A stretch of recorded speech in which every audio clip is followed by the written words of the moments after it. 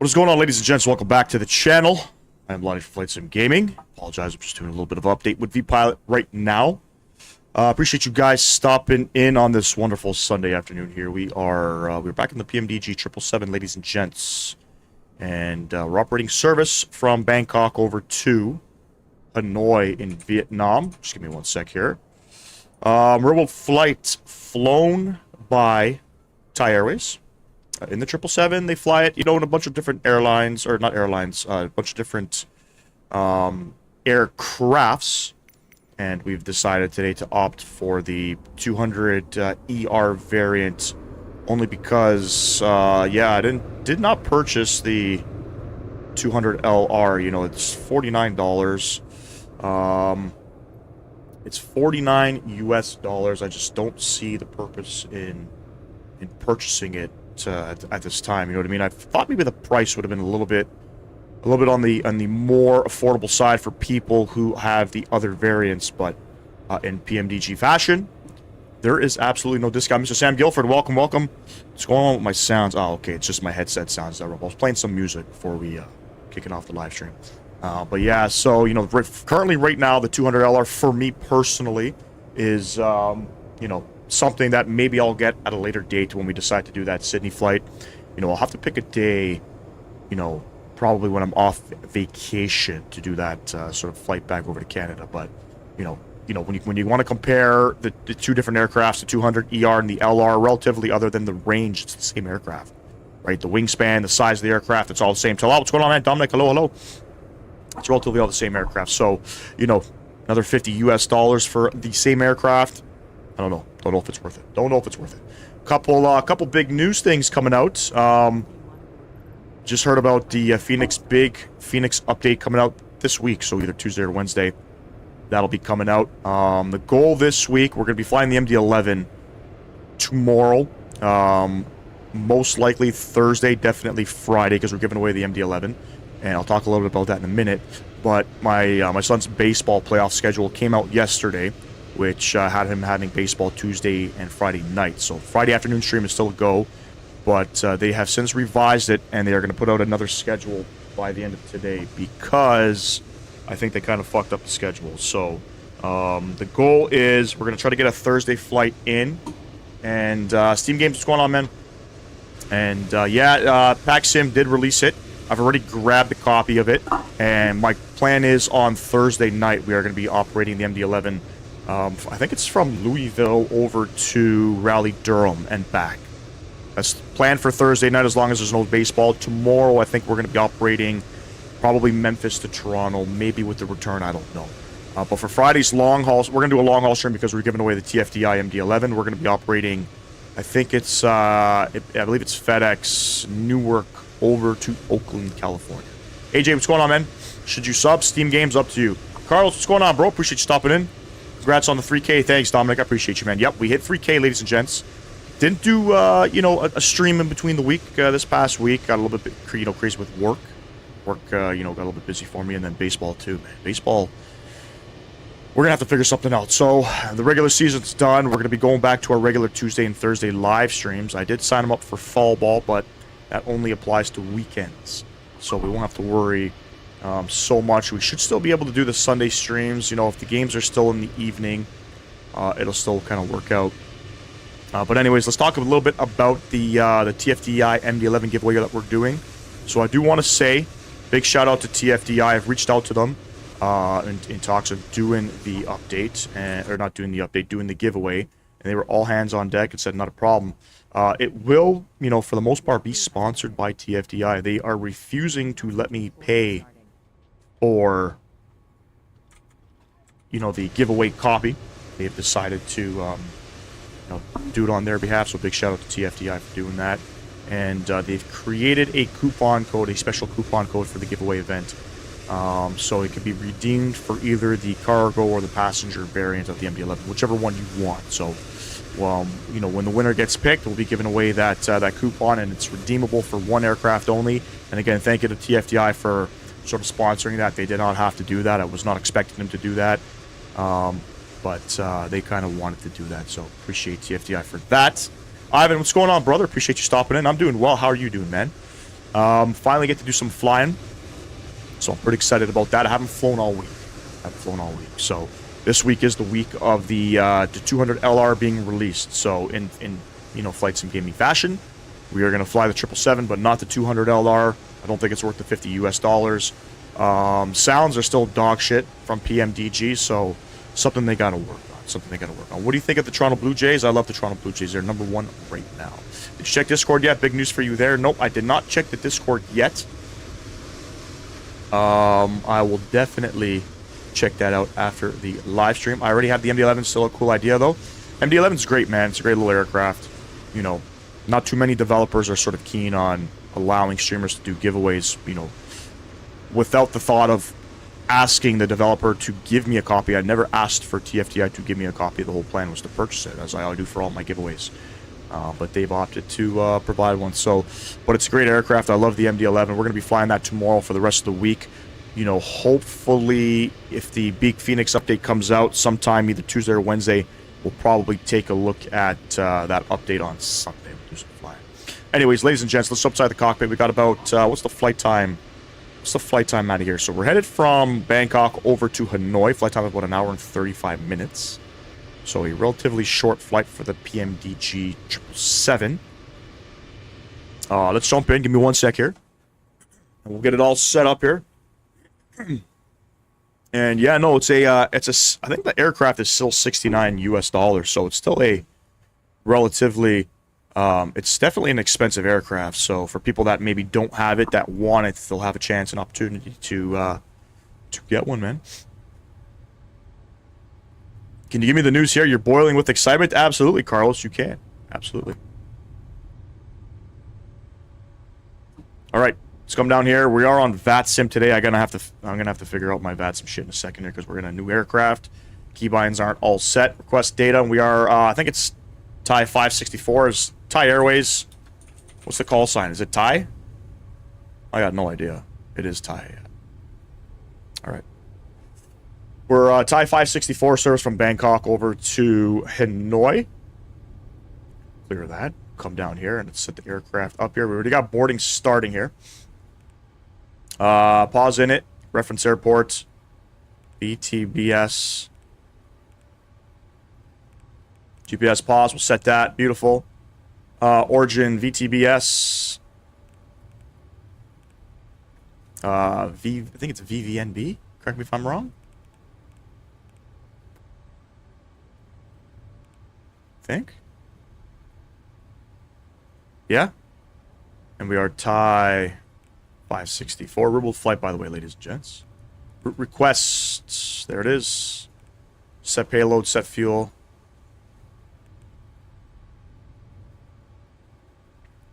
Jake, what's going on, man? No, we're not squawking 7,500. Thank you for tuning in, man. My bets are on Tuesday for the BFU release. I don't know. Honestly, Tuesday would be pretty cool. I got baseball, unfortunately, so I can't. I don't need it. I only fly a 7.3 or the A320. Slow it up. It's definitely a good aircraft to fly. Definitely a good aircraft to fly.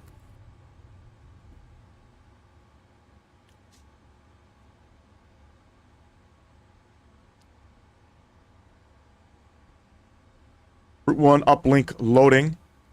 Activate. Execute. Beautiful. All right, we're planning to depart off of runway 19. I picked runway 19 only because it's sort of a shorter sort of taxiing for us. So, actually, 20 left would be ideal. Based off of the winds, I think 19 is fine. We're going to be on the, it's a, sort of a propeller RNAV departure. So, we're on the Albos 1 Tango out of runway 19. So, we're departing to the north, but it's going to be a left-hand turn on out. It's beautiful. Coming into... Shit, what am I doing? Coming into Hanoi, we are going to be on the, looks like the Mike Charlie 3 Juliet arrival. Mike Charlie 3 Juliet. And we'll do the ILS, I think it's the 11 right approach? ILS 11 right? I'll plan it in now, and it's probably going to be the Yankee, the ILS Yankee 11. It's a lot of different ILSs here. So, before we go ahead and pick that, let's have a double check here. The Yankee probably makes more sense.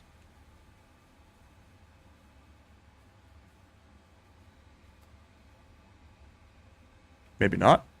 November Bravo 362. Nope, we're not going to do that one. We'll do the X-ray. For 11 right. November Bravo 362, but I think for this arrival, the Mike Charlie 3 Juliet, we'll take it from them. All right, in it ref. Let's go ahead and we're cruising up today, pretty high up, ladies and gents. 39,000 feet is what SimBrief gave us. So let's request that. Let's get rid of that. I watched the 30-minute video from Phoenix about the BFU. It looks amazing. Can't wait for the Neils. Yep, I watched it too, man. It looks really good. Looks really good. Carlos, your website is ready. Damn, bro, I appreciate you, man. Just give the word, and it's live. There's already a post for this live on it. Okay, awesome. I appreciate you, man. You're going to have to show me at the end of the live stream. You're going to have to, we'll talk in the Discord, but you're going to have to show me the sort of the ropes with it. So, pretty excited, man. Thanks, man. I appreciate you, bro. Didn't have to do that. Flight level 390. Stick that in there. 0 fuel weight. 186,000 kilograms. 0 fuel weight. Beautiful. Thrust limit. Let's get over there. I think it's going to be a takeoff 2, if I'm not mistaken. So we'll do runway 19 for departure. Calculate. Thank you so much. Takeoff 2 with a flaps 5.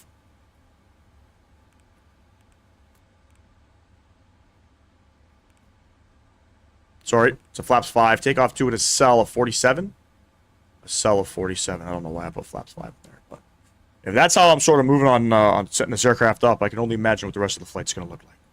Flaps 5, CG, all good. 31, 33, 39. We'll set that. Legs page. I guess we'll get on to Unicom.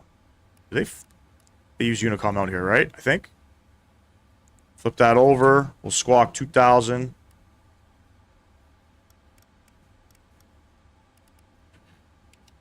That's going to go standby because we don't need it as of yet. Performance is definitely caused by VATSIM. Because I was in here earlier setting this up. I was in the 70s. Maybe with a little bit of a live stream as well. We'll set 140 on the indicated speed. All right. And 39,000 feet. So we'll just set it and forget it. 2 to 1. What's going on, man? Appreciate you stopping in. 39,000 feet is set. Heading, I think, is... No idea. 197 or something like that. 195 on the heading. So we'll set that as well. Carlos, you're a legend, bro. You're a legend for doing that. 195 is all set. I think we're all good in there. Beautiful Q&H here in Bangkok. I don't even think we've ever flown out of this airport either. 1007. I've had this airport for a long freaking time. Long time. And I think we're pretty much good to go. We're still boarding up passengers, so we'll get some things sort of set up here. While that's on... Stick the APU on shortly after. But we have to do checklists in this aircraft, unfortunately. Otherwise, the aircraft yaps at you. Oxygen, flight instruments. That's all good. Park and brake. Are we not on? Again, I just never understand why. You load up in the aircraft, the parking brakes just aren't set. Parking brake is set. Beautiful. We'll worry about this stuff momentarily, ladies and gents. Let's have a look at our departure here. I'll pull up Navigraph for those of you in the horizontal stream. So we are departing off of runway 19. The winds are 230 at 3. So a lot of aircraft are departing off of 20 left. But we're just going to take runway 19 instead. It's going to be a left-hand turn on out over to Airbus and then on out. Very straightforward. Transalt is 11,000 feet here. I'll double check in the box to make sure everything is good with that. I think it auto sets it, by the way. The winds are 230 at 3. Visibility is looking great. Few clouds at 2,000 feet. It's 29 degrees. Altimeter 1007. And I think it's midnight out here right now. Pretty sure it's midnight out here right now. get rid of that. Name. Thank you, Sam. I appreciate you. That's interesting. Usually PMDG airplanes get decent FPS. It's got to be probably a little bit of a little mix of VATSIM and going live at the same time. Feel bad for you. I'm one of the only ones watching. No. We got a vertical live stream as well, man. Don't get it twisted. We got a vertical live stream as well. Vertical live stream is a little bit down right now. Not a lot of people tuning in, but you know that's sort of what happens if you're not flying in Europe or in North America. But we got people in the vertical stream. I think we're almost done boarding.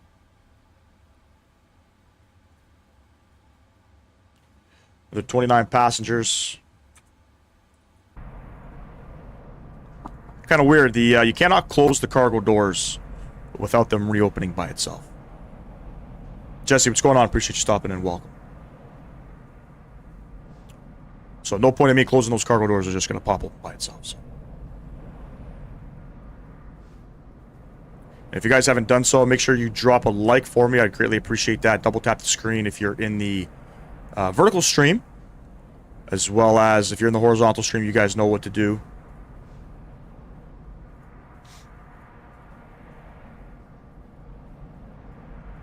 A couple legends died this week. Ozzy Osbourne died, I believe, on the 22nd. Mr. Hulk Hogan passed away on Thursday. What's the altitude indicator look like right now? Right now it's reading 18 feet above sea level, or ground level. If that's what you're asking. What's the flight for today? We are operating with Thai Airways service from Bangkok over to Hanoi with the return.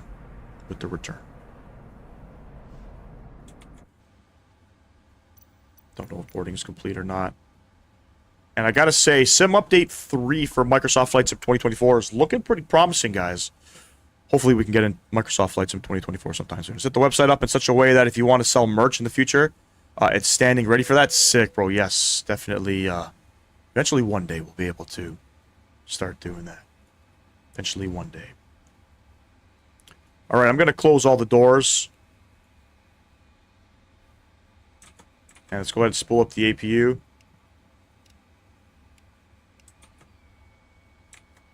Sounds in this aircraft are absolutely dog shit. I'm sorry. PMDG, for the price you guys sell your airplanes for, you guys got to do better with the sounds, man.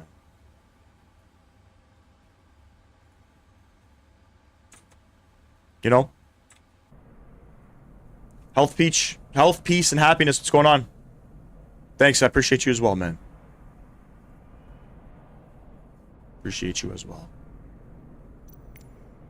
Let's go ahead and prepare for push. Nope.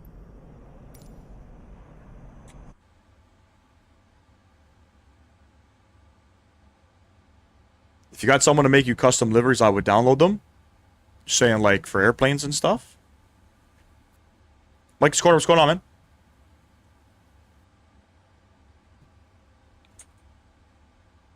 Let's go to the electrics. Let's wait for the APU to turn green here. Hello, Captain. We are ready for pushback.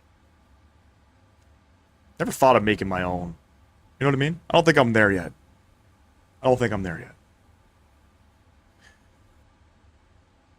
APU gen is live. APU's running. Beautiful. We'll come upstairs. We can kill our external powers. We can get these guys on as well. And beacon light coming on. Fuel pumps. We'll stick those guys on as well. And we want to release the ground power and remove the chocks. Let's finish our checklist here. Flight deck doors closed and locked. Confirm MCP V2 heading track altitude. That's all set. 140, 195, 39,000 feet. Takeoff speeds have been calculated. CDU pre-flight is all good. Let's come over, check our trims. 625 on the trims. So we want to go flight controls, and we want to set our stab trim 625. Other way. Other way.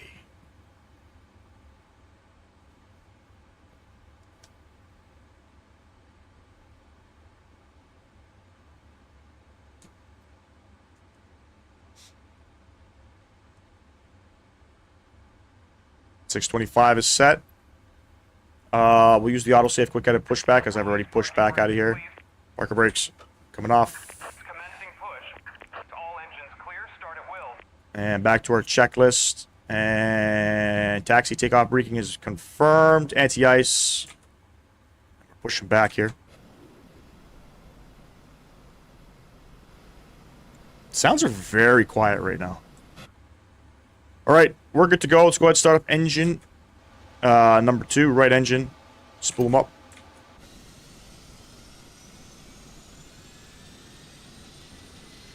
I haven't really been following sort of what PMDG's been talking about with their updates in their aircrafts. Did they mention anything about sounds? Shit. Am I connected to the V-Pilot? I am connected.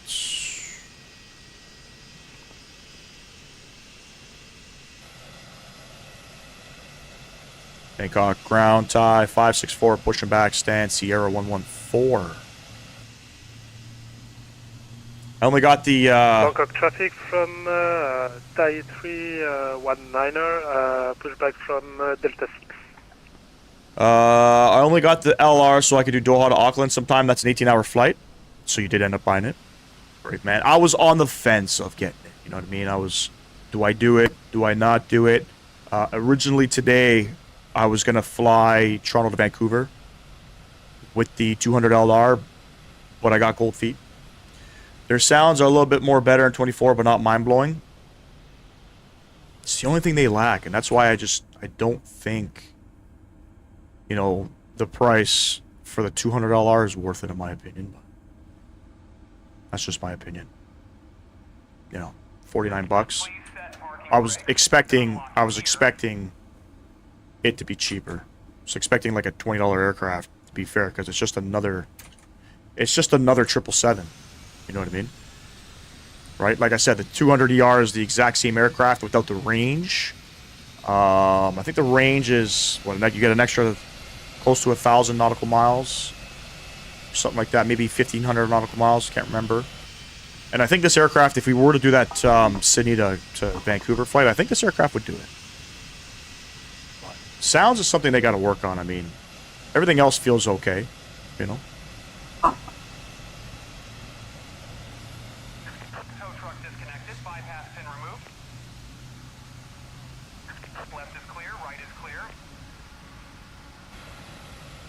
We got aircraft on the ground. I have no idea where he is. It's kind of weird. My Navigraph. Oh, there's an aircraft landing in right now with 350. We're departing. I'm not sure. He's departing.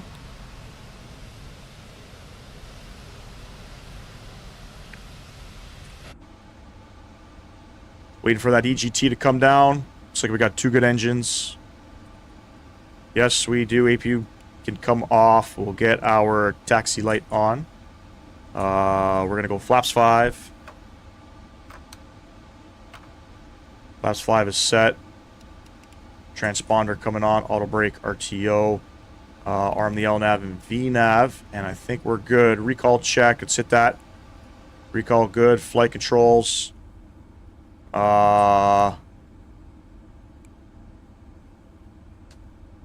Elevators up and down. Ailerons right and left. And rudders full left, full right. Those are good. I've never done that before on stream. Ground equipment is clear. Beautiful. Speed brake gets in the way to hit the normal button. Flaps 5 is indicated and set, and I think we're ready to go. APU is cooling down. Let's look at our taxi charts here. We're going to taxi. We'll taxi the apron, Charlie, and Bravo 1.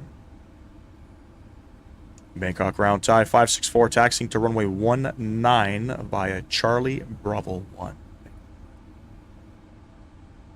Bangkok. It's Bangkok. I don't know why I keep saying Bangkok. It's pronounced Bangkok.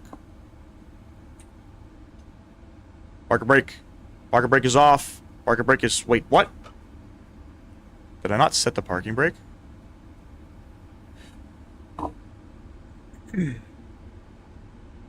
It would depend on the winds, but yes, you could do Vancouver to Sydney with the 200ER, but you have to be efficient with your flying. Yeah. Yeah, I think we'd be fine. I think we would be fine. I think, what did I do it in? The 300ER. 300ER has more range.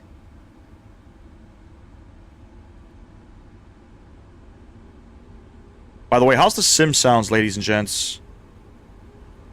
I have a feeling it just sounds very quiet. Let me know if the sounds are too loud. I've cranked them up.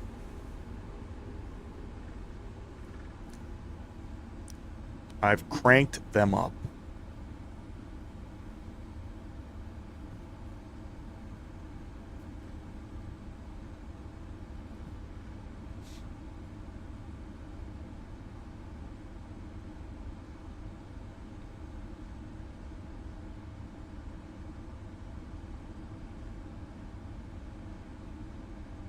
But yes, PAC-SIM released to Raleigh, Durham. About time. They kind of gave up on Asobo in 2024 and 2024 with their VRAM issue. I'm hoping it's going to be fixed prior to Sim Update 3. I haven't done any beta testing, so I don't know. But that's sort of the only thing really, stopping me from flying in that sim. Other than that, with the big Phoenix update, that should hopefully, they talked a little bit about detail with the aircraft and maybe what could cause performance issues. I think it's called LS1 or LD1, LD3, or whatever it is. They made some changes to make it work for 2024 with having and maintaining the same quality that they've made for 2020. Because if you guys know, the Phoenix family Airbus in 2020, the quality of that aircraft in terms of detail is insane. So I think they stepped it down a little bit to get you the performance, all of the performance that you need. So I'm excited to fly it, and the new flight model is going to be pretty cool. You build LAX for me in Minecraft. It's on your channel under the name Minecraft Clips. Sorry, man, I don't play Minecraft, bro. But that's pretty sick, man. If you want to post pictures in the Discord, man. I'm curious to see what it looks like.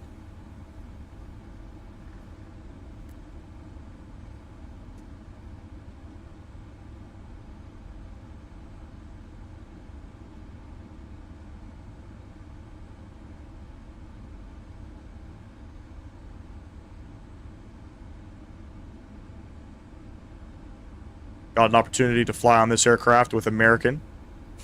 They do a flight from Miami to Charlotte, and then I think the aircraft is taken to Paris on that flight.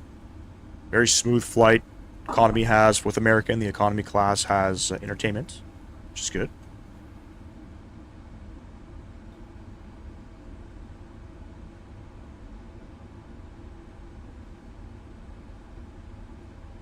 Alright, we're taking it all the way up to Bravo 1. Appreciate the subscriber there, whoever that was. Thank you very much. Welcome to the Flight Sim Gaming community. There was an aircraft pushing back. I don't see him. Or hear him. Oh, good. You can pick up the pace a little bit. Thank you for unsubscribing, whoever that was. Is your Discord on your YouTube? It is, but here, I got an easier thing for you. Should come up there, the link. There's a, once you get onto the Discord, there's a channel called, I think, Flight Sim Photos or something. You can go there and you can post stuff. All good, man. No, thank you. Thank you. I don't know, I feel like I can't hear the aircraft, man. Can you turn up sounds through the EFB? I don't think you can. I don't think you can.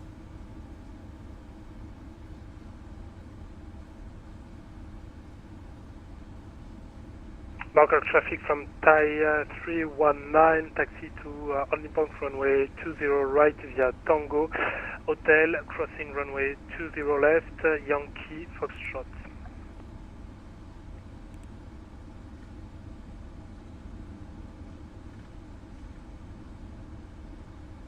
It's nighttime here, by the way, in Bangkok, in Thailand. Do I got wing views in this? Damn, I do. Little stuttery looking out the windows here. 48, 50 frames. It's not terrible. Still better than what I would get in 2024. Okay, we're looking for Bravo 1. I think it's the next one. 2 more.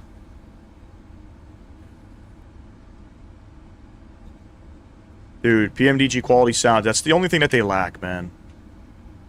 That's the only thing that they lack. And definitely, I gotta say, the rudder sensitivities for a 777 are way, way, way too sensitive. Way too sensitive.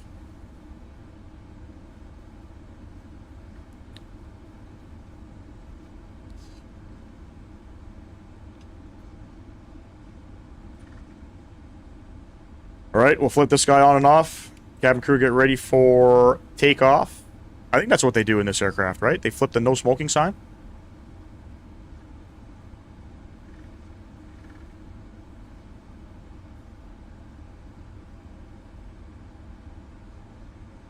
Lozen, what's going on, man?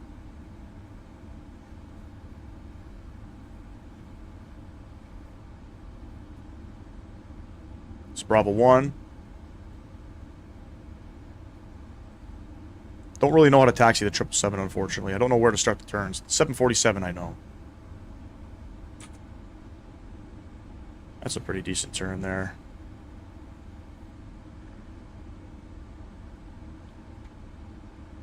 Joven, what's going on, man? PMDG has never seen... I've never been known for the sounds, even in the P3D days. It's shitty. Bangkok traffic, Thai 564 lining up runway 19er for departure, departing to the north. Alright, let's get our runway turn lights on. Let's get our strobe lights on. How does the sounds sound for you on stream?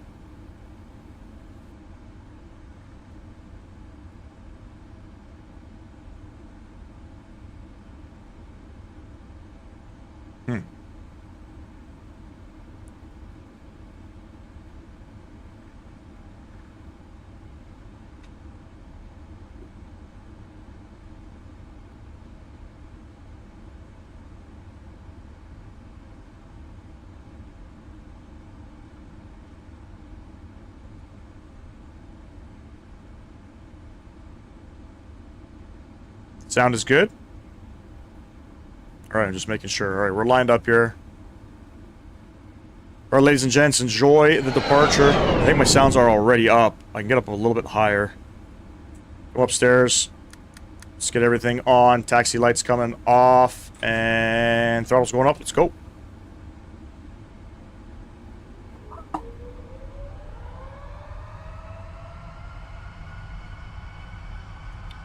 Toga.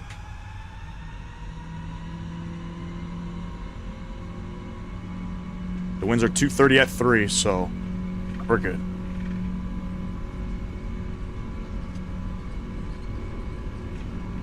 $80 knots, neutral.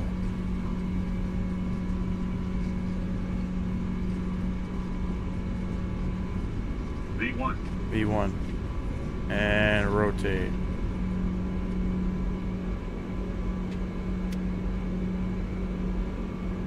And positive rate. We're going up. And we don't pitch for 20 degrees, I don't think, in this aircraft. I think it's 15.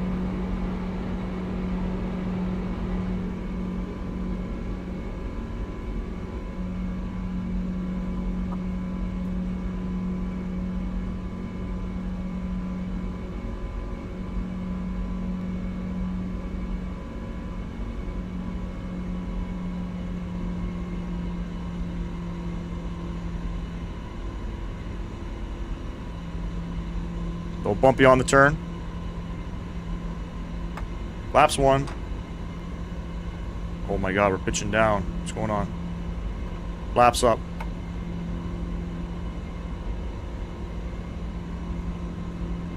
That's got to be fixed in this aircraft. We're using the fly-by-wire trim speed. There's no... And I used no yoke inputs. There's no way that that aircraft should have just done that. Alright, we're flaps clean. No way in hell that should have done that.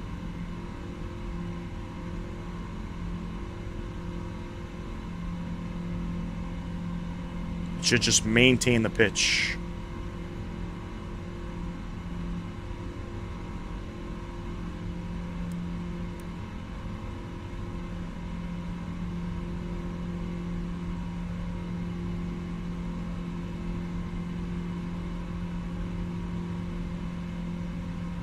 As soon as you turn the aircraft, yeah, it wants to dip down.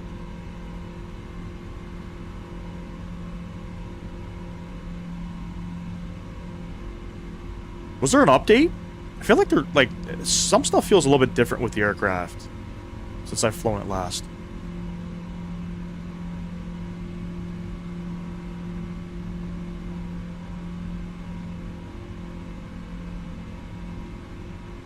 Aircraft's responding. Again, fly-by-wire trim speed. The aircraft should be pitching and doing its thing by itself, from my understanding. Maintaining that pitch. Alright, let's get the autopilot on, bring you guys back upstairs.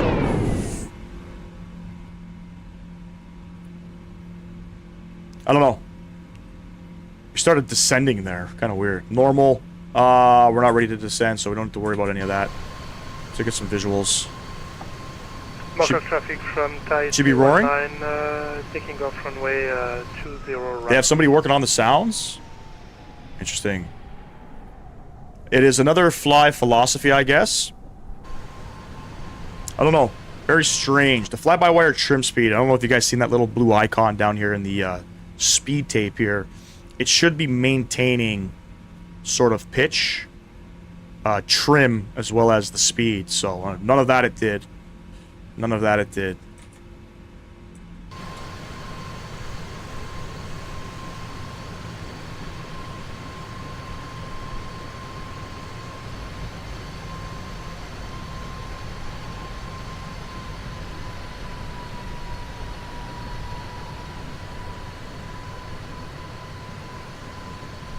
Beautiful.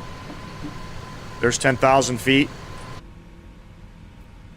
Close to it. Get these guys shut off. Strobe lights will stay on. We're looking good. Seatbelt lights going over to auto.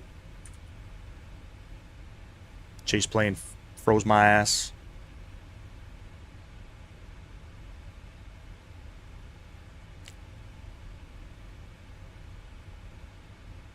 We are doing the return leg, ladies and gents. Just to be clear. We're gonna have a good day of flying the 777. I think I've only done one flight with this aircraft. Correct me if I'm wrong. Or do we have a speed restriction? I think we do. So let's just go. How do I do this again? I think I clicked that. And it should start climbing.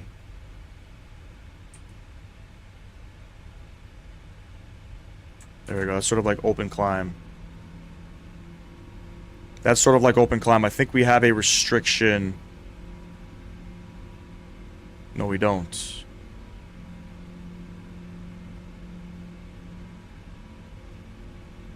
Strange. Oh, below 13,000 feet at POVUP. We do have restrictions. Fuck it. This is Flight Sim Gaming. Let's go. So yes, let's talk a little bit about the giveaway, ladies and gents. August 1st, so Friday. We are doing our 3,000 sub goal giveaway, ladies and gents. Giving away the TFDI MD11. TFDI is refusing to take any money from me. They won't allow me to buy the license. So they're actually sort of sponsoring the giveaway. Big shout out to TFDI. I was talking over with the CEO over there at TFDI. He's kind of hooking it up. Appreciate calling over there. Thank you, thank you. They've created a coupon code for the winner. And it's good for one of the variants. So whichever one you want, freighter or passenger, they've created that.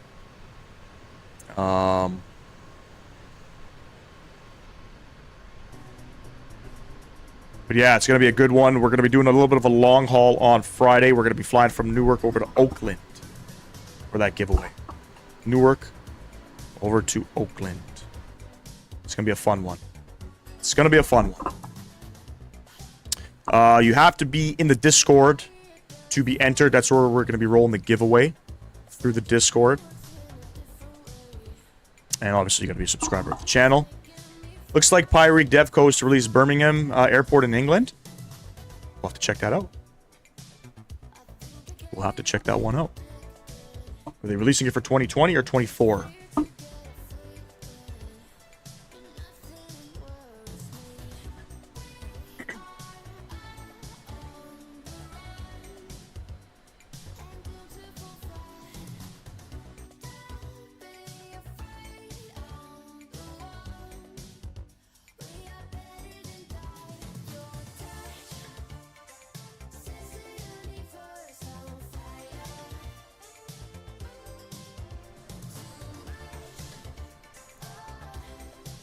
Surge Pro, I'm trying to stream like you, but I don't have the equipment. So then you can't do it, man. Unfortunately. Unfortunately.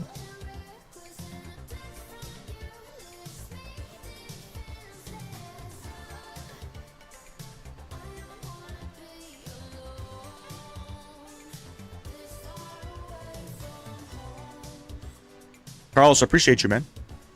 Yep, we hit 3K. It's been a great one. It's been a great one. I tell you.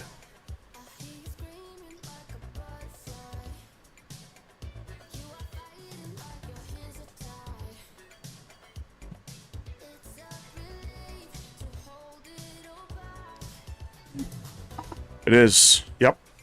The MD11 is nice. Nice little aircraft. Flies wonderfully. A little quirky to get used to. You know, it's older systems. I'll have to sort of retrain my hands tonight. Because, you know, when we were flying it on live stream about a month ago, I just got the aircraft. So I was just warming up to it on our last flight, too. We buttered, I think it was like under minus 50.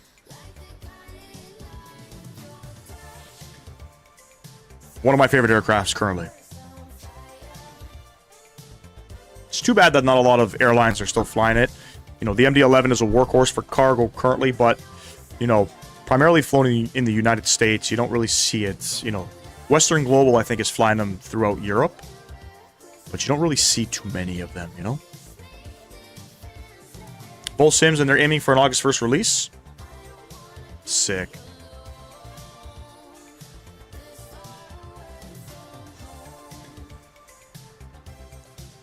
Buddy, I don't even think we'll ever hit that. I don't think we'll ever hit that. Our next giveaway would probably be at around 5K if we can hit that before the end of the year. Hopefully during our 4 weeks of Christmas, where we do weekly giveaways on the channel. You know? 3 million, though, would be wild. Not possible, unfortunately. Not for flight simming.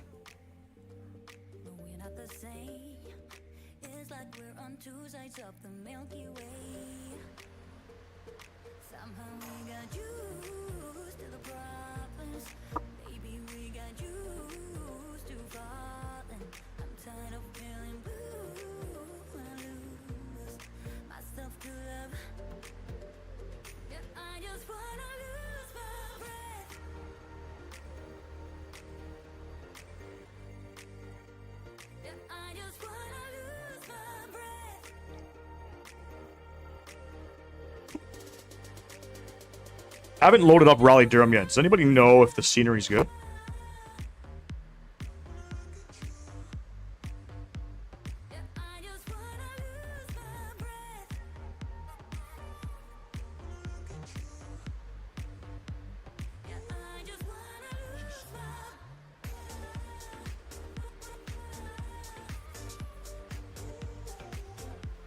You should do Toronto to Dublin over a long break if you have like around Christmas or something. Maybe in the Neo. I want to start getting into a little bit of longer flights. The problem is you only, only able to do one sort of flight if we're doing that. But, you know, more and more people are requesting long haul flights from me at least. So we'll consider it. We'll consider it, you know. We'll definitely consider it. I want to get into, I sort of want to help build my skill set with VATSIM as well, doing some cross the pond stuff, oceanic clearances and stuff.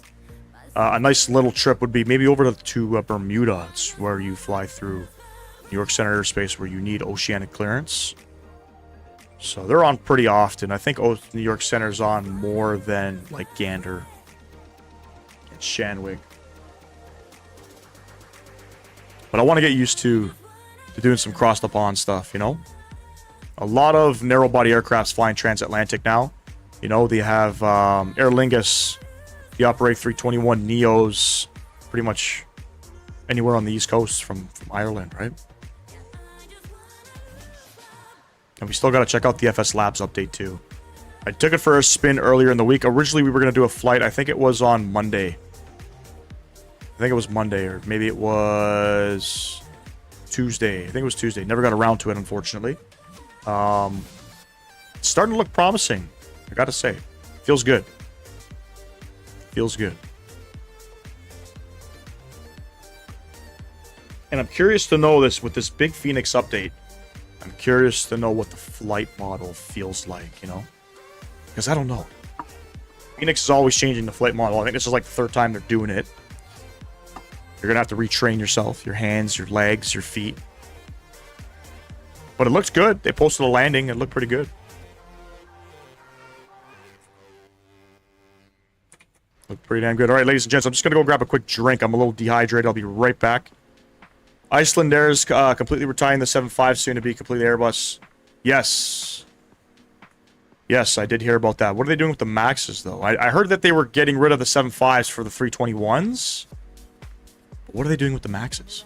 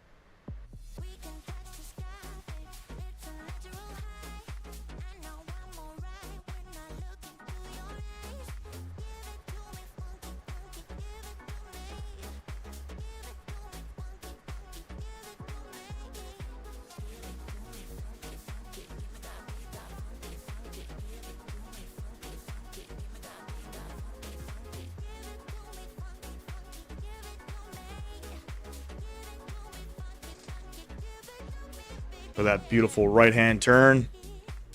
Again, some of these parts out here are not properly developed. Not a lot of good photogrammetry, unfortunately. Decent, but needs some work. Needs some work. I heard something about Asobo is going to be capping VRAM usage for 2024 and after Sim Update 3. Is that a thing? They're going to cap it at about 10 to 12 gigs.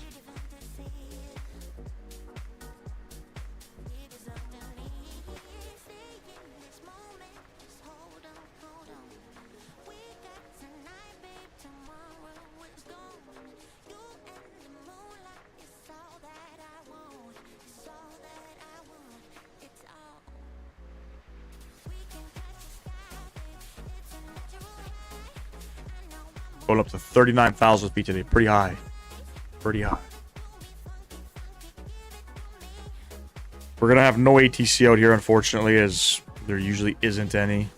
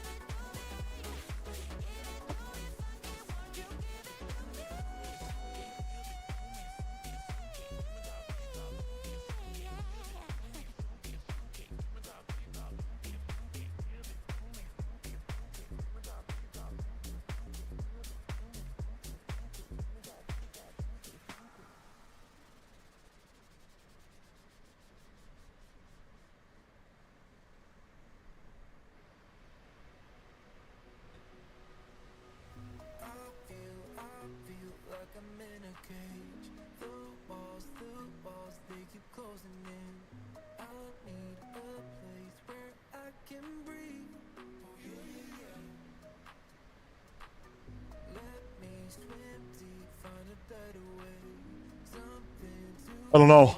I don't know. There's a couple sceneries that Fly Tampa hasn't sort of optimized. I mean, look at we were just in Corfu a couple weeks ago, and I thought that my stream was contributing to the lag, but no, off-stream performance on approach is fucking horrendous. It's probably why a lot of people don't fly into Corfu. It's just not optimized. You know, unfortunately.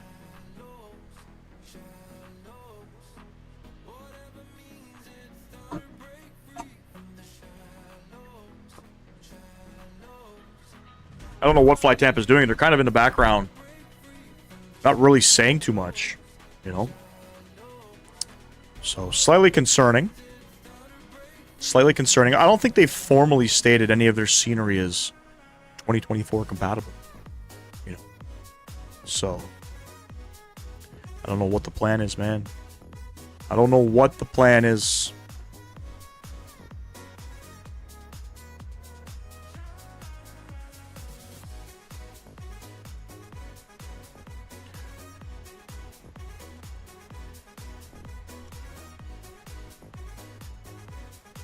Not many of these 200 ERs in their fleet. Actually, do they fly LRs, I think? I think Thai has... No, I think they got some ERs. Primarily 300 ERs they're flying. Primarily. A lot of their 200 ERs, I think, are... They're using out to... like, South Asia.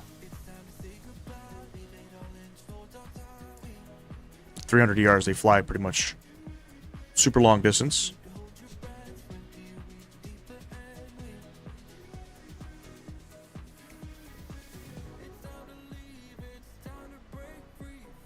So on this approach coming into Hanoi, we're not going to fly the full approach. We'll probably just vector ourselves in. We are coming in from, I think is it Machao? It is Machao. The Mike Charlie BOR. Oh shit. Okay, Chaseplane. Calm down. We are. So from here, we'll just somewhere in and along here, we'll vector ourselves in. Trying to remember, how do I turn up the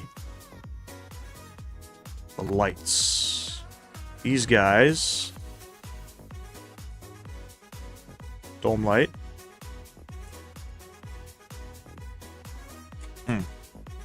No idea. Think these guys, right?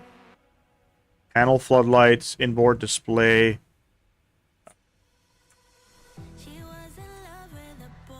I don't know why it glitches like that, man. Chaseplane. So I'm not talking much. I'm working at the same time watching. All good, Carlos. What are you working on, man? What are you working on? Out there in South Africa. I almost said South Africa. Sud. Sud is like, doesn't that mean south in fucking Spanish?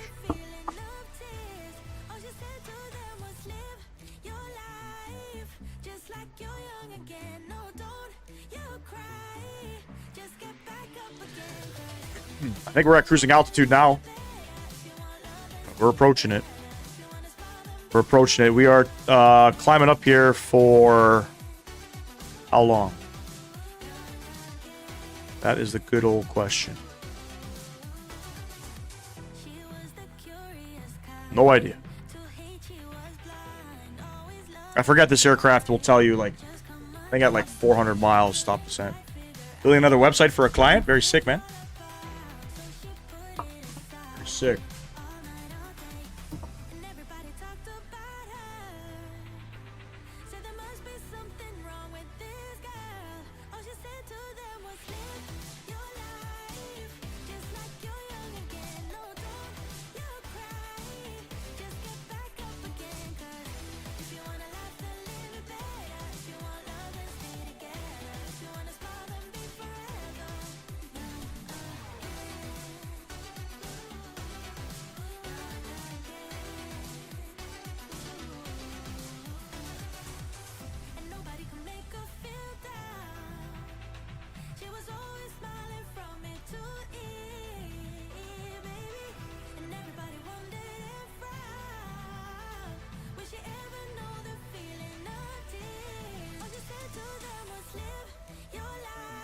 Dude, this website looks fucking so sick.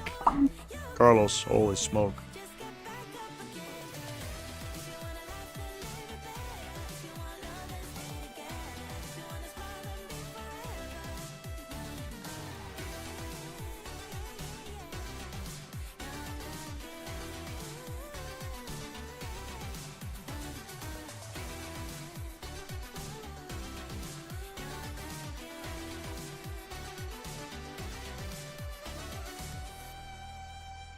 I'm just going through this website. It's pretty cool.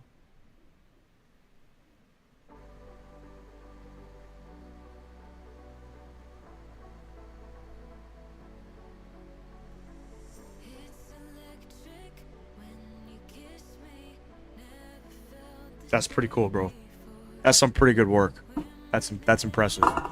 Airways are banned from the U.S. due to safety concerns. By the way, they did have a flight from LAX to Bangkok with the 340 from 2011-24, but got banned. Why'd they get banned? Probably some safety shit, right? Isn't PIA another airline that's currently banned?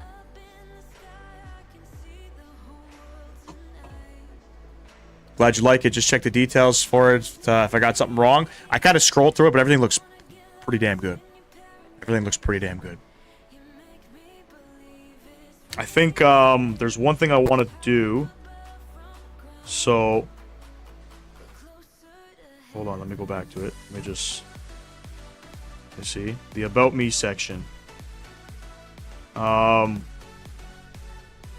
About Me section. Maybe I could put a picture of myself. I'll text you. Put a picture of myself in the 747 cockpit. That'd be pretty cool. But other than that, it looks fucking amazing. Looks amazing. I don't know how big and how successful this channel is going to go, but that's the website there. I'll need the link too. I'll have to post it in the YouTube. That's a pretty impressive work, bro. I remember, you know, as was I a child or was I in high school at the time? I feel like I want to say I was like grade 6 or grade 7. We had, when, you know, computers were starting to become a thing, we had built websites back then, and we used to copy and paste shit onto it. I forget what the program was called, but it's pretty cool. It's pretty cool. Safety concerns and not enough flight attendant training to satisfy the U.S. government. Damn.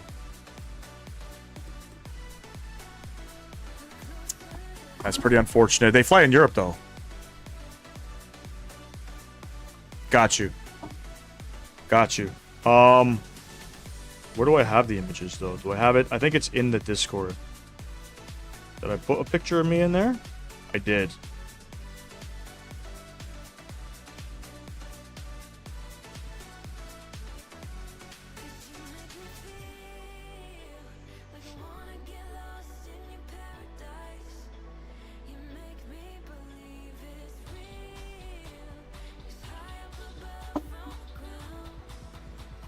I heard the U.S., the FAA was in discussions about possibly allowing PIA to fly back in their airspace. I'm pretty sure they still fly to Toronto.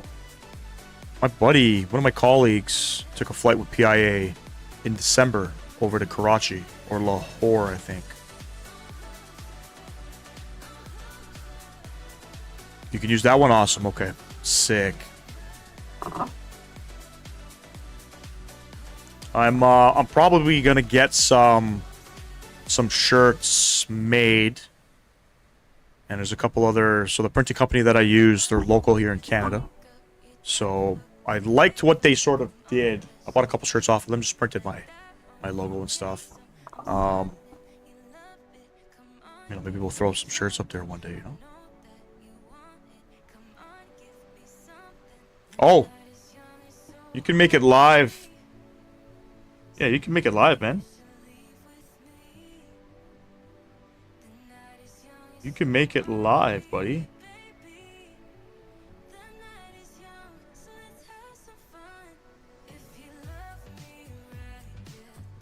Dude, that picture, though, of the Air Caribbees, remember I was going to fly the 350, for those of you in the chat, when it came out, we were going to fly the 350 from Fort de France, I think, over to somewhere in Paris. But that screenshot I have of the 350 loading up, it's one of my favorite pictures I've made. And then you even posted the Disney livery too. I think that was called the Magic Plane by WestJet. So at the time, Carlos, WestJet was partnered with a Disney, and they used to have flights out to Orlando for I guess a Disney trip or whatever, for, you know, pretty cheap, and they no longer are partnered with them. So we don't currently have any more Disney aircraft. So we had a Frozen plane, and then we had that one that I took a photo of. That was, by the way, all of those plane pictures are what I do for my thumbnails in the sim. But that was the Magic Plane. One of my favorite, I would say, sort of custom liveries on any aircraft in the world.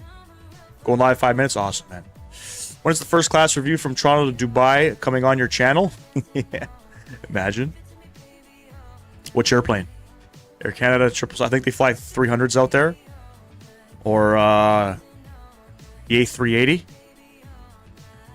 A couple different ways out to Dubai from Toronto. I'm pretty sure Air Canada operates flights. They operate a night flight, from my understanding, out to Dubai. But Emirates, they operate service. In the 380s, I think it's like they take off around 3 p.m.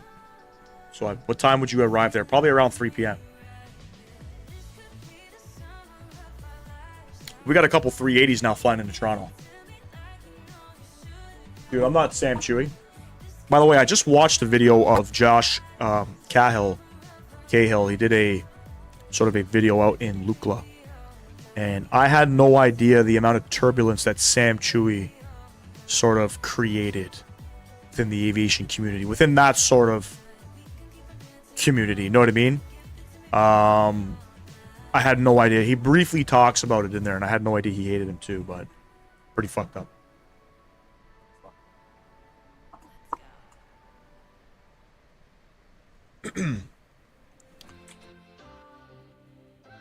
Yeah, we got some weather coming up here. There's top of descent coming up in about 260 miles.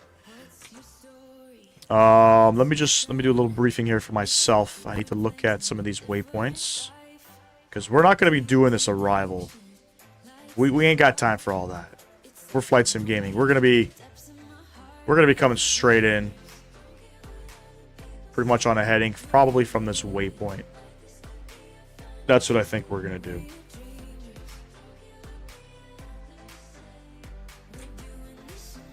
By the way, weather radar is going to be implemented into the new Phoenix aircrafts. Just waiting on a weather engine, I guess.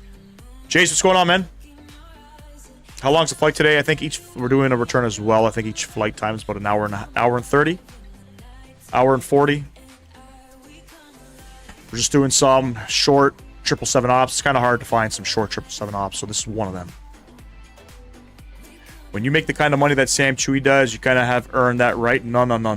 Sam Chewy, you got to listen to Josh Cahill when he talks about what Sam Chewy did. So, Josh did a flight out to Lukla, right? And there's an airline that flies. There's two airlines that fly out to Lukla, okay? I'm just going to pull up the airlines in a second. I think one is Tara Air. Lukla. I think it's Tara Air. I don't know. It's not pulling it up. Hold on.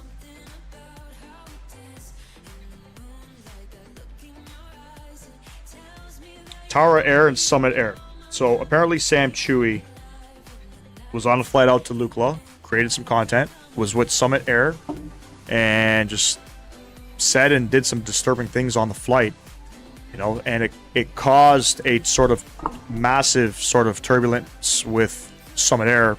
All of their aircrafts had to be grounded, all of their flights, you know, crew had to be grounded, and it, you know, created a lot of issues where nowadays a lot of smaller airlines won't allow influencers sort of, you know, filming on their flights. Buffalo Airways up here in northern Canada being one of them, because Sam Chewy also did some fucked up shit out there as well. I think where he breached the cockpit and was upset, and so they've banned certain things. But you know, with the way that Sam Chewy's kind of been moving, I don't know, he's gotta fuck it all up. Are you on VATSIM? Jace, I am on VATSIM. Yes. No. Definitely not cool. I had no idea I used to watch Sam Chewy, man. Sam Chewy also, you know, had a bunch of great content and did a lot of things. You know, I think it was his video where I was inspired to fly with Air New Zealand into, is it Queenstown? No, which is the one with the scenic views? I think it's Queenstown. Can't remember. And he has a recording. He's in the cockpit, which I was like, shit, I got to do that flight. But yeah, he's done some stupid shit. You know, I guess with his name, he feels a little bit entitled. You know what I'm saying? So And it caused a lot of problems, apparently. So, but fortunately, you know, strangely enough, Sam Chewy is still able to do the things he does. You know? Fortunately. But you gotta have respect, man. You know, you're flying on somebody's airline. You can't be doing some of the shit just for content. You know what I'm saying? Like, you can't... Safety comes first with an airline. Right? Seems like a decent person, but I think his ego and power went to his head. That's probably... Yeah, if you watch some of his earlier stuff, you know, he was a pretty decent guy. But after hearing sort of the behind-the-scenes stuff, kind of what he's doing to make the content, it's a little bit ridiculous. You know? So I'm told.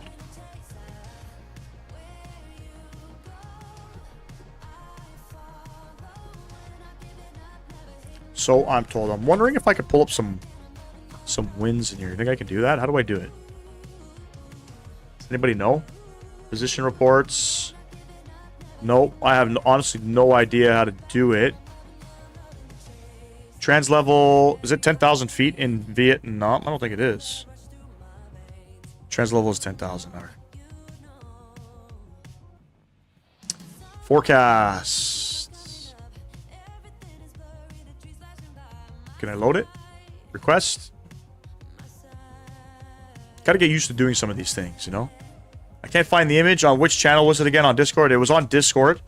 In the... Shit, hold on. It was in the Flight Sim screenshots. I think. Flight Sim screenshots. Just scroll up. You'll see me with my thumbs up in the cockpit. 747.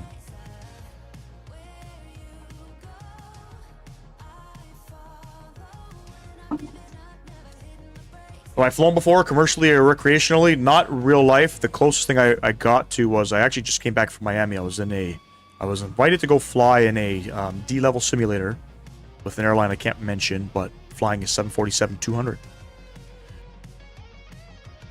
If you guys are aviation enthusiasts, you guys probably know there's only one of those simulators in North America. So without saying the airline, I said the airline, you know. But that was fun. That was as close as I've gotten to flying and, you know, being in the cockpit. And for those of you who don't know, D-level simulators are where pilots train from. Fully motion, everything works. It being a classic, a 747 classic, I didn't really know too many of the things, but it was still quite the experience. I got a picture of it in my Discord. All good, man. You live in Florida? Yep. I went out there for a couple days. I came back last week, Monday. Or this week, Monday.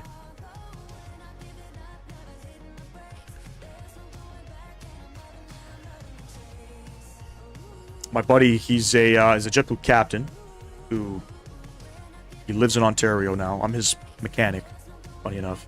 So his best friend runs pretty much the company. Can't say who. But they got me in, man. Nice little 2-hour session. Did some touch and goes. Did a lot of cool shit. Very, very classified stuff still because Air Force One still uses it for training. So there wasn't much content I could put out. I brought my sort of my selfie stick to do some recordings. My fault, I forgot to bring it because my schedule was so tight. I had to be, you know, back at Miami Airport by 5 p.m. and by the time I landed, you know, got to the hotel, did all that. I forgot to bring it. But it was awesome, man. So fucking sick. So sick. Hopefully one day I get to go back out there. Some of the other sims that were there was a 737-200 classic sim that Nolanor uses right beside that sim that I was in. Couldn't get into that one. And then there's some 747-400 sims, some 777 sims, which those sims are running 24 hours a day. So it wasn't a chance I could get it.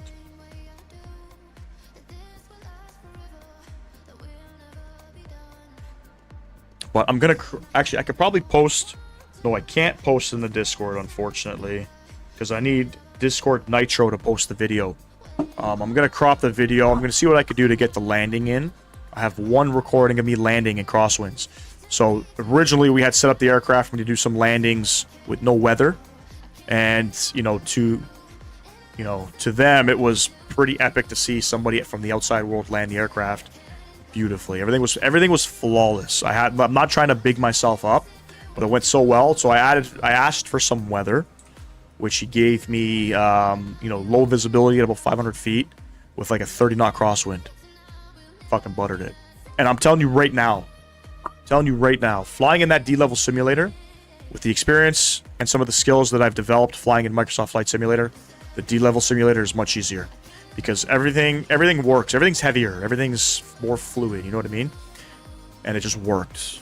You know what I mean? So, personally, I've been on the flight sim for a while, and 747s are a pain in the arse. Maybe in the sim. I haven't really flown one in the sim yet because we don't have a good one. Website's live? Sick. My man Carlos hooking it up.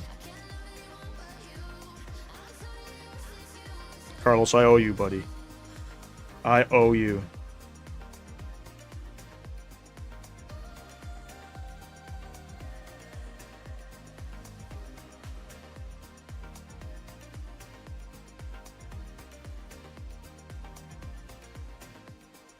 Hell yeah, buddy. Looks amazing. Looks fucking amazing. I'm gonna link it in my Discord.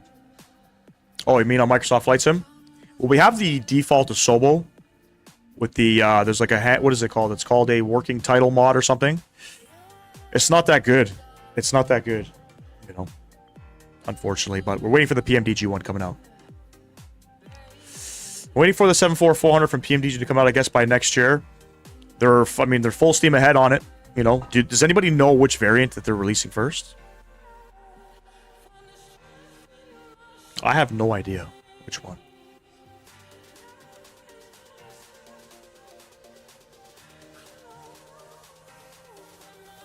I got no idea. No, man, I'm happy to help. If you like, you can put the link in the chat. Really happy you like it. Yeah, man, fucking amazing, bro. Some quality work right there.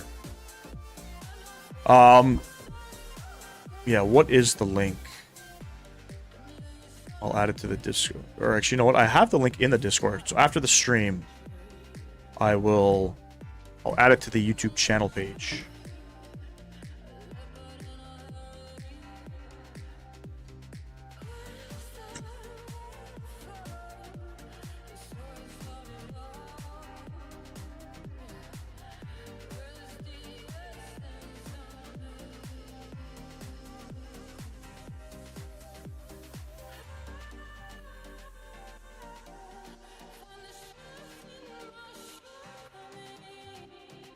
Knowing PMDG, though, they're probably going to bring out the fucking, probably a freighter, right? Make everybody spend $100 US on a freighter with no sounds. Mitchell, what's going on, man? Robert said whatever variant is ready first. Doesn't Robert know what fucking variant is ready first? Would it make sense, in my opinion, to release the 200? It's the least popular one. It's not even being used actively IRL. They should release the 400 first. It's the most common one. But I gotta say, after flying in the 7.4 sim, fuck, I'm pretty excited, man. I mean, I don't know about you guys, but I'm not a big 7.4 heavy guy. You don't really see me fly the 380. I'm pretty damn excited because I've been in a real sim and I know how it flies, right? So, my guess too. What was their most expensive aircraft? The 777, 77 USD. I think the 747 is probably gonna be around the same price. Has to be. How could it not? Right?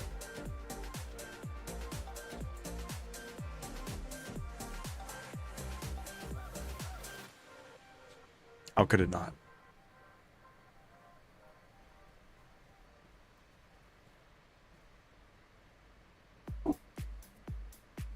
Nice, beautiful turn on out. I should probably clear up some waypoints. Because I'm not going to be flying the arrival. We can actually probably just stay on a heading.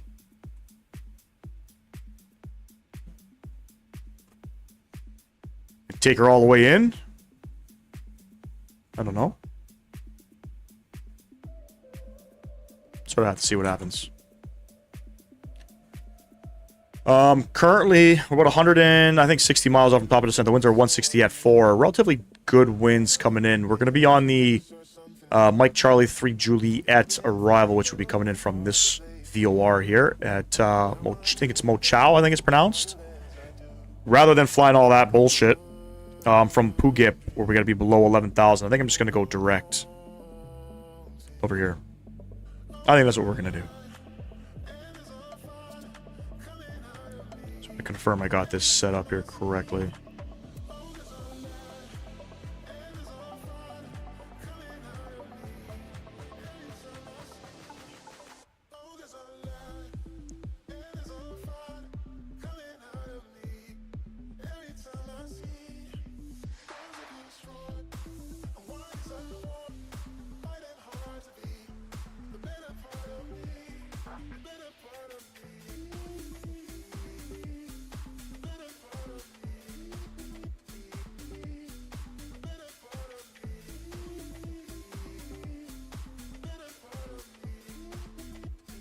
Definitely looks right. Definitely looks right. Okay. Top of 150 miles. Lots of time. 7.4 was about $130 if you got all variants in P3D. So glad those days are gone. $130 for all variants? Not bad. He said in the video last week that they weren't going to release in a particular order because financially it makes no sense. So he said whatever variant is ready first will be released. Okay, so he's got different teams working on different variants. Kind of strange, in my opinion.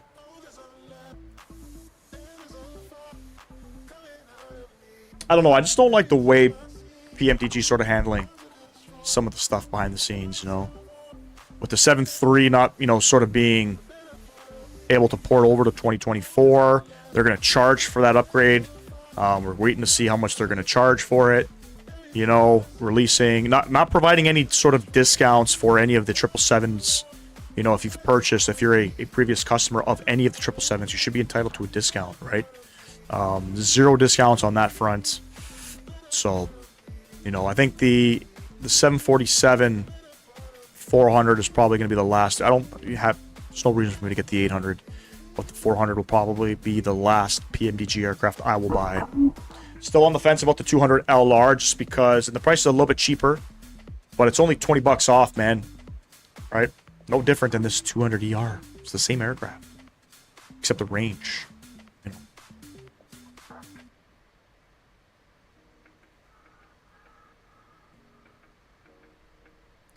Is what it is. You know, is what it is. All right, I'm gonna go upstairs. I've finished all my water. I'm gonna go grab more. Be right back, ladies and gents. Appreciate you guys stopping in.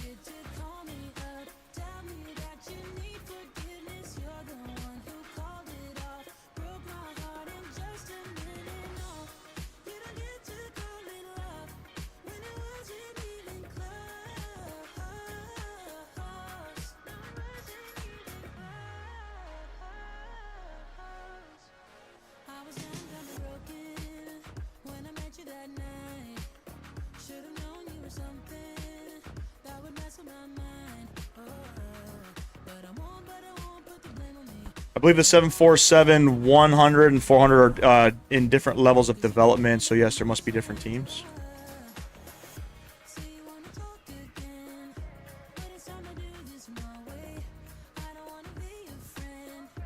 Hopefully they can find a sound team. It's really the only thing that lacks with their aircraft. Just the sounds are just... they're awful. You know what I mean? They're awful.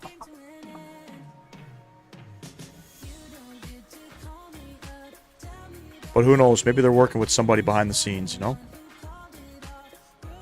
That'd be pretty cool. If they got to work with Boris. The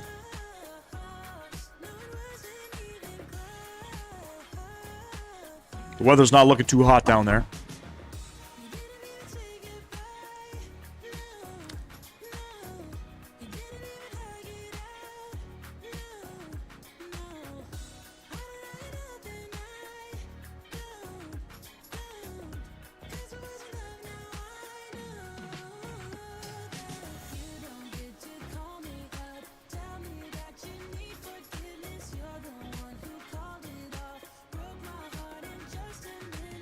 Should be starting our top of descent momentarily here. About 120 miles.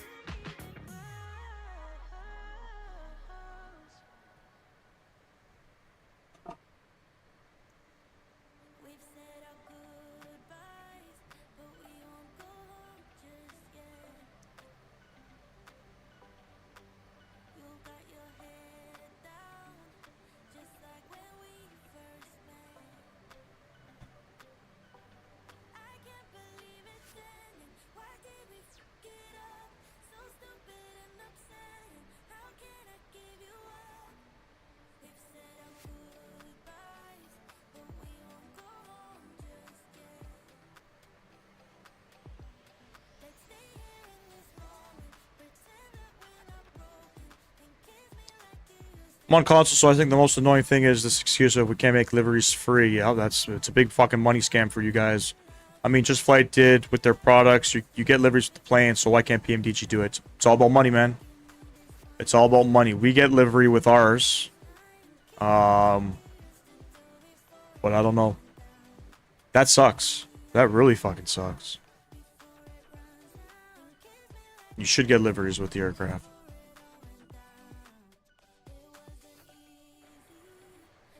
Plus, we get free liveries, too. We got Flights MTO. You know.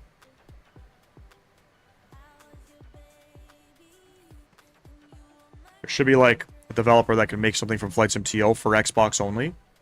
Where you have a USB stick. You sort of swap the files to the USB stick. Upload it to the console.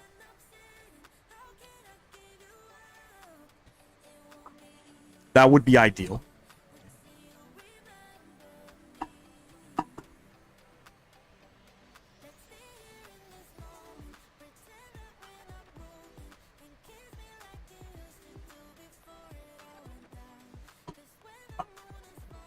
Which other aircrafts do you need to purchase livery for? How about the CRJ? You guys, we got livery through the marketplace with the CRJ. You guys probably should have got some too. Originally, I bought my CRJ through the marketplace, well before I knew about, you know, all of these different developers where you could buy stuff from their sites and stuff. Alright, we're about 100 miles out. Let's start preparing for our arrival coming in. So, init ref, we're going to do a flaps 30 landing. We'll stick that in there. No +5 for any correcting. Need our minimums. We're going to plan the ILS X-ray 11 right approach. Minimum's 239.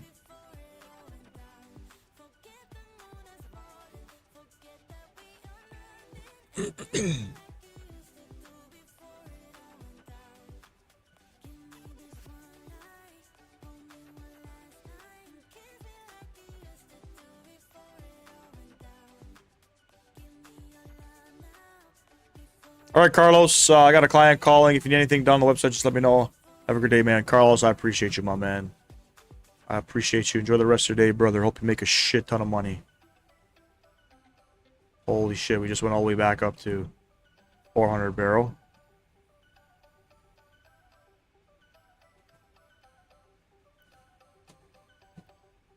$350 on the marketplace, and I've been told they removed a ton of the features that are found on the PC version. Why?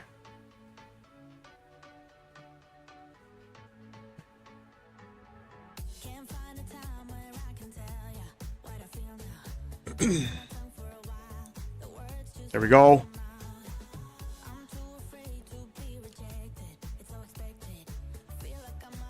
Put some fixes in here for my guy. 5 and 10 mile.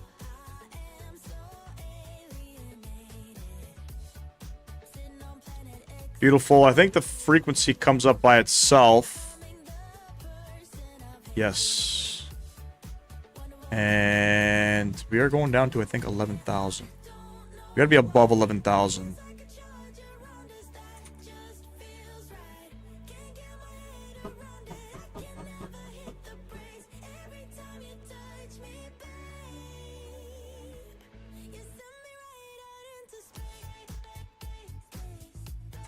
Good.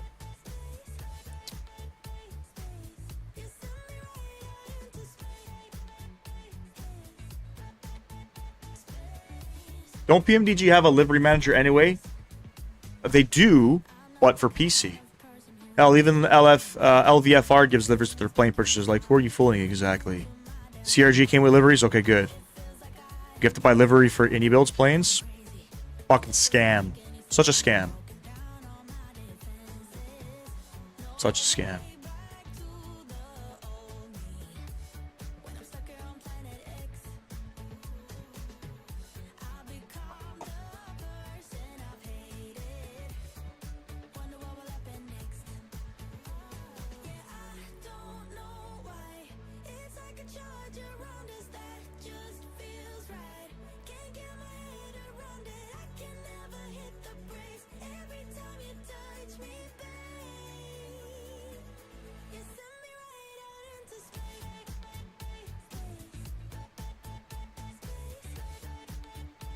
Almost there, friends. Almost there. We are doing the return back into Bangkok as well.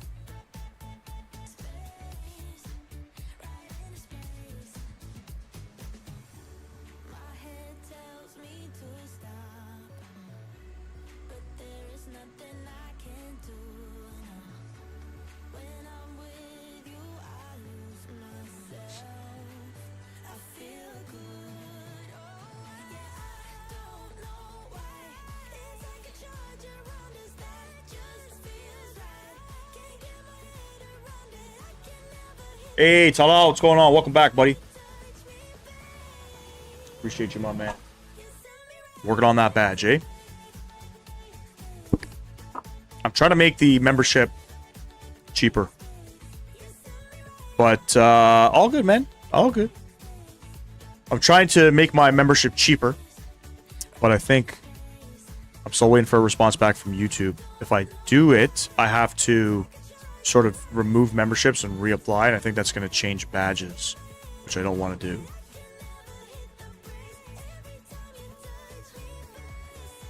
What I would say to the Xbox players is save up for a gaming computer. It doesn't even have to be the most expensive one, just get one that can run the sim smoothly. And you'll never regret the choice, that's true. Now you're at silver again? Shouldn't be at silver again. No, I think you're gold, man. I think you're at gold.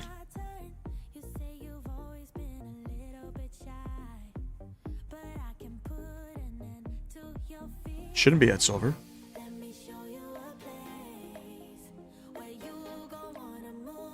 Because it's a recurring thing, right? So even if you buy a membership on anybody's channel, let's say you buy it for like 6 months, you stop buying a membership, right? You keep your badge when you renew it, right? That's the 6-month badge. Is it gold? It was silver, gold, platinum, and then you get the Flight Sim Gaming one. That might be platinum.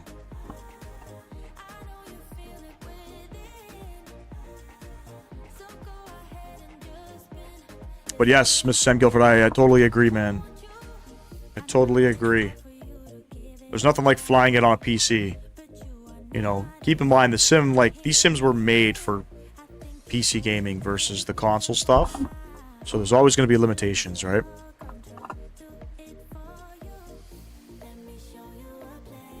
Platinum, very cool, man. Almost there, bro.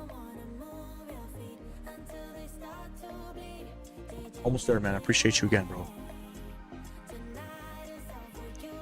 So, are you going to be around for the giveaway on Friday?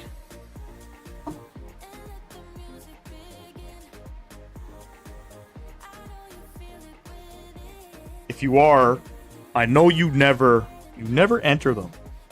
This one I want you to enter. Unless you already have the TFDI MD11.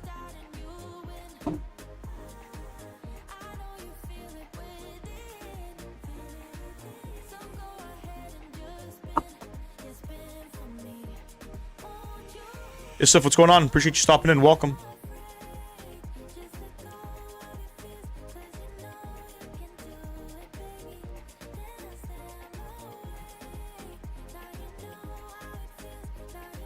Viewership's down a little bit today, ladies and gents. I don't know why.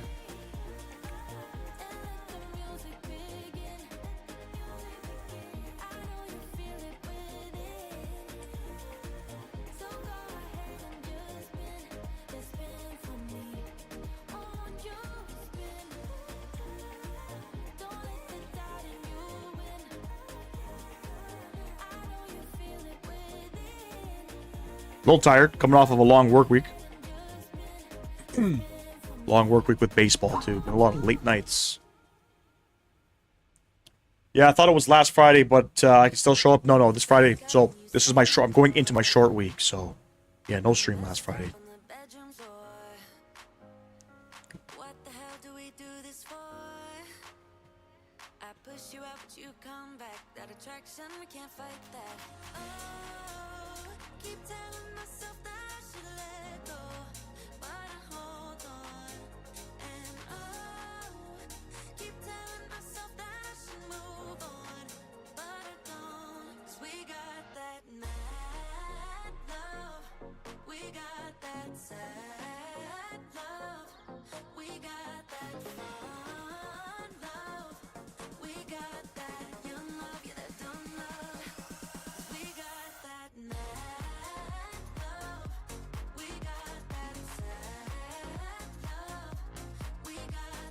If you guys are in chat and you haven't done so, double tap that screen for me. I'd greatly appreciate that. Unfortunately, we're not going to be going for our normal 50 sort of like goal. A little bit down today. Probably because I haven't been on YouTube in the last week.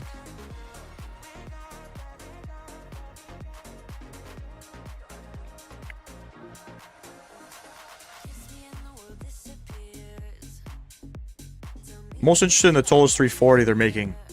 Is Tolos a new developer? They're a big-time developer for X-Plane. And from my understanding, Tolos, like Airbus uses, the company Airbus, they use Tolos to develop shit for their actual real-world stuff. So they partnered with Aerosoft, if I'm not mistaken, right? I think they have. But yeah, they're the real deal, man. Tolos is the real deal, from what I'm told.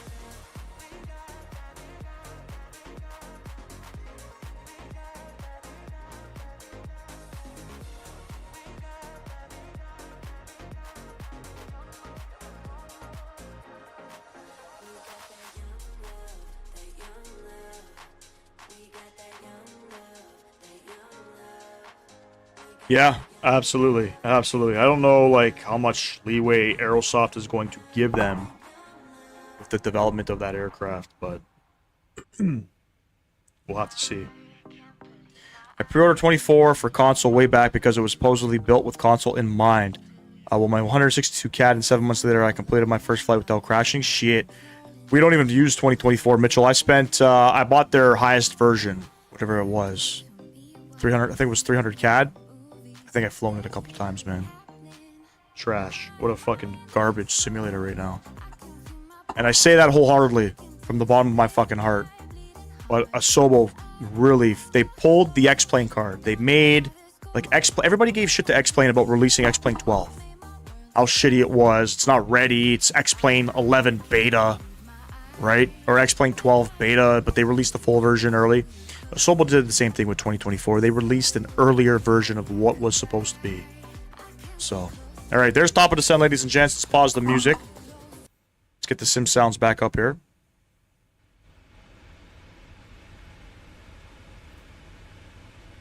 Trying to figure out what the hell I'm going to eat. I ain't got no idea.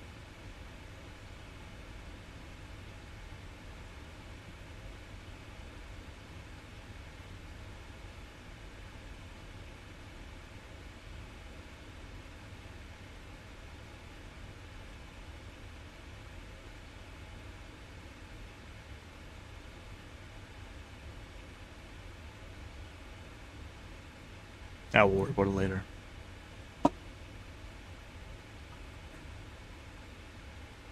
The real test will be the big Phoenix update. I've always flown the Phoenix aircrafts in 2024, and it's been a struggle. So with this update, we'll see what happens. I can't run 24 on my $5 grand gaming computer, but hey, 2020 runs fine. 2020 is super optimized. Everything works. You know what I mean?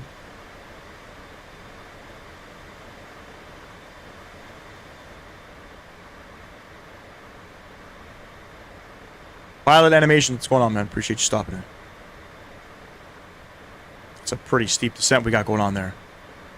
You're 100% right in that 2020 wasn't done. I believe 24 could have been done to 2020 over the course of a year. They did. Yep. And what they could have done was they could have brought everything from 24 over to 2020 and maybe charged a little bit of money for it, you know? But they got greedy. You know? And it doesn't work. Holy shit, we're descending. 4,400 feet per minute. This is VNAV, ladies and gents. This doesn't happen in real world, just so you're aware. We don't descend at 4,000 feet per minute.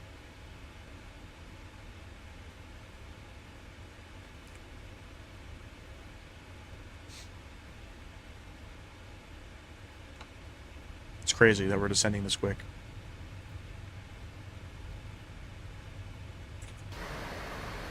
Nothing to see here.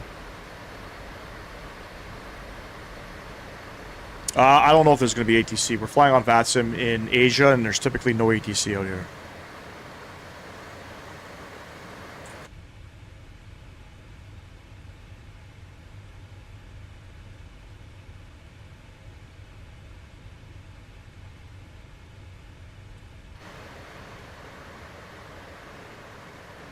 But yeah, I don't know.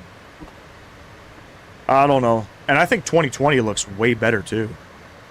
There's like nothing with 2024 wows me. It looks, if anything, it looks a little bit more cartoonish. You know, even the ground textures at 30,000 feet in this sim versus 2024. Like, for example, flying out here, it was very hard for, like, a Soboat has no satellite imagery out here, unfortunately. So some of the textures don't look that great, but it looks better than 2024, in my opinion. X-Plane on my phone works better than 2024. That's pretty fucked up, actually. That's pretty fucked up. I do think Asobo and Microsoft hurt the rep quite a bit. They had it all going with 2020. It just got greedy. Yep. No need to release 2024 4 years after this sim, and this sim wasn't done yet. The sim wasn't done yet. There's so many things that aren't... We have no weather engine really built in this simulator. It's not done. All right, we're going to go heading mode.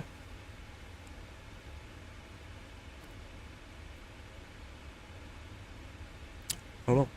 Disappointing. It is what it is. We're a bunch of simps. Holy shit, I got blurry. We're a bunch of flight sim simps to purchase a new sim knowing it may not work. You know? What are we going to do? Unfortunately. Are we going to be at 11,000 feet at this waypoint? Below 13,000... at this waypoint, I see.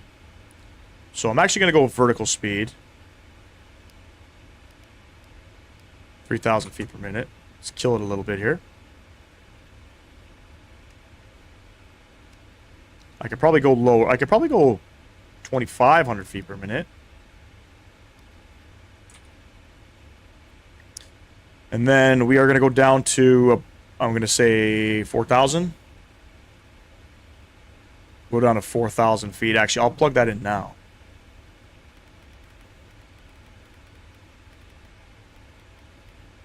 Hopefully we'll get it right. I don't know if we're going to. QNH. So Transout's 9,000 feet here. QNH is 1001. I'll preset that.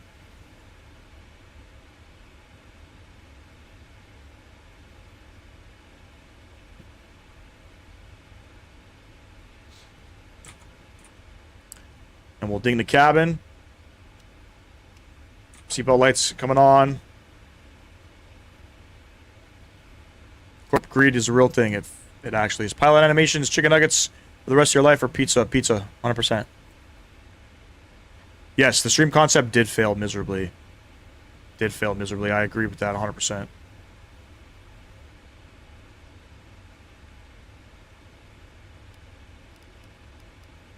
Tune that up a little bit, 3,000 feet per minute.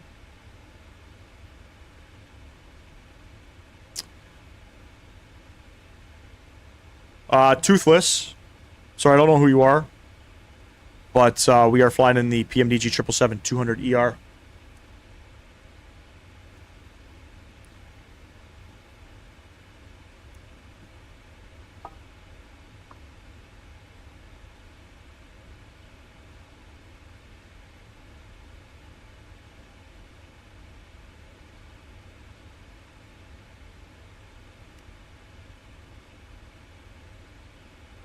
All right, we'll start that right turn. We'll go 35050 on that turn. And I'm hoping we'll be at 4,000 feet in 40 miles. Probably not. Probably not. Toothless, I feel like I remember the name, but not really. I'm sorry.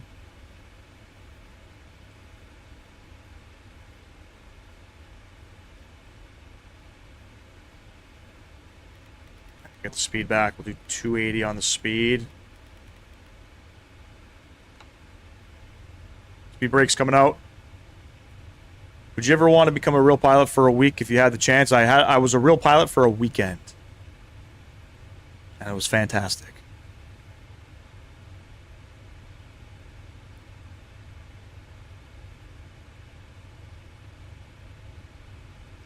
And I'm going to continue to get the speed down. We'll go 250. And how far out are we? We are definitely southwest. We're about 45 miles southwest of the airfield. No traffic. Tie 564. We are 15,000 descending, about 45 miles southwest of the airfield. Anyway, something like that. What plane did I fly? The 747. Believe it or not, the 747.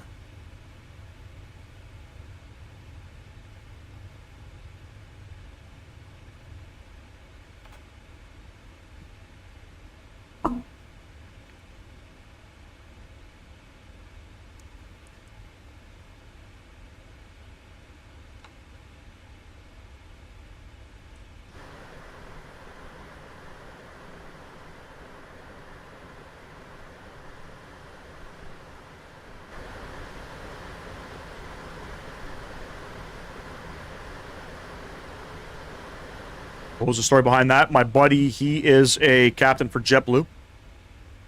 His buddy, he's a chief captain for a company out of Miami, which I can't say, unfortunately. And they got me in. They got me in. It's pretty cool.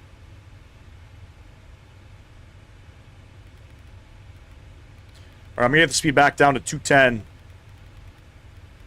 Coming in hot here. All right, there's 10,000 feet. Landing lights coming on. We're still descending pretty aggressively here, 3,000 feet per minute, but we need it. We need all of it. We need all of it. I could probably shallow it out, actually.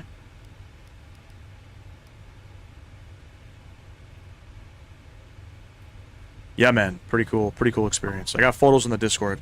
I don't want to hate on 24. I hope it gets better, but I just feel like it was such an unnecessary sim at the time.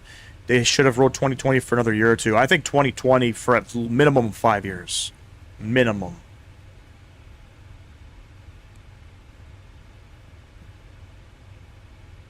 Minimum. But the fuck do I know?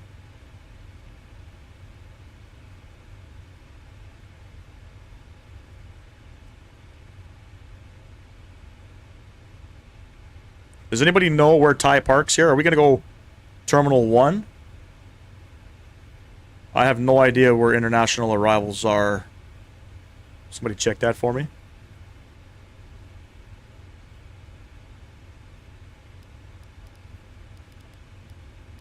(1,500 feet per minute).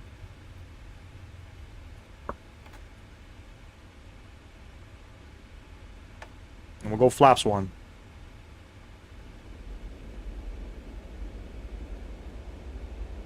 And we're going to get the speed probably down to about... We'll get it down to the 190.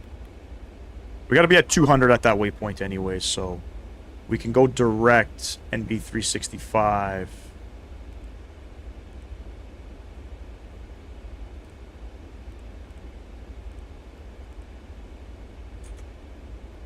Let's do our descent checklist here. Recall checked, notes, auto brake 3 is set, landing data is all set, approach briefing is complete. Altimeters were set, speed brakes, we're not ready for that yet.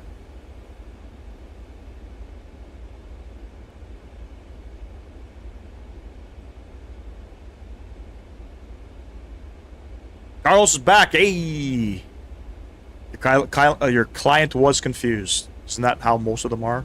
Shit, I gotta go back into BNAV.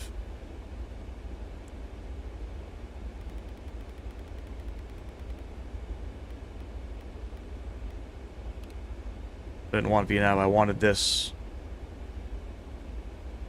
Beautiful. That's what I wanted. We were still in heading mode. Beautiful. What is going to be our final approach course? 109.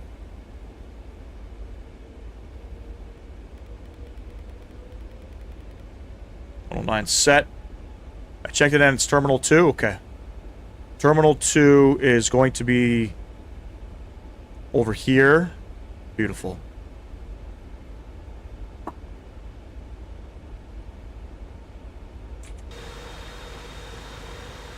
So we literally had no competition. They had nothing to be concerned about.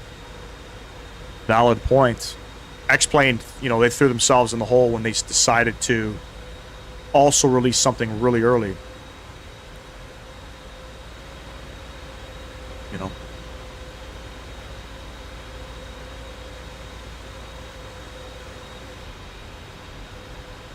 I don't know. Corporate greed, right? That's what it comes down to. It's the only thing I can think of. You know, you could have added a bunch of stuff and made this sim beautiful. You know. Hell, you could have even done all the updates, changed the title of the sim, and not make it Microsoft Flight Sim 2020. You know what I mean? Chaseplane's hurting my feelings right now. Don't mind the photogrammetry. It's going to get fixed. It's going to repopulate in. Fucking Chaseplane.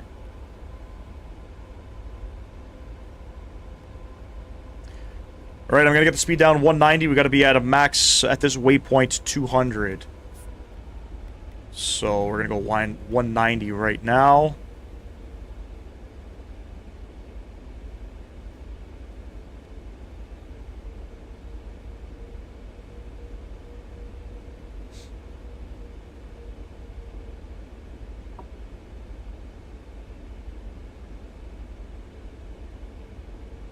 Yeah, his power out his house tripped, and he thought that it was his website doing it. What? And I can't say what company, but he's the head of a company's IT department. That's crazy. That's crazy to make that statement and say that's causing your power to be out. Fucking people.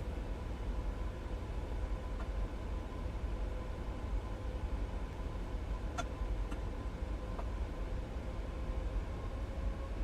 think that's a 20-mile final.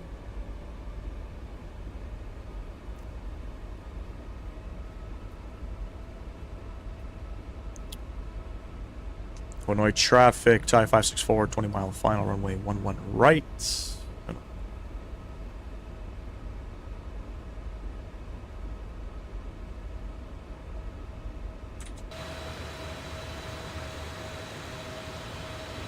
Beautiful. Never flown into this airport yet. I got a lot of Dominic Design Team scenery. He does a lot of Vietnam, from my understanding. I think. Is it Dominic Design Team? I believe it is. And this one I never had. His stuff's on sale, by the way. It's like 35% off.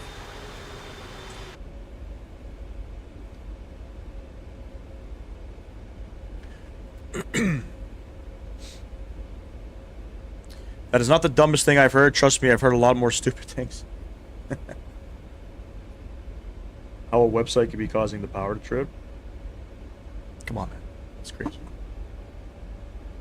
Crazy, crazy statement.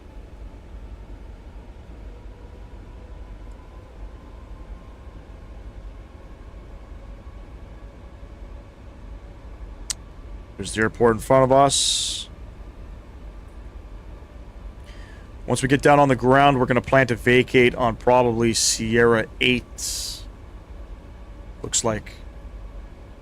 And then it's a right turn Sierra. We'll take it all the way to Victor. Now let me just look at the airport info and see if there's any things we should know about parking. Fuck, there's like 30 things here for Hanoi Airport.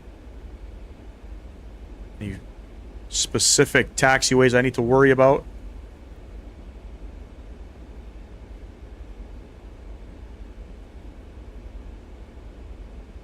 Fuck it, who cares?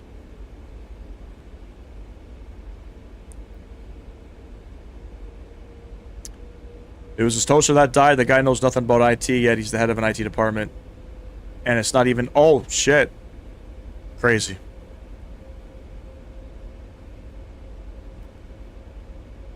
That's crazy. Depends on... depends where in South Africa. I've watched documentaries traveling in South Africa. I mean, I gotta say, I would say New York City, Los Angeles, California probably aren't any different. You know what I mean?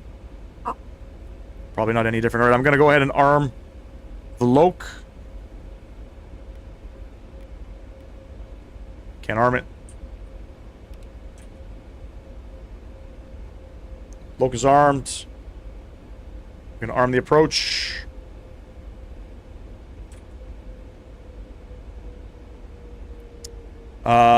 Next, from 4,000, we're going to go down to 2,500.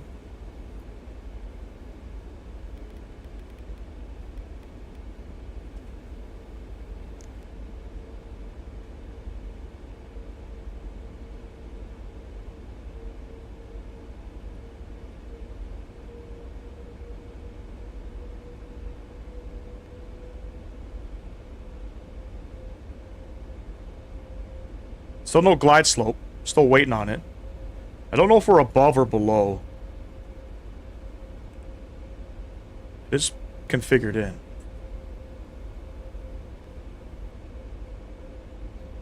Some parts of Jacksonville are like that. There's the glide slope right there.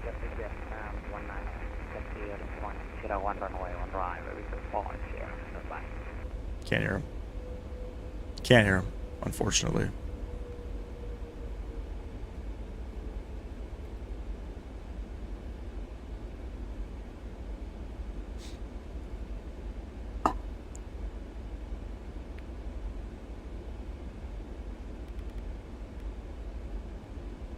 Very hoodie feeling if you want to keep your windows rolled up and doors locked. Come on, man. It's not that bad. Actually, the area that we stayed at in Florida last week was Hillsborough. Fucking talk about Richie Rich. Talk about Richie fucking Rich.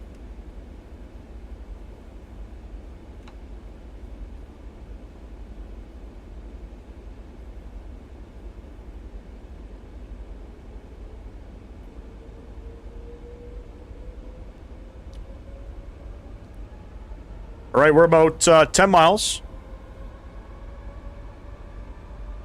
Traffic type 564, 10-mile final, runway 11 right. We are now established on.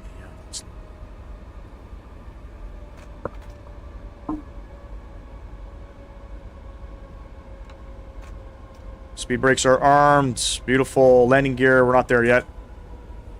And we're descending, so we can pull out flaps 5. Go 170 on the speed. And what's our VREF? 128. Get the rest of our lights on. Good.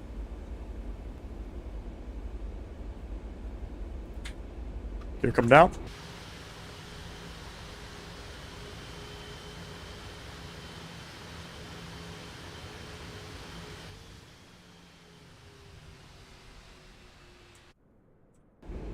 No, don't do this to me now, Chaseplane. Fuck, man.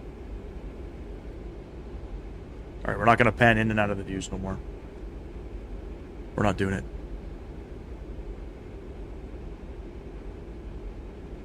I think there's an aircraft. I heard somebody on frequency. I don't know if he's in Hanoi.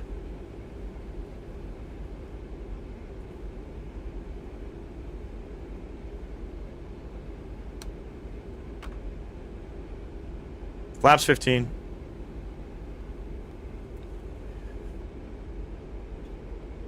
And we'll go 130.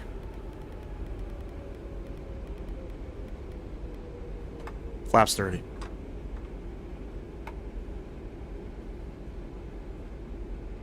Dude, surfing's hard. I've tried it. I've tried it like one of those surfing simulation things. Hard as hell. Hard as hell. Alright, we are gear down 3 green. Flaps 30 is indicated. Speed brakes are armed. Auto brake is set. 1,000 feet, ladies and gents. You know what we're going to do. Enjoy the arrival. Happy landings. Second ever landing in the 200ER. I think the first one was at Princess Juliana. 1,000. Autopilot coming off. My controls.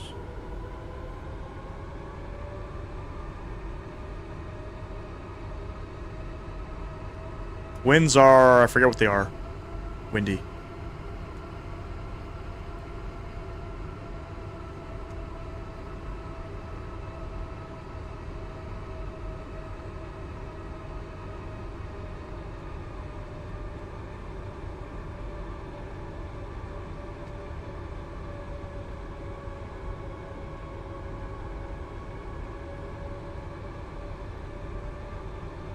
One white, 3 red. We're fine.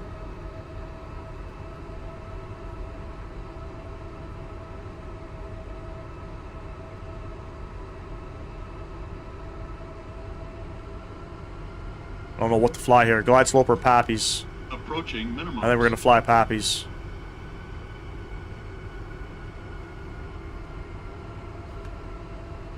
Minimums. Continue.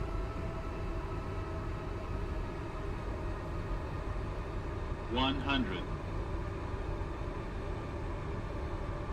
50. 40. 30. 20. 10.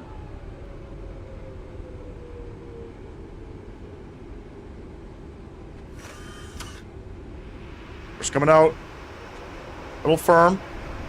Didn't feel firm. We did have some crosswind there.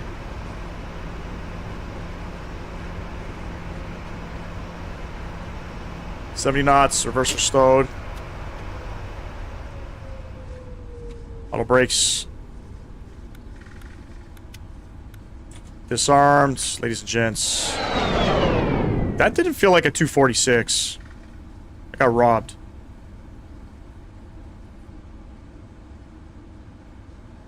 Alright, we're vacating off here.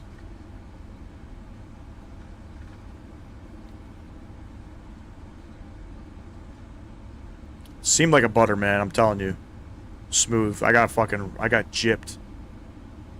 I got gypped.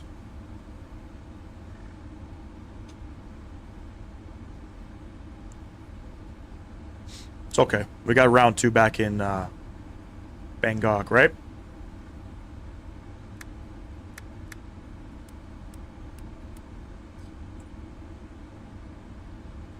And I think we're going to take Sierra all the way down. Correct me if I'm wrong. Yep, right turn onto Sierra.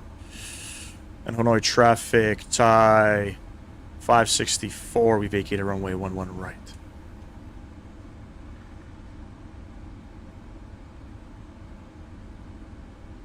Hanoi traffic, Thai 564. We are taxiing to Terminal 2 via Sierra.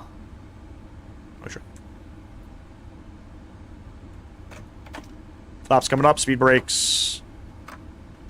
And I don't know, we'll take, I guess, Terminal 2, Gate 22? I have no idea where they park.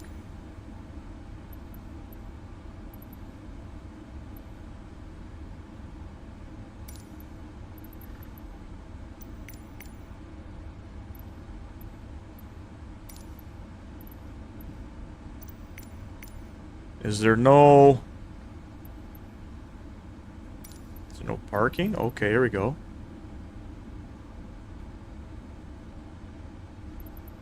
It says too small. I got no idea why sometimes GSX and Navigraph are just different in terms of parking.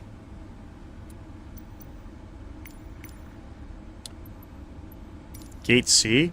Wouldn't know where the fuck gate C is because it doesn't show any gate C's or anything like that. I think it's going to be gate A. Gate D. Alright, we're just going to go for it. We're going to go 2-2.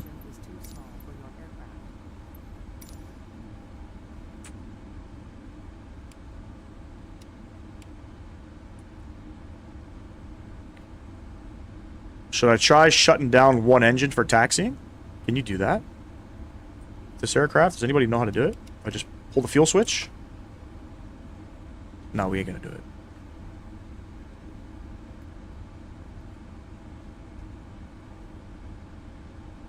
AI gives a smooth 9.87 out of 10. We got a minus 246. It seemed firm on the actual rating. 1 degree left side slip. We were pretty dead center. I had a little bit of a crosswind there. 1.12 Gs, which is not terrible.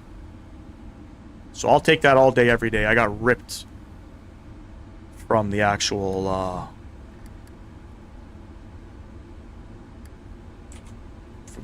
landing rate, unfortunately. You can confirm it is worth it. Definitely. We're going to be flying there, I think, Thursday. We're going to be flying the MD11. MD11's still flying there. From Louisville, I believe.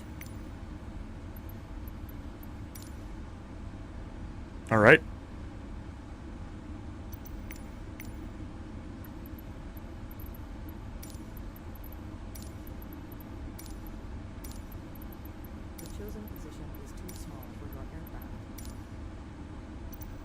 Let's try this one, and then show me. It's great.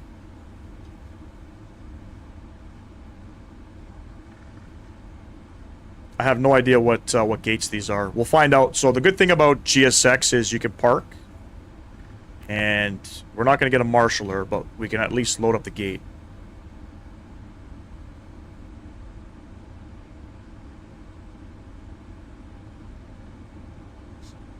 We want gate, we'll take 2-2.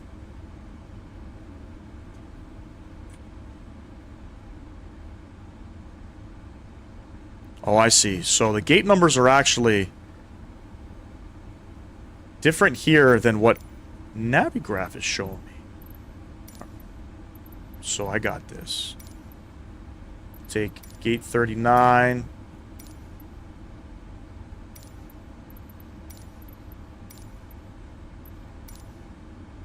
Should have somebody here. Strange. But we'll take it. Who makes the SDF scenery? I think it's FS Dream Team. And it's not even that bad.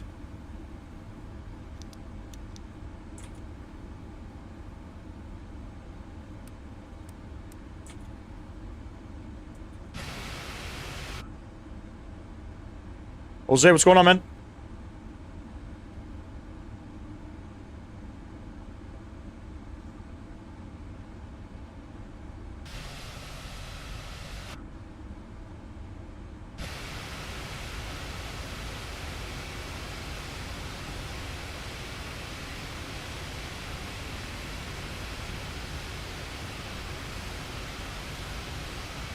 Pulling it in nice and slow here.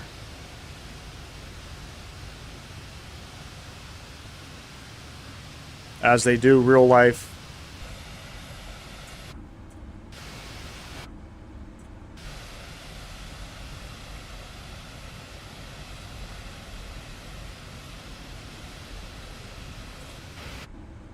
Parker brakes are on, I think. Nope. Yes. I don't have the message though. Shut down engines 1, engines 2. Beautiful. Fuel pumps, we'll get those guys off as well. Seatbelt lights coming off. All of our lights are off. Beacon light can come off. Let's go ahead and connect to the ground power. So we have the set shocks. Request ground power. It's connected. Let's get it on. We can shut off the APU. All those coming off. And should be good. Let's go ahead and request a little deboarding.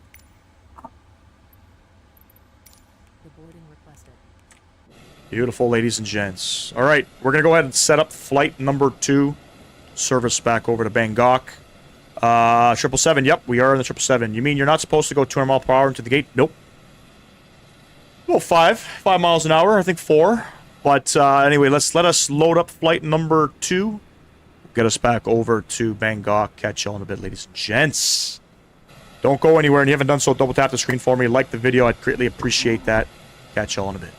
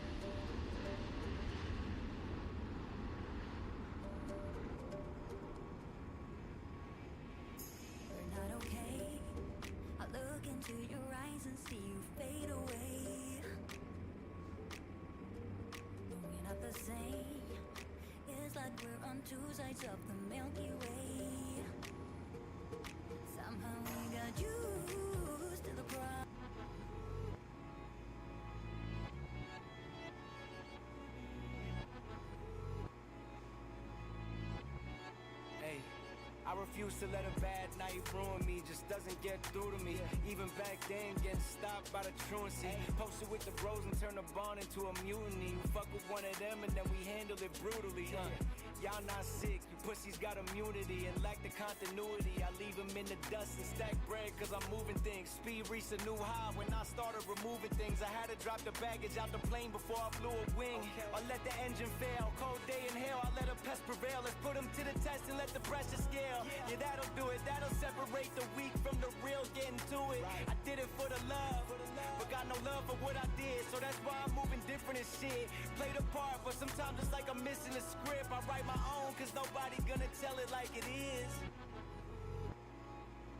Yeah, nobody gonna tell it like it is. Cause nobody gonna tell it like it is. So I'll be showing them the way. Living by example, put my life on display. Put me in the game, watch them make a play. Live a life for the day, sun shining through the gray. Ay, so I'll be showing them the way. Living by example, put my life on display. Put me in the game, watch them make a play. Live a life for the day, sun shining through the gray. What you say, I'm steaming out the pot. Got my brother standing next to me, I'll pass my boys the rock. Put some diamonds in the ring, add some numbers to the stock. Let it pop, go and show them what you got. Never stop, never ate. What you say, I'm steaming out the pot. Got my brother standing next to me, I'll pass my boys the rock. Put some diamonds in the chain, add some numbers to the flock. Let it pop, go and show them what you got. Never stop, never stop. Never stop.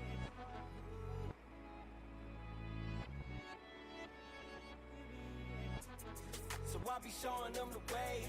Living by example, put my life on display. Put me in the game, watch them make a play. Live a life for the day, sun shining through the gray. Ay, so I'll be showing them the way. Living by example, put my life on display. Put me in the game, watch them make a play. Live a life for the day, sun shining through the gray.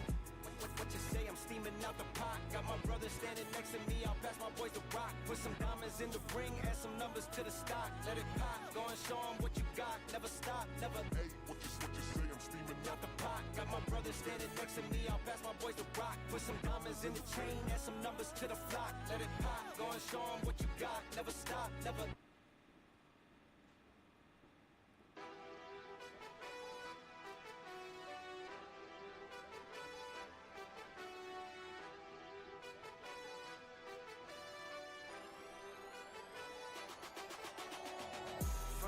We rose, now the city knows.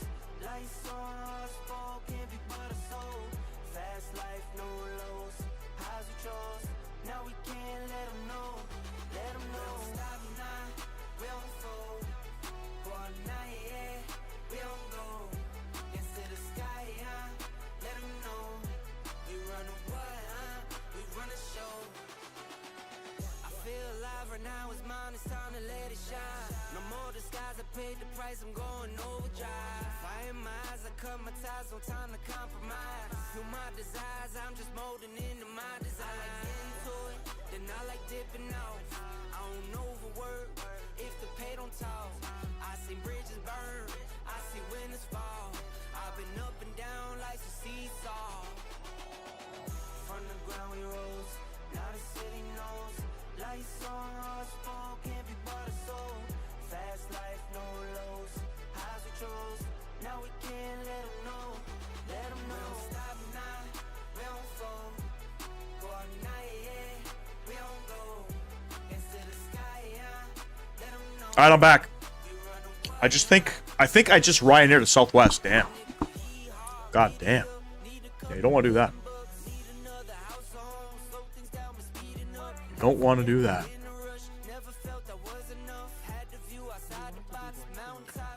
No. Alright, deboarding complete. I don't know why it deboarded 150 passengers. Oh, okay, there's an update here. Makes sense why maybe GSX is tripping balls right now. And there we are, Thai 565 back over to Bangkok. It's request boarding. And there's our cargo doors doing its thing.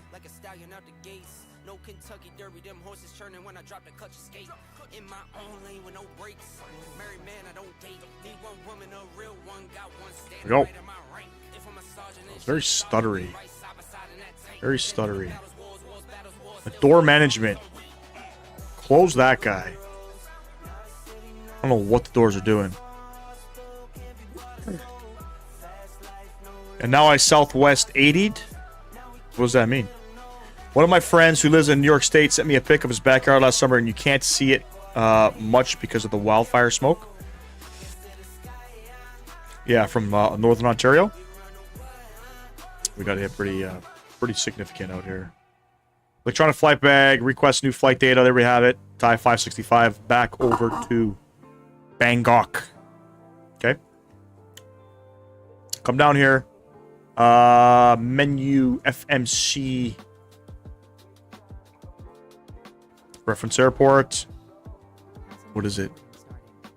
BVNB. That's already set. Routes.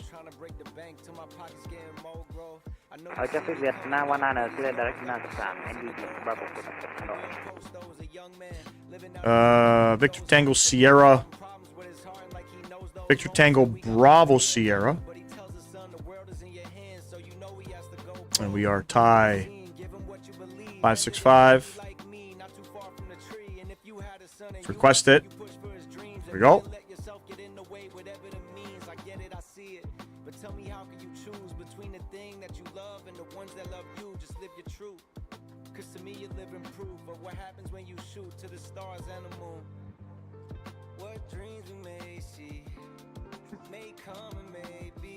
He lives near Syracuse, upstate New York. Got it. All right, ladies and gents. Oh, wait, we didn't load it, dummy.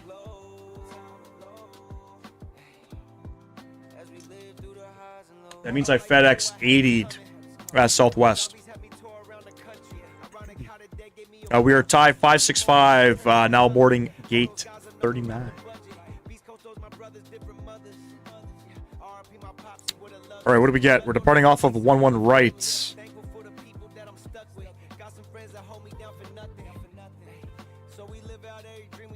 On this departure, execute.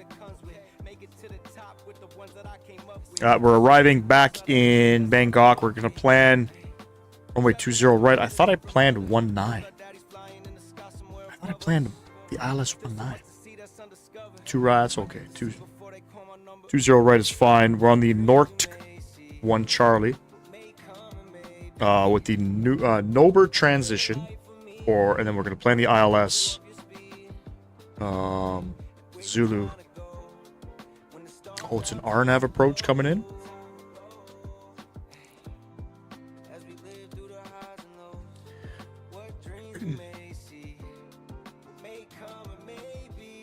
Indeed it is.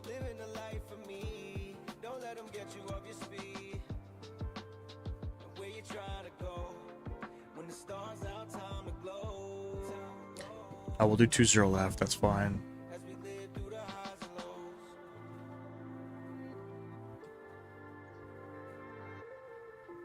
Reger, we'll take it in from Reger, execute. Let's reject this. We'll reject that. Perf init, requesting. Arga, hello. It's beautiful up there, especially in the fall. He sends me pics of the leaves changing colors. We don't get that here in the south. Oh, you guys definitely don't. You guys definitely don't. Except we're not cruising up to 43,000 feet. We're cruising up to 40,000 feet. Cost index 38. That's fine. That's all good. Thrust limit. Let's go ahead and get our performance numbers. 11 right. Import. There we have it. Takeoff 2. Sell a 47. Flaps 5 departure. Alright. That's all set. We're good there. Flight directors left and right coming on. Auto throttle. Coming on. Shit, what was our V speeds? 35.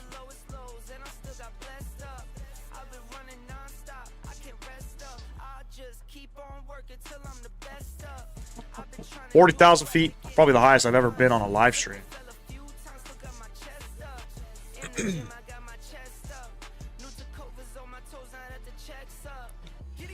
QNH 1001 will confirm that is accurate, and it is. The winds are variable at 1. That's all good. That's all good. I don't have to worry about anything else. I think we're pretty much set here. Let's do some flows here. Oxygen, tested 100%. Flight instruments, all good. Park and brake. Again, the parking brake. It's on. It's on. Item override. Don't worry about that after boarding is complete.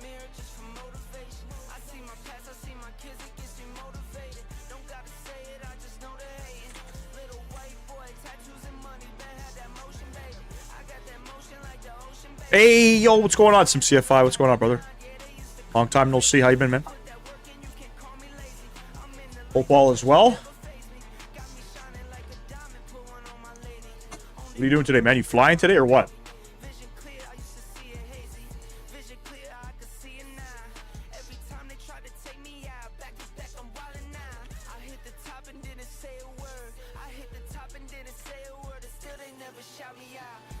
Met me, go get some gummies, then I could be high with you. Yeah, those gummies are fucking crazy. I remember one time, man, I took a cookie, and the cookie had like a crosshair in the middle of it, and I didn't know what the fuck that meant, right? After finding out, after eating the whole cookie and finding out that you were supposed to eat them in quarters, that's what that was for. Ate the whole cookie, and I was fucked. Here it's legal. We can smoke marijuana here. We can carry it, sell it. Thank Justin Trudeau for that. One of his finest moments as a prime minister here in Canada. Not that I really smoke anymore, because I don't. But growing up, I was high every fucking day. Every day.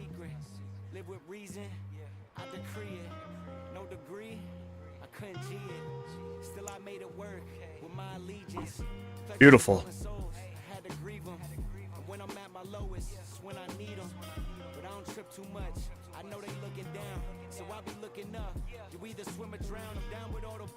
I'm built to be a tank. I take shots like a bank, backboarding on a plane. Take shots at the gang, bitch walking on a plane. I was charging up for years, I'm back walking out the tank. Looks like all of our cargo is already loaded in. Dang. Oh yeah, the space cakes really fuck you up. Tried it once, thought it was gonna die. Yeah, definitely more CBD in there. Anything, or THC, whatever the shit that gets you high. That's how it used to be here too. You know? But in some states, you guys have... It's legal. I know California it is. I think Denver as well.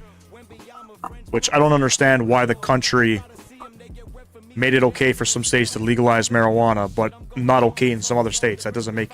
You're contradicting yourself, right? Is it legal or is it not fucking legal? You know what I mean? That's the question. So, pretty stupid.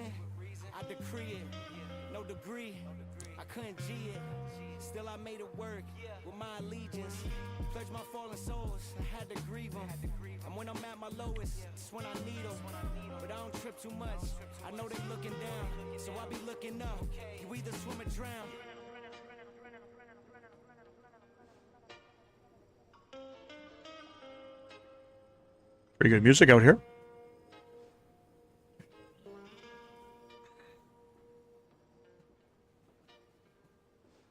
Another 35 passengers to go. Shit, we almost destroyed the aircraft.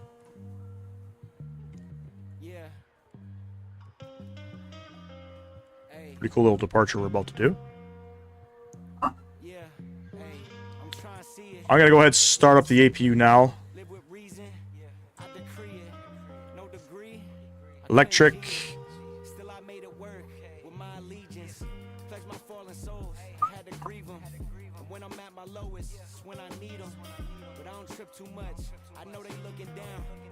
How do I know if it's starting? I don't see anything changing on the screen except APU Gen once it comes on.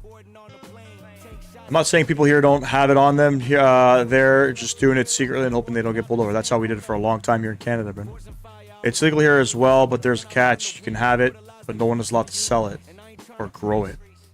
I think here we can... I forget what the laws are, but you can grow like... I think up to 10 plants or 3 plants or something.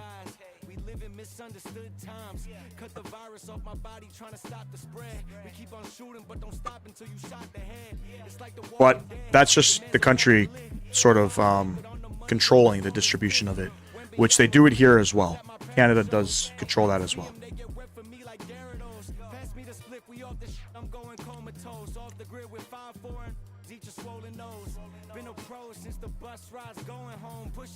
Jen is live. All right. I'm going to call for external power to be disconnected.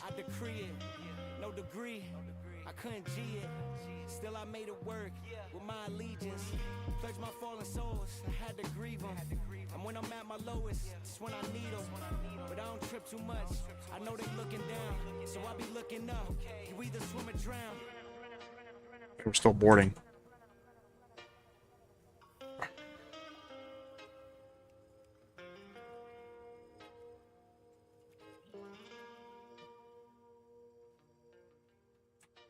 We still boarding? Everything's completed. Look at that. Roger Dodger.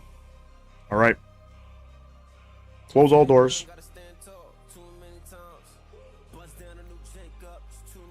Prepare for pushback and departure.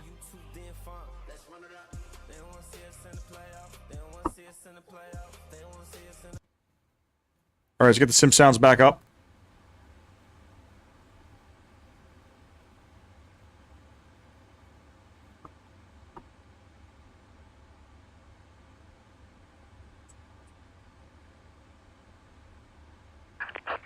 I think we're good everywhere else. And we'll arm all the doors. Beautiful. Let's continue with our checklists. MCP. That's all good, good, good. Trims. 6.5. Let's go to flight controls. Bypass pin inserted. 6.5. 6.5. Confirmed. Checklists. Taxi takeoff briefing. Yep, we've already done that. I lied, we haven't.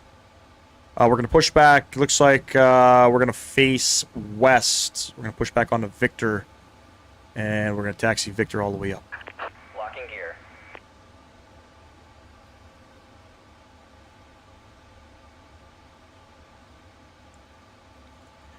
Noi traffic, 565, we're pushing back. Stand 39. We're going to face west. Noi traffic. It's like, hey, saying here you can have it, but you can't get it. Stupid. A lot of the South in the U.S. is anti-weed. Really? Ask the people if they're anti-weed. It's probably just the governments.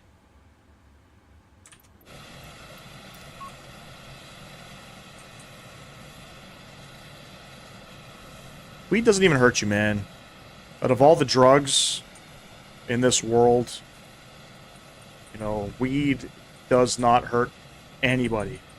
You get a little high, you eat a little bit of food, but ain't nobody fucking overdosing on marijuana, for fuck's sake. Nobody. Nobody, nobody, nobody. So. Exiting from editing mode. Release parking brakes, please. Parking brakes coming off. Commencing push. All engines clear. Starting All right. fill. Let's get pushing. Let's get to pushing. I think I'll stream the Phoenix into Gander. You're gonna do that when? Tuesday? When it comes out? There is only one good Gander scenery done by Sim Add-ons. I don't think the freeware is any good. Oh, tonight. TN, tonight.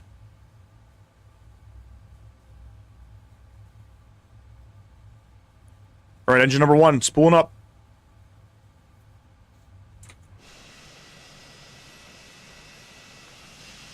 That's a long flight, man. How long is that flight going to be? That'll be your longest fucking live stream. They can't arrest you here for having it, but they can arrest you for saying where you got it from. You gotta keep tight-lipped, man. Gotta keep tight-lipped.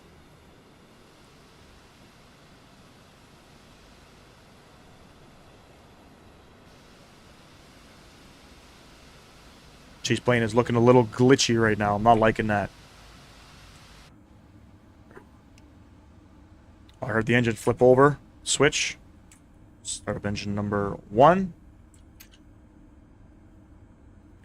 I don't think go after the issues with fentanyl and the other drugs. Yep. Right? I don't know. Apparently the cocaine coming into the United States is coming in from Canada. Or, sorry, the fentanyl.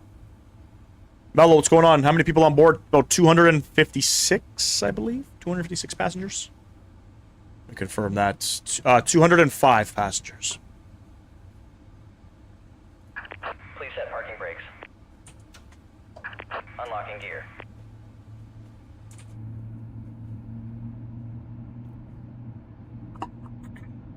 Crazy. Crazy, crazy.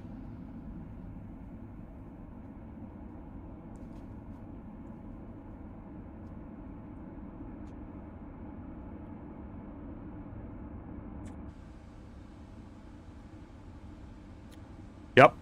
205 passengers on this short flight. And the engine switched back over. Both of our N2s are alive. EGT for engine 1 is coming down. Beautiful. So that means we'll come upstairs. APU can come off. We'll get our taxi lights on. We'll come down here. We're going to go flaps 5. Disconnected. Bypass pin removed. Left is clear. Right is clear. Auto brake RTO. And we'll arm the LNAV and VNAV. Let's do some of our checks here. Hydraulic pressure, DEM C1.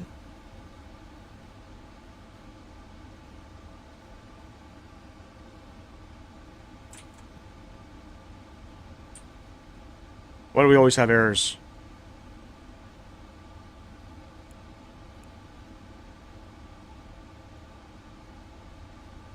Flight controls, ground equipment, it's all good. I'm going to check out what that error is in a second here. Flight deck door locked and closed.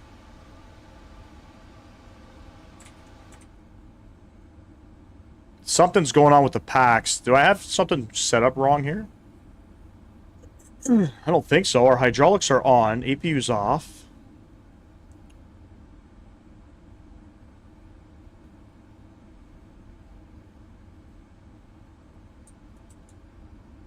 Stand by.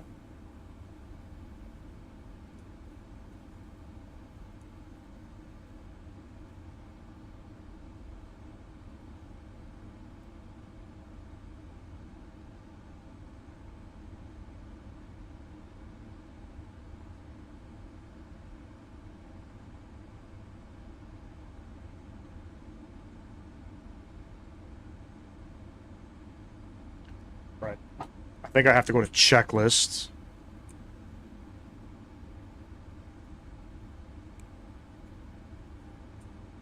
The demand output, the demand pump output pressure is low when commanded on. C1 air demo pump selector on.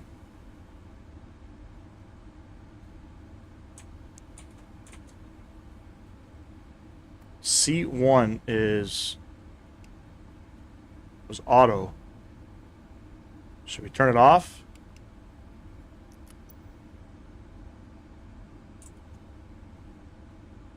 All right. So, pump selector is on. Did hot message stay shown? No. Checklist complete. C1 air demand pump off.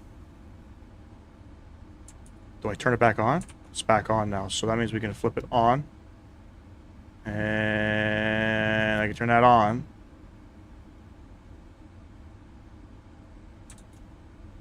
There we go. Needed a recycling. Very interesting. Here, I gotta put my son to bed and all good, man. You wish you could learn all the buttons? I just did some fucking troubleshooting. God, golly. All right, beautiful. We're good to go. So we are on Sierra. We're on Victor. We're gonna go Victor, Sierra 1, and on out. I think we're the only ones on the ground at the moment. Park brake coming off. Park brake off. Hanoi traffic. Thai 565 taxiing to runway 11 right. Via Victor, Sierra 1, Hanoi traffic. And that's how you do some basic troubleshooting. So, when an error comes up in the aircraft on the ECAM here, you hit checklist, and it pulls up the checklist for that item. Cool. We're ready to go. We are ready to go.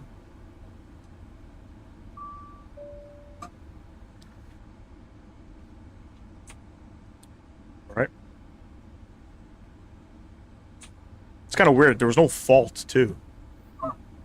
Cabin is ready.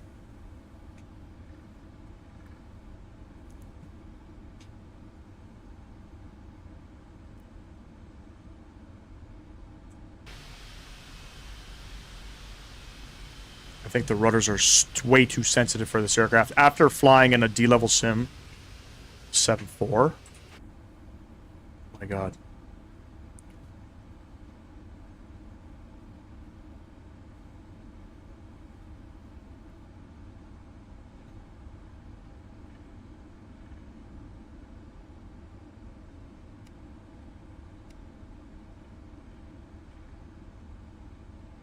If you guys are enjoying the content, ladies and gents, double tap that screen for me. Hit that like button. I'd greatly appreciate that. We've picked up already today, I feel like 5 or 8 subs on a day. Thank you to everybody who subbed. I'm sorry, what are you asking me? Sarah V? What the fuck are you asking me? Is it Sarah V?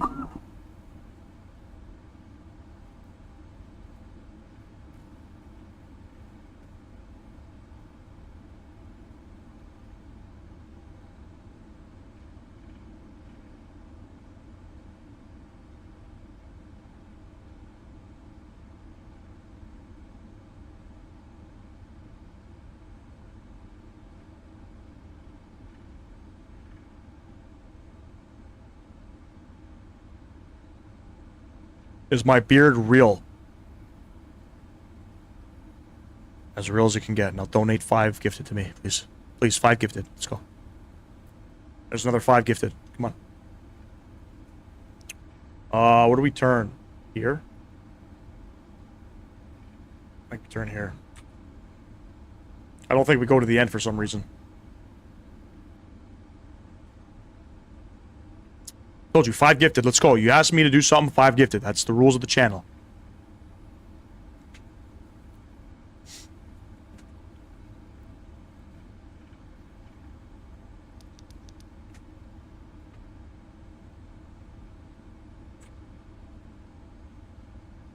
Beautiful.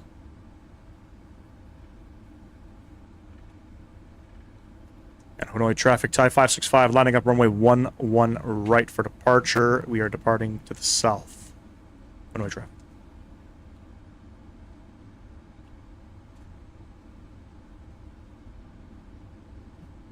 Marius, hello. Strobe lights, runway lights.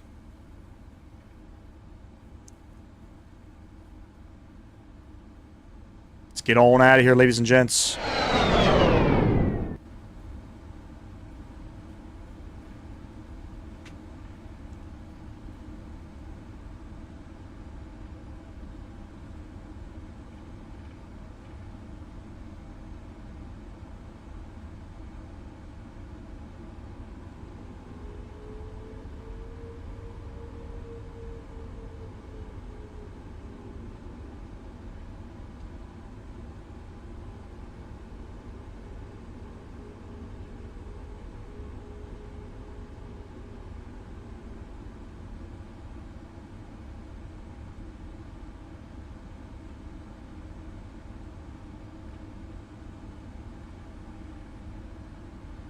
Can I fly Air Canada Boeing 747-200? There's no 200 in the sim from my understanding. Have I had any emergency landings? No, but we did have, we had a pretty much big failure in the cockpit last Christmas. Throttle's going up. We almost didn't make it to Cancun.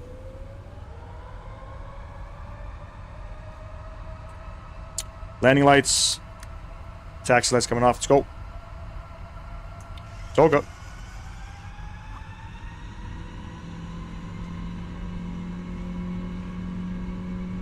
Ahmed, hello. The wind's variable at 2. 80 knots, neutral.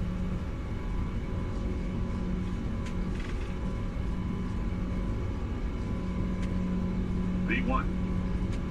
Rotate.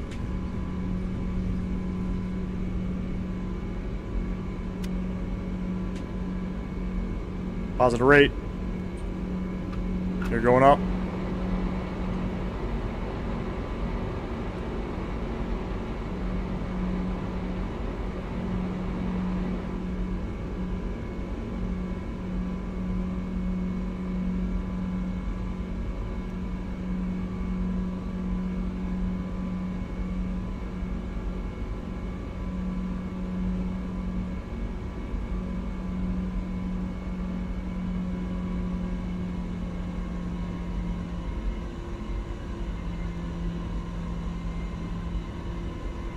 Laps 1.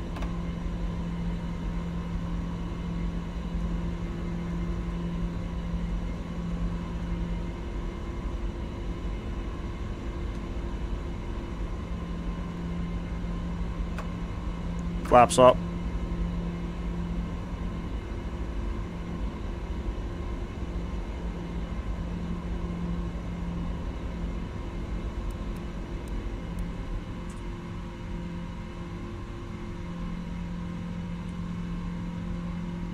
I could. I don't actually know. I can't because I don't have the passenger variant of the MD11. Ahmed, this is the 200ER, brother.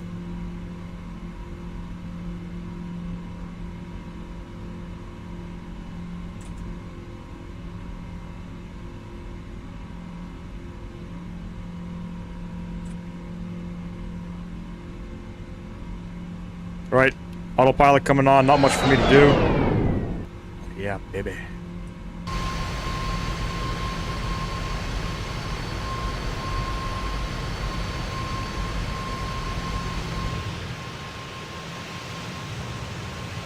Beautiful Vietnam.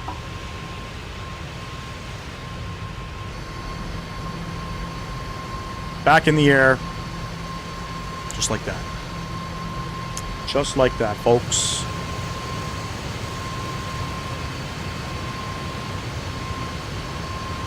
Here's our turn.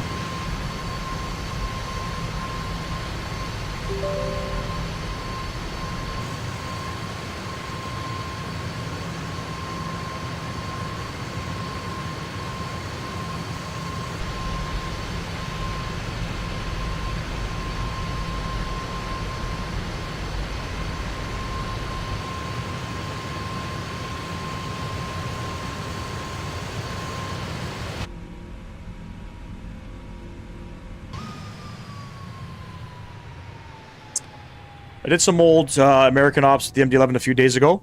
Dang, bro. How was that? So you have the passenger variant? I only have the cargo one.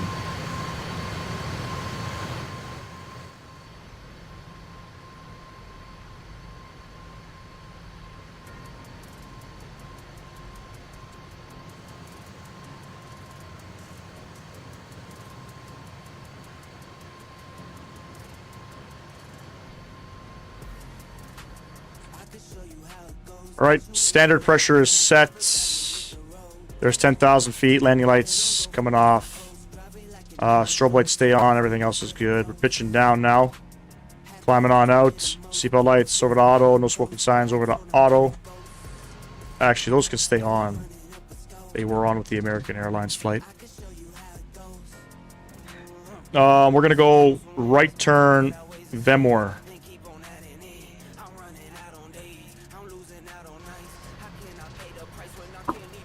I got both after I saw you flying it, so I'm fairly new to it and still learning. Dude, can't wait to fly tomorrow.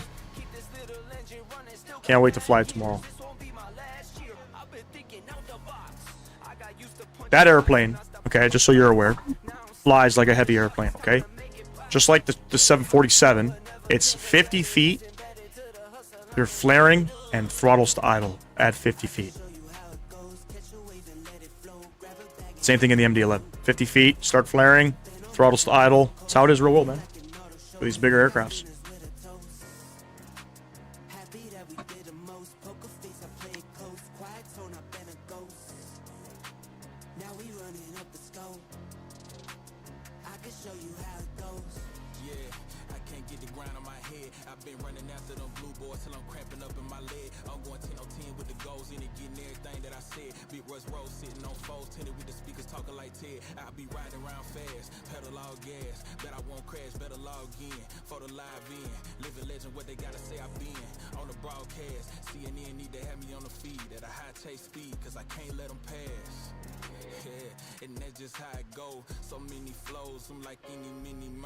Good shit, good shit. You guys enjoy when I fly out here more? Like, what specific region in the world do you guys enjoy most when I go live? I feel like the viewership when I'm flying in Asia is down. I don't know why. It's so beautiful out here. Everybody else in the community is in North America or Europe, you know?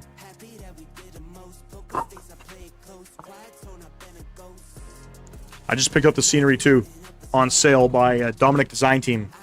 35% off. How can you say no? How can you say no?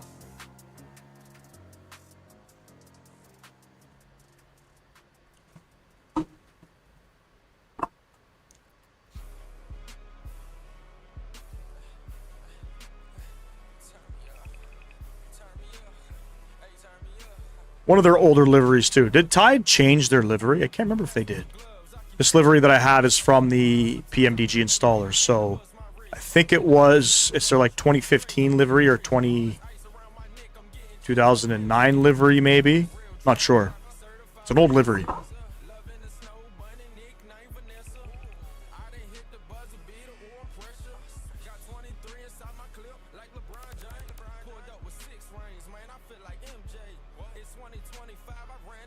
Pretty cool shot there of it climbing out.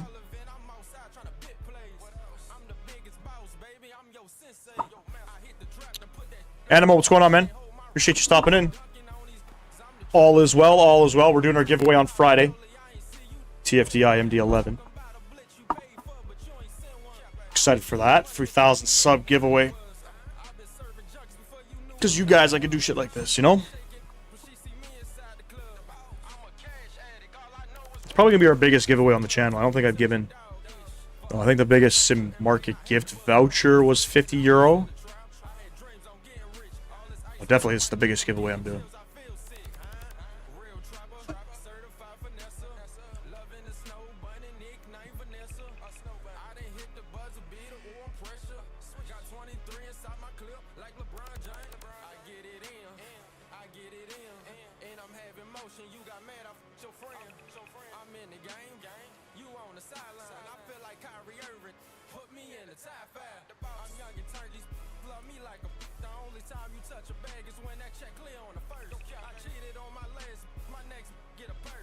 North America, Europe, Turkey, anywhere in Asia, Australia, Middle East, South Africa, all your favorite places I've flown.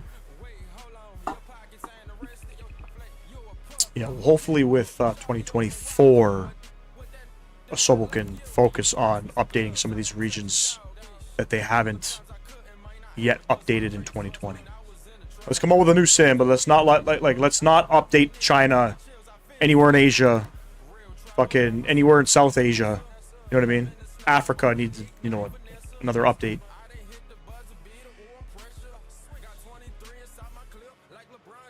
Unbelievable.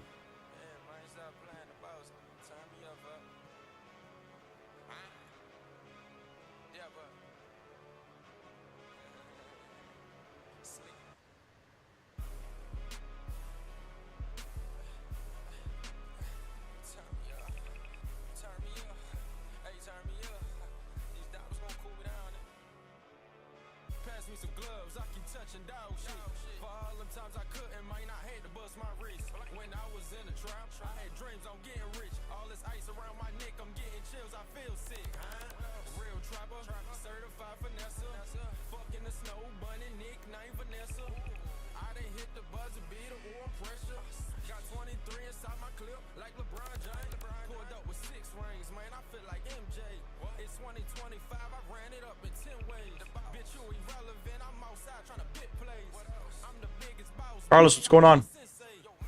Appreciate you stopping in. Alright, I'm going to come off cam for a bit. We're going to enjoy some of the tunes and the visuals. I'm still here, though. I think there's political reasons behind why China doesn't have photogrammetry. Probably. You think that's what it is? You think that they just didn't have access? I guess being an American, I guess, company would make sense why they wouldn't want anything out there, but there are ways to do it. Is this plane in the giveaway? No, Animo. It's going to be the TFDI MD11. Another fantastic aircraft. PMDG does not. They don't partner in that way where they give away. They allow content creators to give shit away.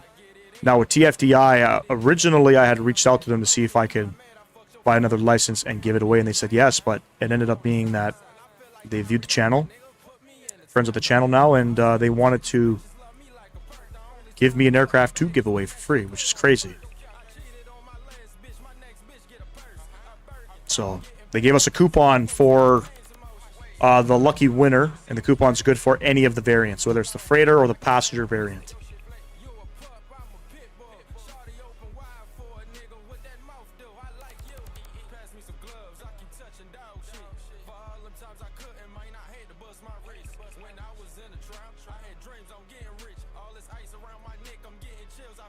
Microsoft or Asobo needs permission, apparently. It was on the dev stream. Yeah.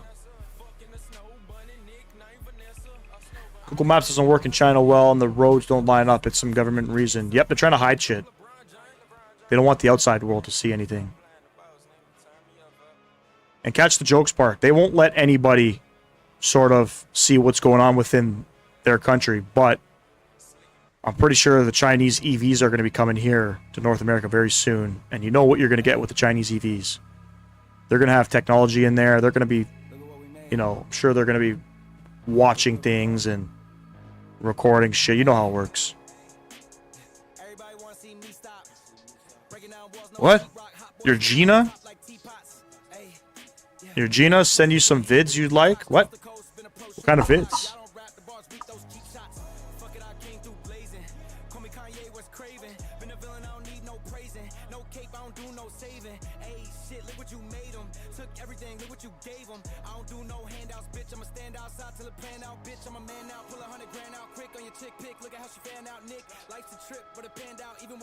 Damn, it was foggy in Gander?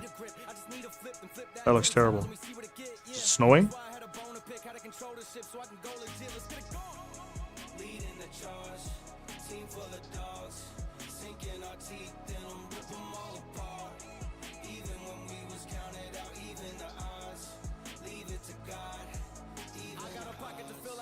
Until I get it popping for real. Nick been a problem, not all of y'all know it, but soon as you do, you'll be copping a plea. Your wife, you be copping a feel.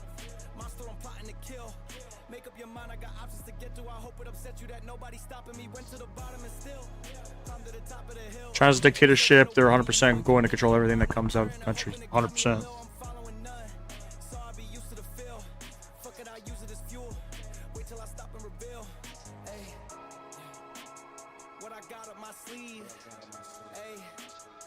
Too modest I be, hey, I would die for whatever I need, hey, just look at what I bleed, hey, leading the charge, team full of dogs, sinking our teeth, then I'm ripping. We had 5 runway changes before departure. The video kept, the vid kept dropping below takeoff min. The viz, you mean the viz. Good old Newfoundland, buddy. Good old Newfoundland. Hey. Look at what we made. Look at where we going. Hey. Everybody wanna see me stop. Breaking down walls, no sheetrock. Hot boys steaming off top like teapots. Hey. Yeah, y'all want smoke, then get hit with a detox. Coast to coast, been a pro, shoot knee locks. Y'all don't rap the bars, beat those cheap shots. Get I came through blazing. Call me Kanye, what's craving? Been a villain, I don't need no praising. No cape, I don't do no saving. Ayy, look what you made them. Took everything, look what you gave them. I don't do no handouts, bitch. I'ma stand outside till it pan out. Bitch, I'm a man now, pull 100 grand out quick on your chick pick. Look at how she fan out, Nick. Appreciate you, bro. Thanks, man.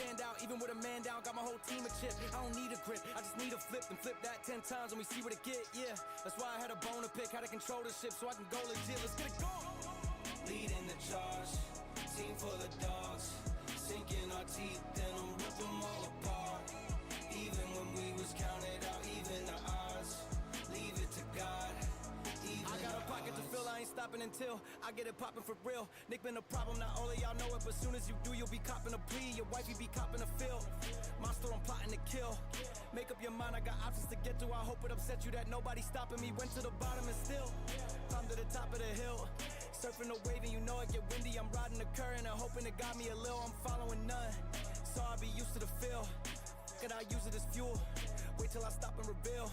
Hey, what I got up my sleeve. Hey, way too modest I be. Hey, I would die for whatever I need. Hey, just look at what I bleed. Literally, every time I've flown into Gander on sim, it's been zero visibility. There isn't any good scenery, though. I thought there was good scenery in Gander, but it's actually not in Gander. It is, there's another part of Newfoundland.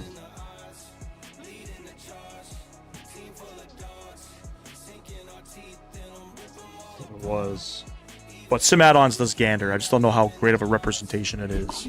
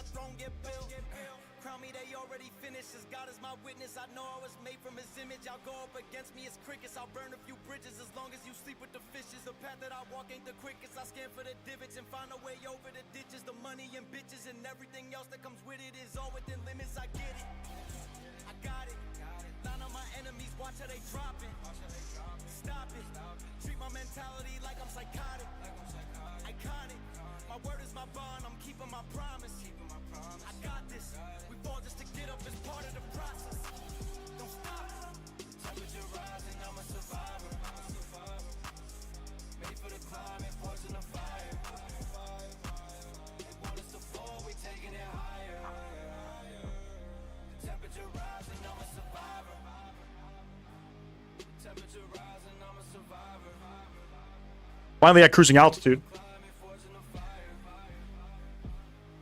Top of descent. Who knows when. Probably 300 plus miles. 324 miles. We got a long way to go here, friends. Long way.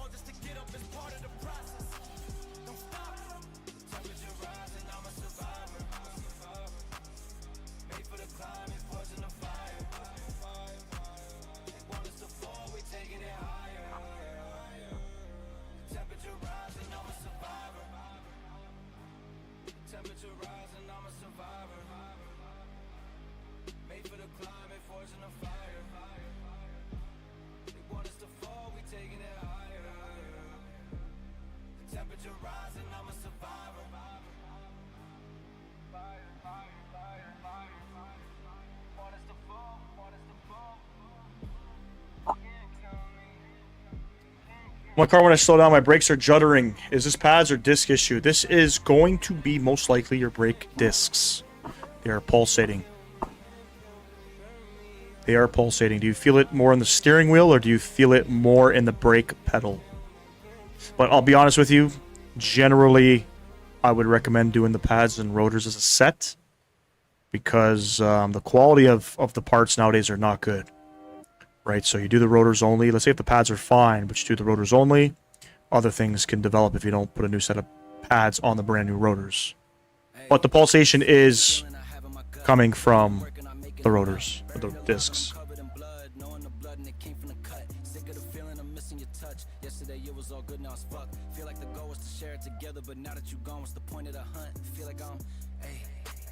Feel like I'm losing a rush. Feel like a player that's losing his touch. Won a few bets till I ran out of luck. Beat to the punch. Got too much trauma inside of my head. It's been eating me up. Stuck in my thoughts, getting hard to adjust. I feel like I changed. I'm not who I was. I'm not who I was.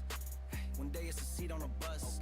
Then you thrown under the bus. Yes, you're not even left with a crutch. Forget what you did for the team or the times you were clutch. No way. You get left in the dust. That's why I get high till I'm numb. For the times that I felt too much. I've been picking up shells too much. I've been stuck inside hell too much. Too hot, it melt my guts. Baby, I don't mean to tell too much. More from the pedal. Okay, typically if you... I mean, without me driving it, I wouldn't know, but typically the theory is if you feel it in the steering wheel, it's coming from the front axle. That's where your steering is linked to, the front axle. If you feel it in the pedal, generally would lead to the rear. So your rear discs need to be replaced. The way of checking the discs, you put a sort of a run out gauge on the disc to see how much run out it has. But I mean, you know, slapping on a set of front and rear brake rotors nowadays are really inexpensive. You know what I mean?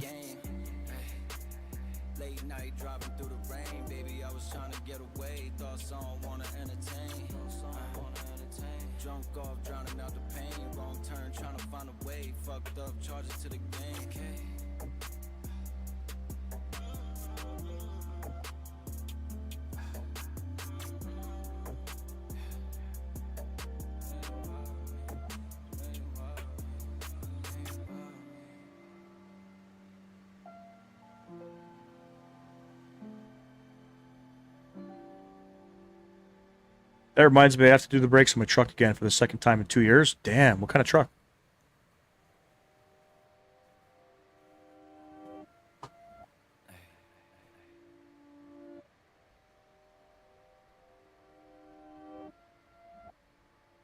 Hey, I'm sick of the feeling I have in my gut. Putting in work and I'm making enough. Buried alive and I'm covered in blood. Knowing the blood and it came from the cut. Sick of the feeling I'm missing your touch. Yesterday it was all good, now it's fucked. Feel like the goal was to share it together. Yeah, all good.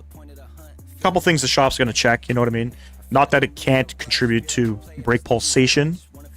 Calipers they'll check as well to make sure they're not seizing and sticking. Got a Ram 1500. I don't know if brakes are common. I haven't worked on Dodge Rams in a long time, but Civics are common to eat through brakes. They get noisy. Currently, I drive a hybrid CRV, and I'm at almost 50K, and I still have like 80% brakes left. So the hybrid stuff is really good on saving the brakes because it's got regenerative braking.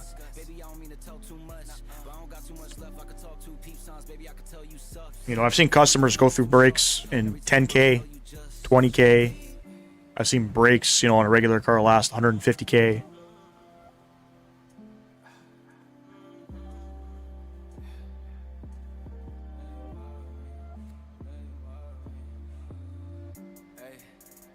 Late night driving through the rain, baby, I was trying to get away. Thoughts I don't wanna entertain. Hey, drunk off, drowning out the pain. Wrong turn, trying to find a way. Up, charge it to the game. Hey, late night driving through the rain, baby, I was trying to get away. Thoughts I don't wanna entertain.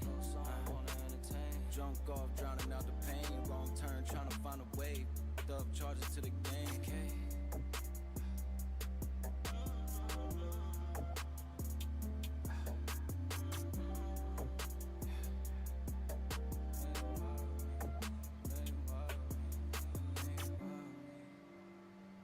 Let my ex-wife take the truck camping with the kids a couple weeks ago. Lo and behold, she took it mudding without my knowledge.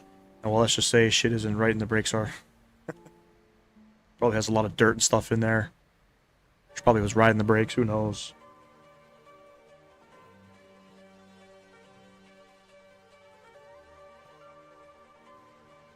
Hey, yeah. Let me get everything straight. I'ma do whatever it takes. Getting it done, any means, get rid of these snakes. Fuck it, I'm up on my stakes. Going all in like stuff, get rid of these brakes. Now I ain't never gonna break. Double my pace till I go down one of the greats. One of the greats, whatever it takes, whatever it takes. Hey, yeah. Clocked in, hitting the gym. Locked in, getting it in. Sweat poured over my skin. Pulling up, letting it spin. Hey, yeah. Let me get to it again. Do it for the kids that wish like him. Everybody starts somewhere, gotta let it begin. Championships, hey, I'm standing on shit. Strictly for the victory. Big Nick going big league. In the field with the lines like Siegfried. Move quickly, stay shifty. Anything so the bullshit miss me. Strapped up, throwing shots like frisbees. Let me get everything straight. I'ma do whatever it takes. Getting it done, any means, get rid of these snakes. Fuck it, I'm up on my stakes. Going all in like stuff, get rid of these brakes. Now I ain't never gonna break. Double my pace till I go down one of the greats. Hey, one of the greats, whatever it takes, whatever it takes. Whatever it takes, staying awake, studying tape. Long nights thinking about finding escapes and how to take over everything that I face. Making mistakes, but it only made me better cause I learned on the path that I paved. Yeah, I had to earn every dollar I made. I'm starting to reign, underdog getting them slain. Yeah. Fuck it, I'll air it out, letting it bang. In buckets, I'm staring down, letting it hang. Bitches I'm wearing out, getting exchanged, yeah. Fuck it, I'll air it out, taking the rain. Get through the pain, watch everything change. Tearing down everything, breaking the chains.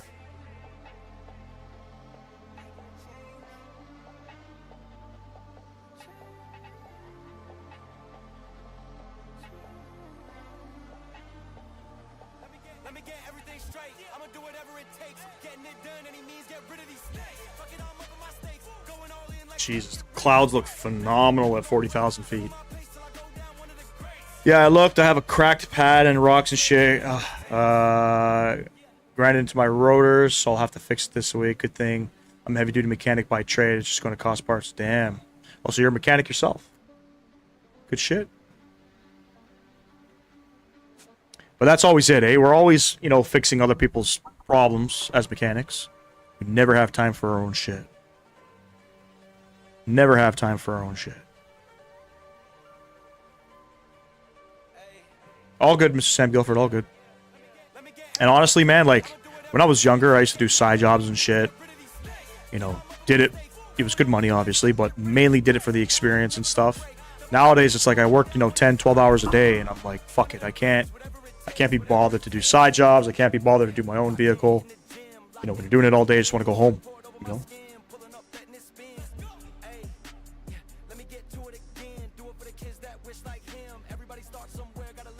So heavy duty mechanic, what do you are you working on, like trucks and buses?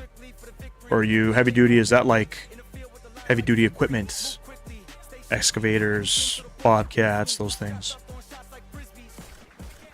Because here in Canada, I think heavy duty mechanic would be considered like a truck and coach technician. I think.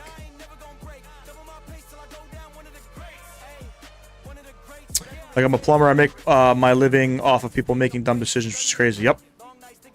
That's a fact. And, you know, the thing with the plumbing stuff is it's,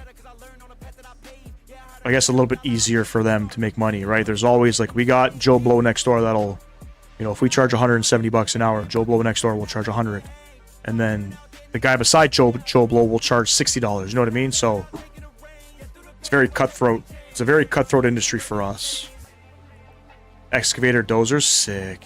Yeah, stop doing side jobs. Been out in the field all day. It's tough. Yep. Yep. Buddy, I used to work all day, slave all day for peanuts. Come home, pull an engine, pull a tranny, something. Mining equipment more specifically. Oh, that's pretty sick, man.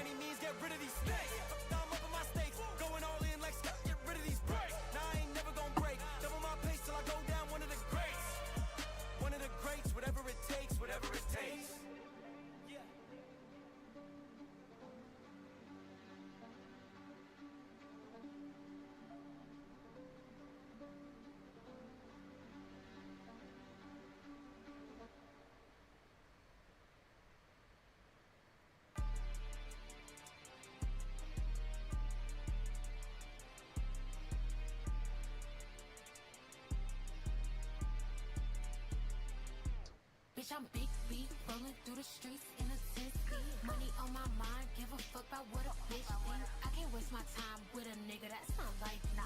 Gotta bust me down in them cubits, keep me icy. Let's go. Go, go, go, let's go, let's go. Go, go, go, let's go.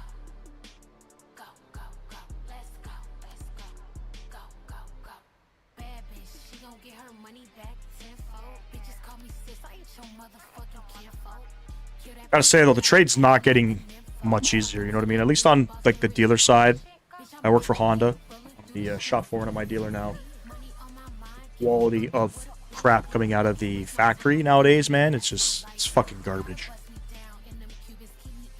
A lot of new diag, or a lot of new car diag. Warranty obviously doesn't pay.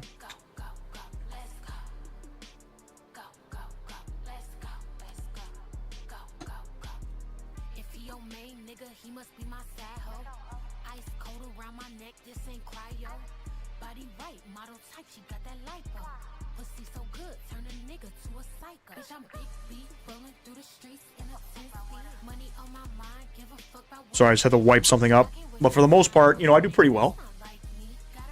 It's just the crap coming out of cars now, or coming out of factories nowadays. I just can't believe some of the shit. You know, 2025 Honda CR-V hybrids are blowing up like fucking crazy. Oh yeah, it's big money, man. Dealerships are not cheap anymore either. You know, the good thing with Honda, though, for customers, at least on the Canadian side, Honda Canada is always willing to go above and beyond to keep the customer happy. Whether that's covering something outside of warranty that's not covered, they're willing to cover it. So that's the reassuring thing. If you ever buy a Honda and you're living in Canada, Honda, for the most part, will take care of something for you. A major expense.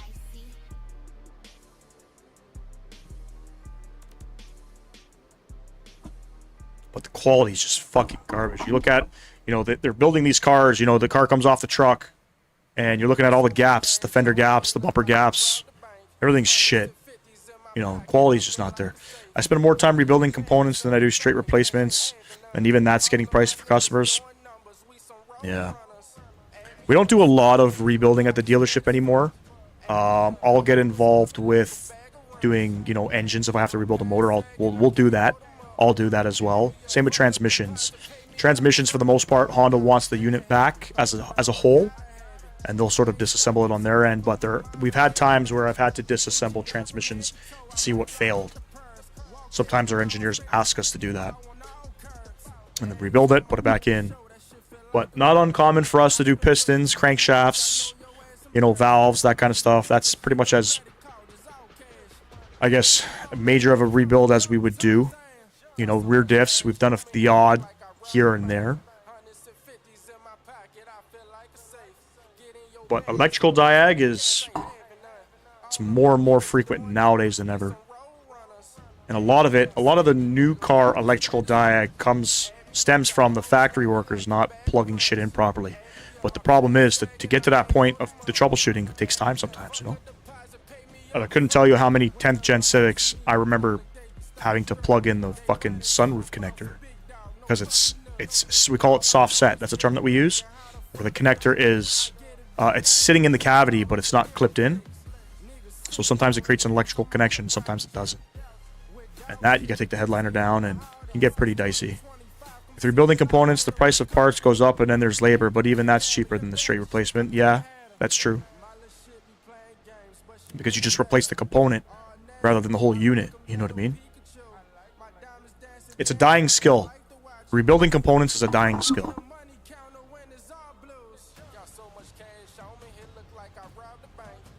Gotta grab some water, I'll be right back.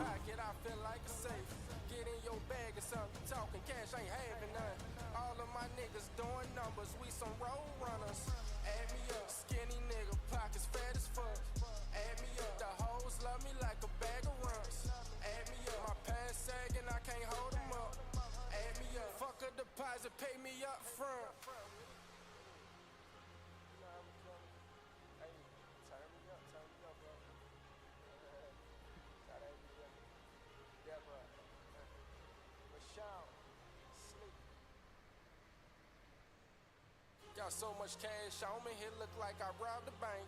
Hundreds and fifties in my pocket, I feel like a safe. Get in your bag or something. You talking cash, ain't having none. All of my doing numbers, we some road runners. Add me up, skin, pockets fat. Add me up, love me like a bag of runs. Add me up, my pants sagging, I can't hold them up. Add me up, the deposit pay me up front.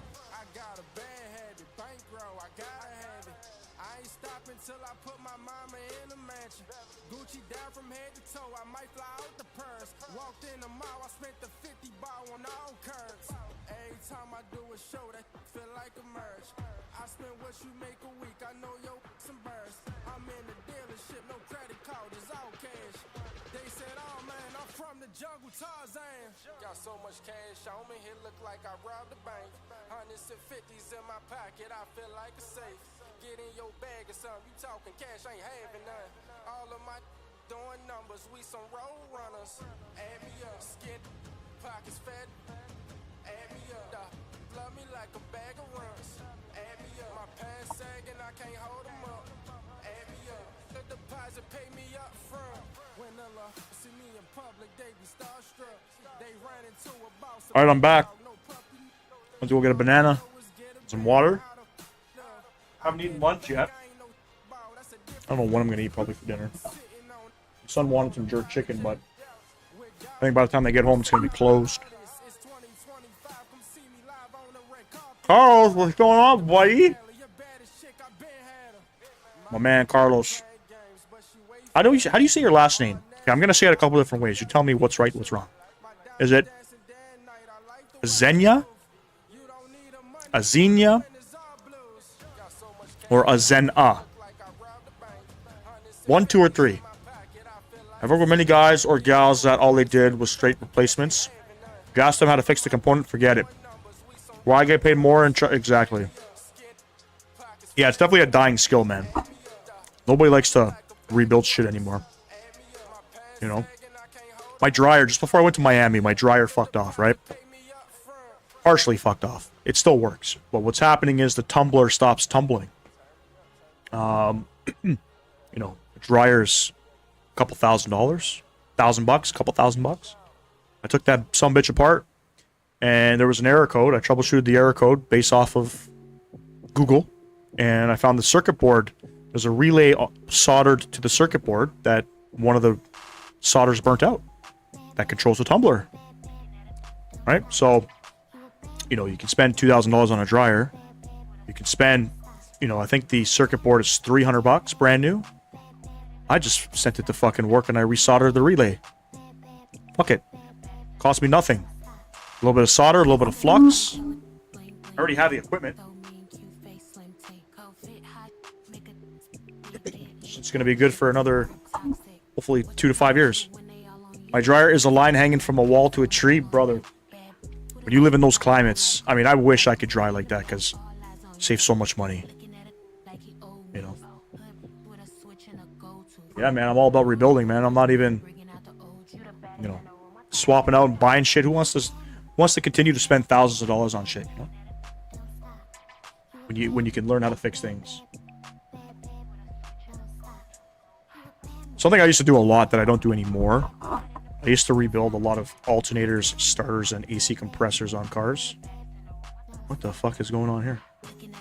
And I don't keep them anymore. But I should probably start doing it. My buddy, he keeps, Honda's got a notorious issue for turbos failing. So he keeps the turbos. Rebuilds them. Sells them. A turbo's like $1,400 CAD. Right? He's got a scrapped turbo, spends a couple $100 to fix it. He could sell it for half the price and still make a profit, you know? I was grandfathered into the trade. The guy that trained me was the smartest man I know. Taught me everything. I know how to do things. Others exactly. Those are the best ones. That's the best way to learn. You know, when I was coming up as an apprentice, I did apprentice under an older gentleman, but he didn't care to invest the time to teach me how to do things. Fortunately, right? He didn't want to pass the torch down. So I learned from a bunch of different men. The guy that was working with that gentleman bought his shop, and he showed me You know, he's a younger gentleman, but he showed me pretty much everything that I know today. It's very humid here, so it takes 2 days to dry. Oh, damn. So it's just getting wet. You can dry. That means you can wash and dry your clothes outside. Oh.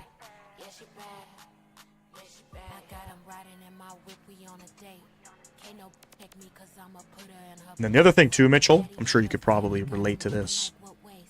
For us on the automotive side, the technicians that are coming out of trade school are not good. I don't know if it has to do with the training that's being taught, or if it has to do with just people, like the technicians in general just don't give a fuck to learn, right? And that's actually, I think that's what it mainly is. The technicians don't give a fuck to learn. And as a foreman, you know, for the most part, I have to oversee a lot of the diagnostics that come in.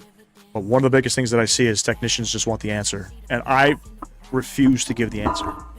Because, you know, you don't learn anything that.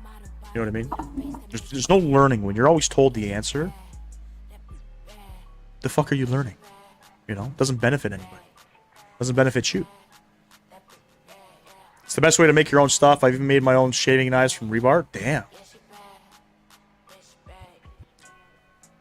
It's a plug and go training, isn't it? For us, yes and no. We do have here in Canada, we have a test that you need to, it's a government exam that you got to write and pass. So, you know, there's some schooling, but everything's changed nowadays. When I went to trade school, you know, you had 5 years to do your apprenticeship. I think learning over the course of 5 years it's much better than, for example, how it is today. You learn over the course of 1 year and get your license. Right? So I think you become a much sharper technician if you have more of a longer time to learn and absorb information than getting it and rushing it in 1 year. So nowadays, yes, basically you go to trade school, you pass your test, that's it. Right? I've seen guys come into into the dealership with a license that have no hands-on experience. Which sucks. If you're licensed, you should be able to do anything and everything. You know, we give a little bit of grace on electrical. Even still, you should understand basic electrical. But we give a little grace on it because not everybody's good at electrical. But some guys can't even do the most basic jobs, man. Forging iron is a lot of fun. So did you have, like, what do they call is it an anvil? What do they call those things that you have to you hammer and you forge iron on? They're more technical than mechanical. I can't even say that for us, man. But definitely the hands-on experience is not there anymore. And that, again, that just goes to technicians just rushing shit all the time. Right? You got to think about it. You know, at the end of the day, this is your career. If you finish school at 22 years old, you know, depending on where you live, you're probably working for another 40 years. Right? We don't have unions and stuff like that working at dealerships here in Canada. So if you don't put your money away, you're working until you die. And training is always going to be there. You know what I mean? Every 5 to 10 years, a new car comes out with new technology. You got to retrain and recertify on that. So going to school is something that you're going to be doing a lot of. So get used to learning it now. You know what I mean? Anyway. The heavy duty stuff, I was also, I never wanted to do the heavy duty mechanical side of things, but I did have a big interest in truck and coach, which is still heavy duty, but not like your heavy duty. Your heavy duty is way different. Truck and coach, it's just like automotive stuff, just a little bit bigger, you know what I mean? A little bit more bigger components. I wanted to do that. About 20 years ago, you had the opportunity, we have a 310T and a 310S here in Ontario. Those are your licenses for automotive, which is your 310S. 310T is your truck and coach. If you got a license 20 years ago, if you got a license for any one of those categories, you were able to go write the exam to do the other license, and you could be multi-licensed. Can't do that anymore, unfortunately. Now you have to actually go back to school, recertify in the other trade if you want. Kind of sucks. Do you like working on the Type Rs? I mean, it's just a Honda, man. It's just a Honda, but yes, I am a Type R technician as well. They're pretty cool to see. We don't get to see many of the 11th gen ones because not a lot of them are produced. But I've done a lot of work on the 10th gen stuff. I just forge on a big block of metal. and a homemade forge made from bricks, and it runs on charcoal and a hairdryer. Damn, bro, that's creative. I didn't go to school for my red seal. Oh shit, Mitchell, are you Canadian? I actually challenged it in past, so I worked for 6 years, challenged for red seal in past. Oh shit. Yeah, we have to unfortunately get a certificate of apprenticeship before we can go challenge the red seal.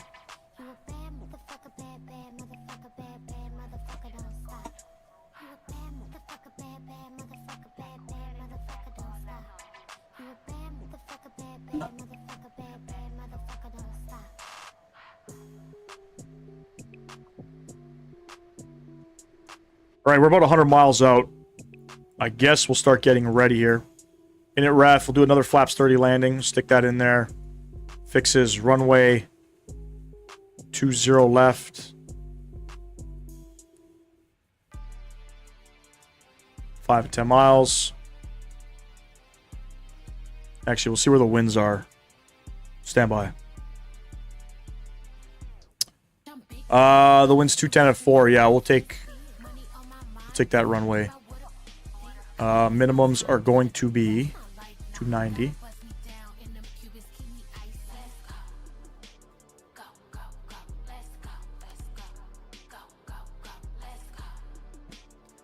.290 is set. QNH 1005.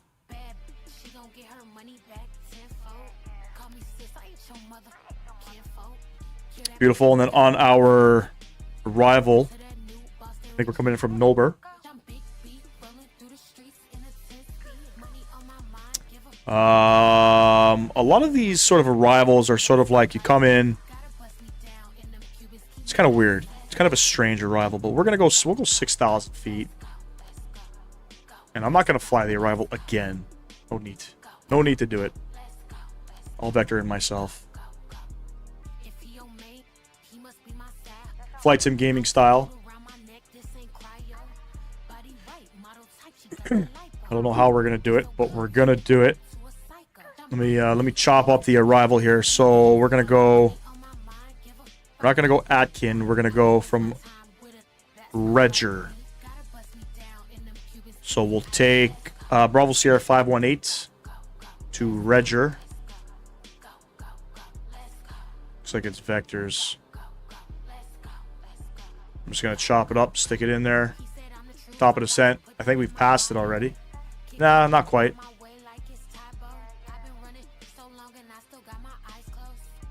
I'll keep it like that. If we get ATC, we're gonna be fucked.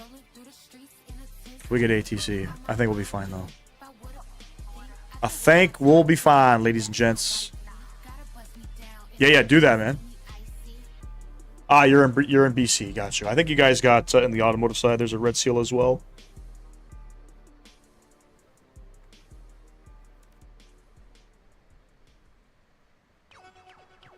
I don't think every province has a red seal on the automotive side. Can't remember. I think it was just BC and Ontario. What's life like out there, man?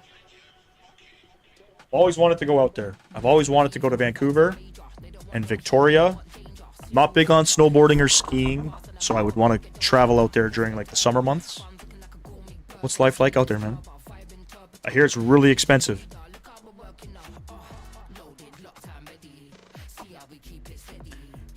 So I'll back up here. Hey, what's going on, friends?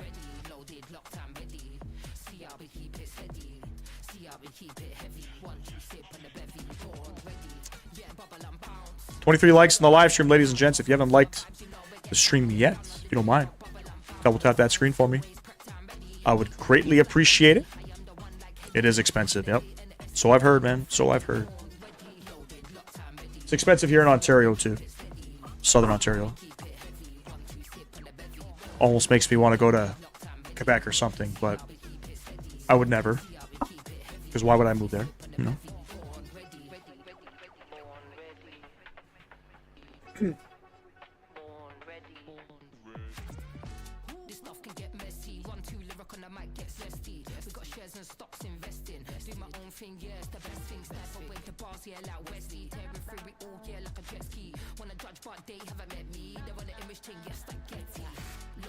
Dude, Calgary and Regina, there's pretty much nothing out there, right? So I think a lot of companies, though, especially out in Alberta, are willing to pay big money and reallocate you as well.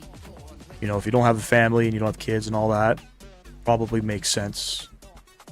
For us on the automotive side, some dealerships are paying like up to $60, $70 an hour, right? That's almost double what you would get here in Southern Ontario.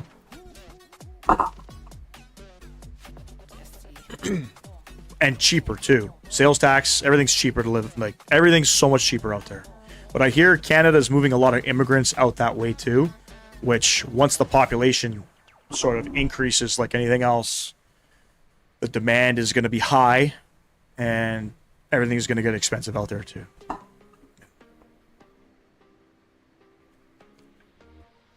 It's kind of what happened here in Ontario. We had a huge influx of immigrants and not enough supply. So the demand was high and everything just got... Housing here? Fuck.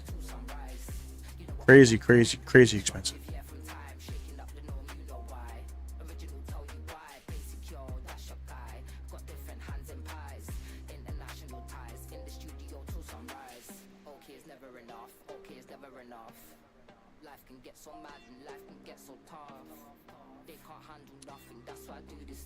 Had an offer from Brant, Regina for $130K a year plus rent in a 2-bedroom place for a year. So that one was temporary work, or was it permanent work with just temporary residency? Or not residency, what do they call that? Where they pay for your rent. There's a term for that.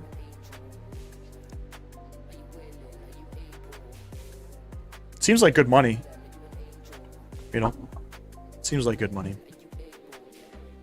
I got buddies that are in construction, you know, that have to go out to Saskatchewan for anywhere between 3 and 6 months of the year. And there's pros and cons to it, you know. There's nothing out there. So if you're like social butterfly and you love to see people and do things, out there in the middle of Canada is fuck all to do. But the money can be good. I hear out in Newfoundland right now, there's a massive demand for trade workers and welders too. I have a guy that he services our, pretty much like our, I don't know how to say it, not our hoists. He does our like air compressors at the dealership, and he's got buddies. He's got connections out in Newfoundland, and he's got some buddies that go out to the oil rigs in the middle of the Atlantic Ocean. And you pretty much get flown out there by helicopter whenever you're out there. Salaries pay like $250K. Local aviator, what's going on, man? It would have been permanent work with a bonus basically to get you on your feet. Seems good, man.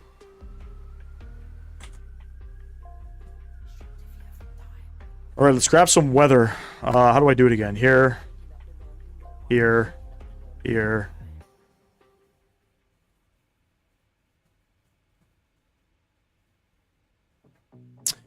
I didn't take it ultimately because my kids, I have a 16 and a 3-year-old. I just can't leave them. No, I hear that, man.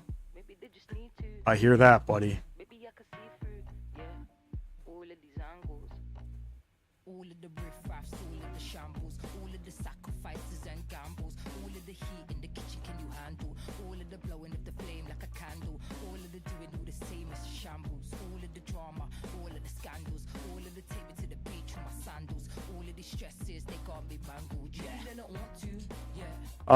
We are, what am I doing? 18 miles out.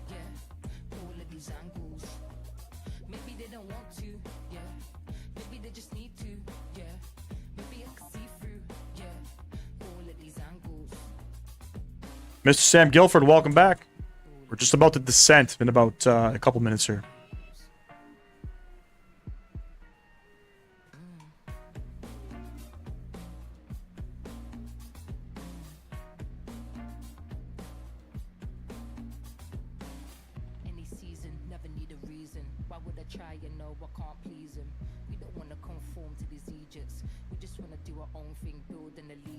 Little space, little defense. Little drop me out, don't need a pretense. Give me real life. life, burning the incense. Catch me in the booth, you're doing what I do best. All of these angles, everywhere angles. Maybe they don't want to, yeah. Maybe they just need to, yeah. Maybe I could see through, yeah. All of these angles. Maybe they don't want to, yeah. Maybe they just need to, yeah. Maybe I could see through, yeah. All of these angles.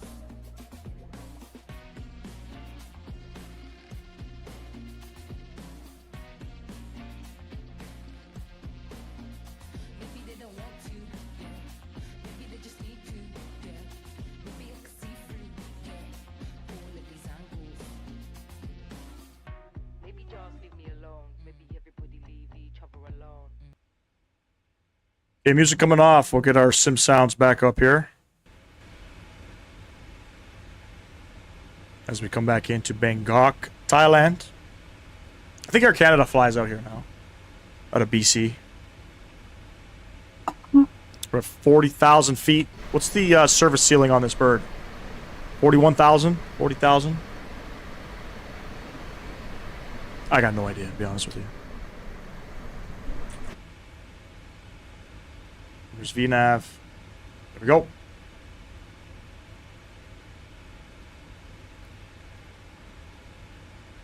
Animal, this is the return leg, unfortunately. So this is our final flight of the evening. Auto break 3, we'll set that.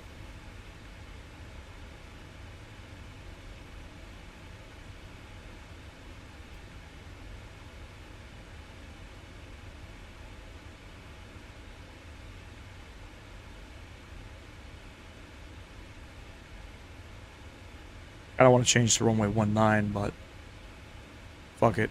20 left, we'll do it. It'll be a short little taxi for us anyway.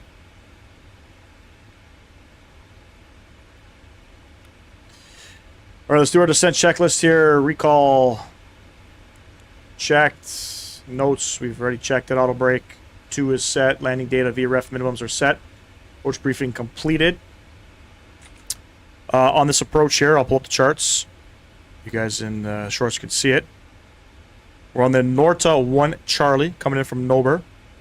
We're not going to follow this whole approach coming in from Bravo Sierra 518. We're pretty much going to vector ourselves right to final. That's what we're going to do. Transout is 13,000 feet here. The wind's currently 210 at 4. A few clouds at 2,000. It's 29 degrees. Altimeter 1005. That's actually increased. So we'll set that, and we're going to plan the ILS 20 left approach. So coming in on the west side of the airfield. That's pretty much it. Minimums are set. Once we get down, so we're landing on 20 left, probably vacate to Echo 13 or Echo 15. And short little taxi over to Sierra 114. That's where we're going to do our little D-board from. That's about it.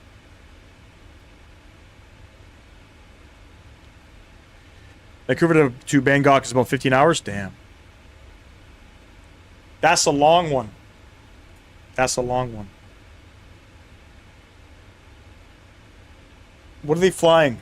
You said 7.8s, Mr. Sam Guilford, I think you said, last stream or a couple streams ago.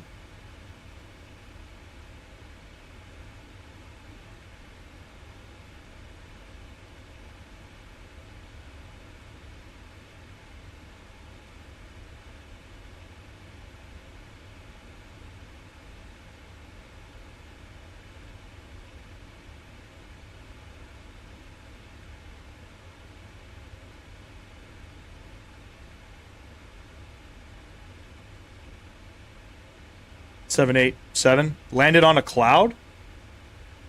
I don't think we can do that. Or are you asking me to butter the aircraft? I'll do my best, though.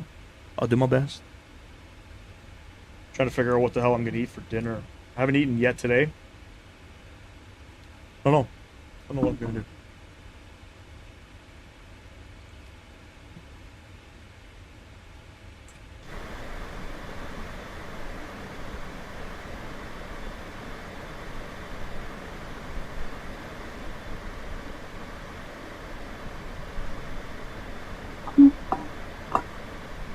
So I signed up to do some beta testing with Flight Sim Studios. Their custom FMS. Haven't heard anything back. They were gonna do testing this month. So, oh, maybe they don't need my services. I wanted to get back to flying that aircraft. So many great aircrafts in the sim, you know.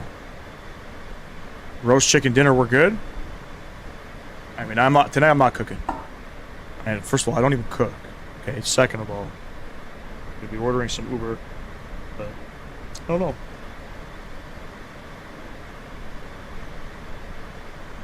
Maybe I'll get some Thai food, you know?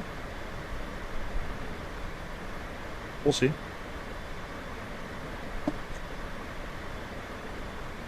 Had? Oh, you had roast chicken dinner. Chicken's always good, man. You're finally getting around to that custom FMS they were, yeah. I reached out to them in May to ask if I could possibly, as a content creator, kind of get like first access to it. And they responded back. I forget what his name was that responded back. And then they opened up a thing for content creators to enter in to possibly have access to it. And they were going to assign it to people in July. But I haven't heard anything, you know. And to be fair, I don't know many content creators that have showcased the Flight Sim Studio E-Jets more than I have on the channel, you know what I mean? So, I don't know. Cheeseburger, large fries? Well, I had a cheeseburger last night. So, I don't think I'm going to do a burger today. I think I'm decided on Chinese. But you know what? I do want something healthy. Something on the healthier option. No idea. Where I live in the GTA, the food options are crap. Sunday in the UK, it's a roast dinner, actually. Didn't know that.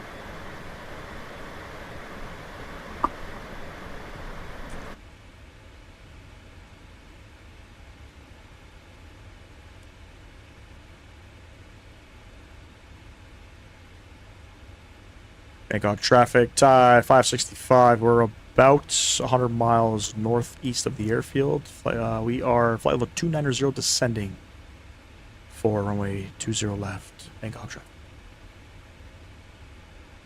Damn, all that sounds good, man.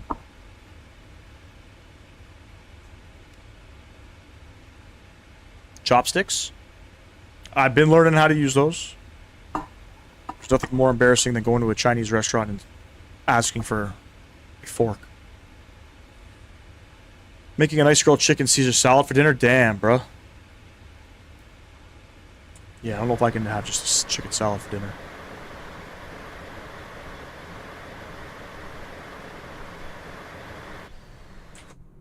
Oh my god.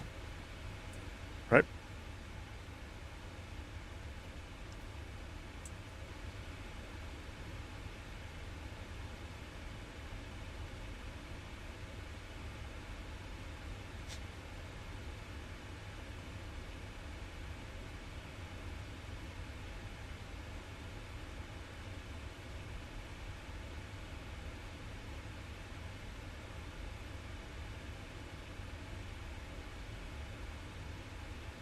What's one food I can't eat? Fish. Not a fish guy. I've tried it. You know, before you guys beat me up on it. Tried all sorts of fish. Cooked. Fried. Barbecue. Raw. Just never liked it. My mother never really cooked fish when we were younger, so it wasn't something that I, you know, was used to eating. Liver? Nope. Never tried liver. I'd probably be down to try liver, you know? Not that it's a common dish. Not at least where I'm at. It's not a common dish.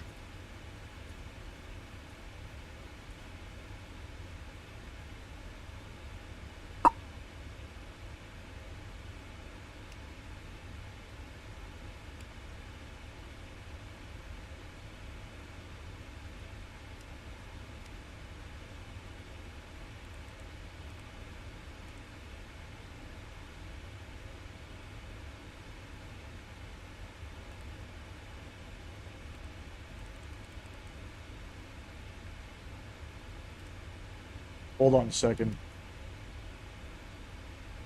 Did my waypoints not get fixed? Shit.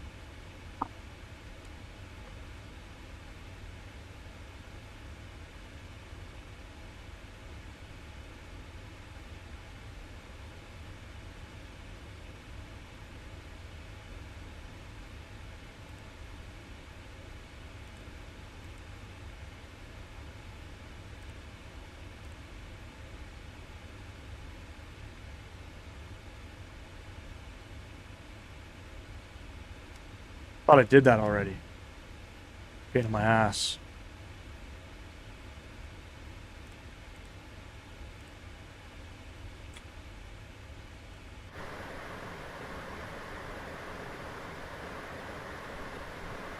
You watch Venture Pilot? Sometimes. Yep, sometimes.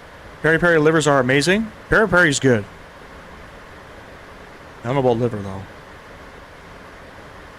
You like okay sauce on my Chinese? I have no idea what okay sauce is. Chinese food is good with, I mean, for the most part, I use the Chinese hot pepper sauce, whatever they have. That's good. It's like an oil. It's like a chili oil. Put that on all my Chinese food.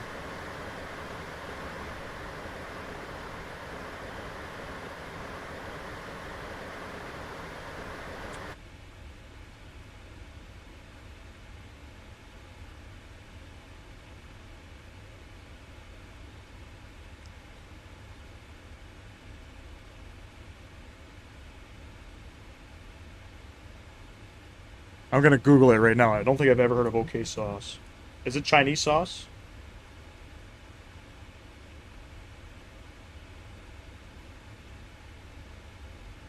It's manufactured in the UK. I'll tell you right now. Okay, hold on.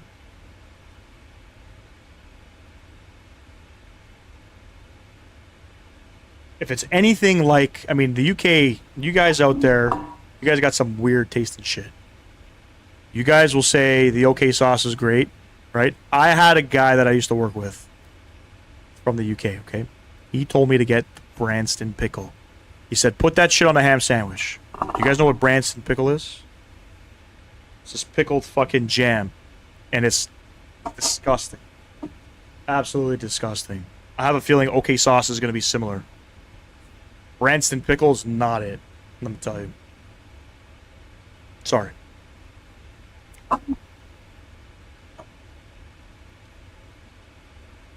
It's probably like Vegemite. That's the shit they have out in the outbacks in Australia. I'm good. I'm good. Sriracha? Sriracha's good. I put that shit on my pizza.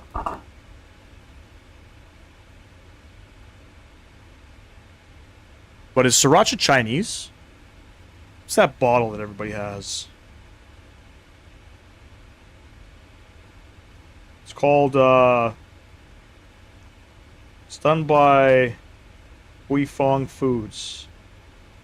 Huifeng Foods Sriracha Hot Sauce. It's not Chinese, is it? Can't remember if it was.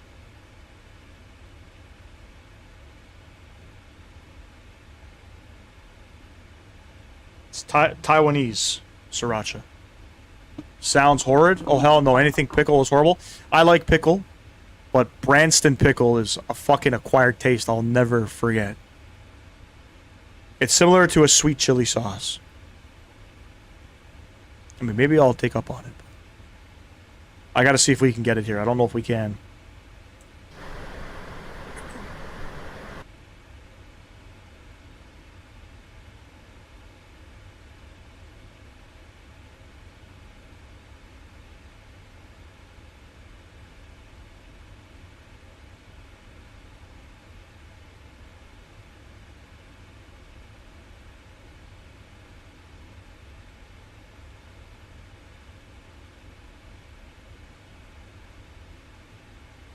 Bangkok traffic, Thai 565, 60 miles northwest of the airfield.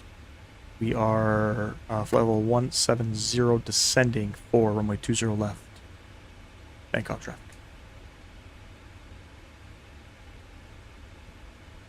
Piccalilli? Never.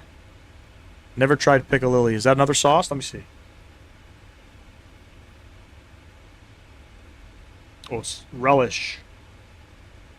It's made by Branston. It's a Branston Piccalilli Relish. Hell nah. Piccalilli, a mustard pickle is a British. No, I'm good. Anything from Branston, and I'm not doing it. Star, what's going on, man?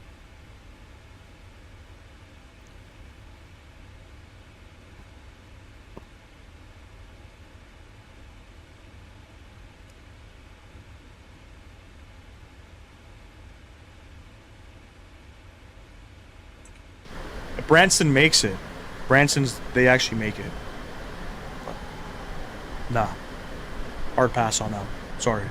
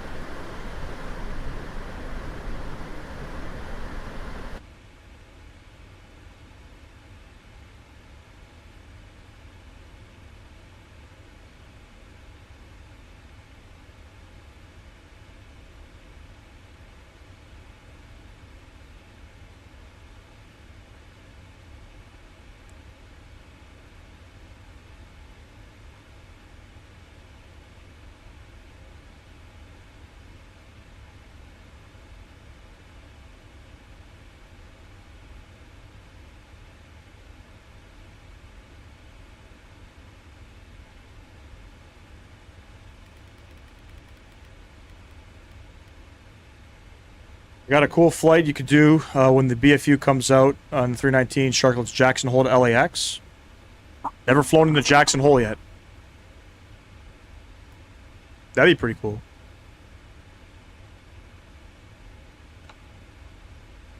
So speed brakes out a little bit. There's 13,000. Standard pressure set. Sorry. Bangkok altimeter is set. 1005. Do you believe in mythical creatures?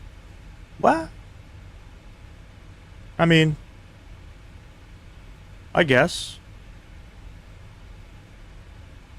I guess.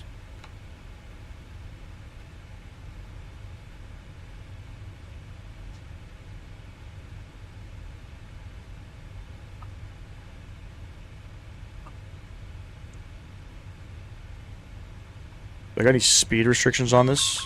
Yeah, we know the route. We know the route. Just 250 on the speed.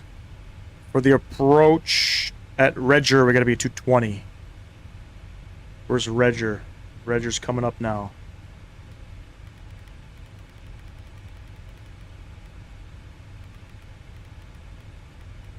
So we'll go 210.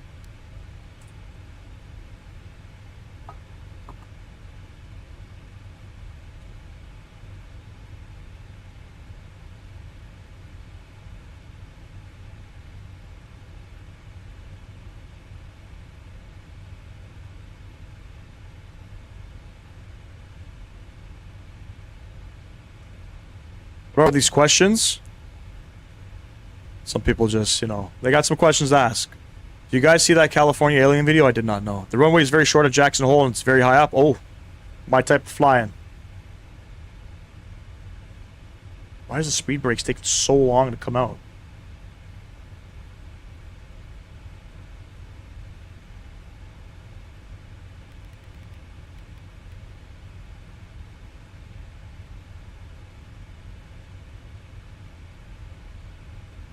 We're almost 2,000 feet too high here.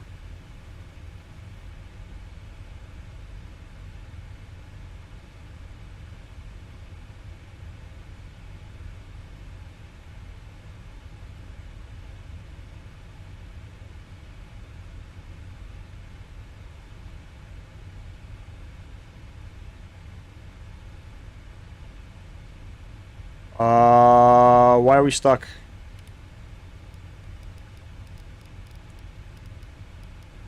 $2,500 feet per minute. Get it in.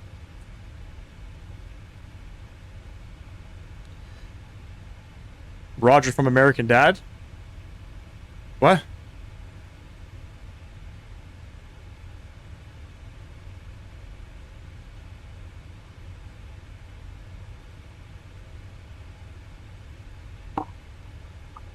don't know why VNAV is not doing VNAV stuff. But hey, fuck it. We're going manually. Vertical speed. Landing lights coming out.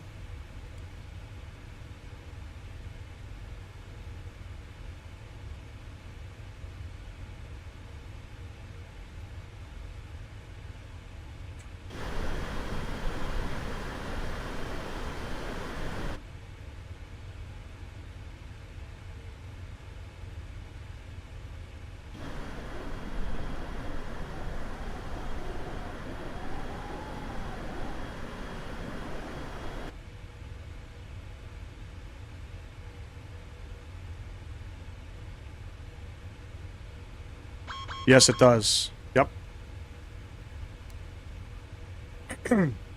It certainly does.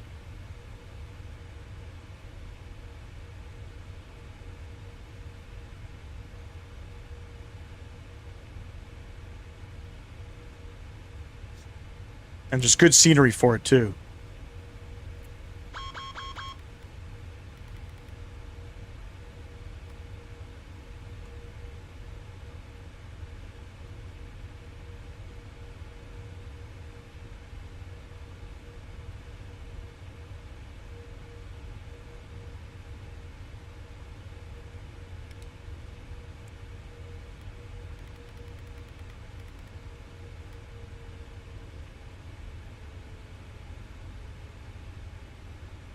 Yeah, I'll definitely give it a go. Absolutely. 100%. Alright, there's the glide slope. I can see it. Let's arm the Yoke.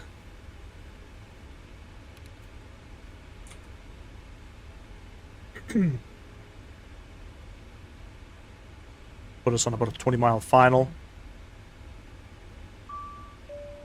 Cabin's ready. Yes, it is.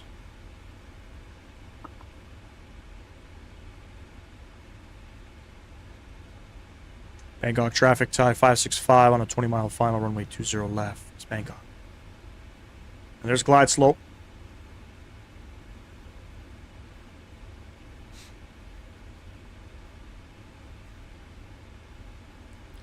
We'll get that speed down, 210.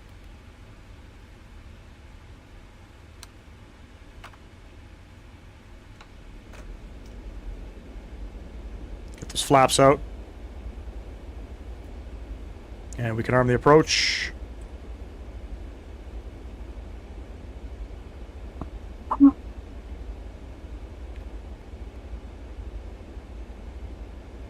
was looking at popular 319 Sharklet routes in the U.S., and most of them are in Colombia. Yes, with it's not with American though, with probably Avianca. I would imagine.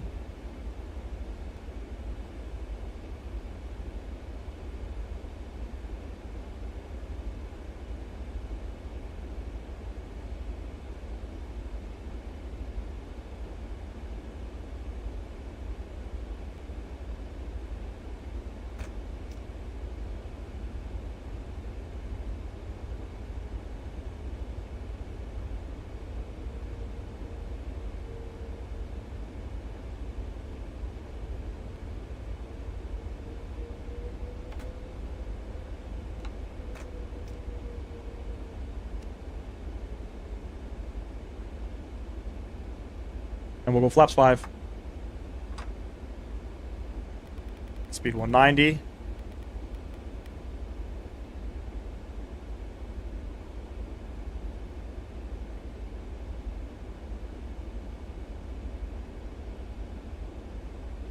The airports are meant for the 319. Glide slope's active. Aircraft does not want to slow down.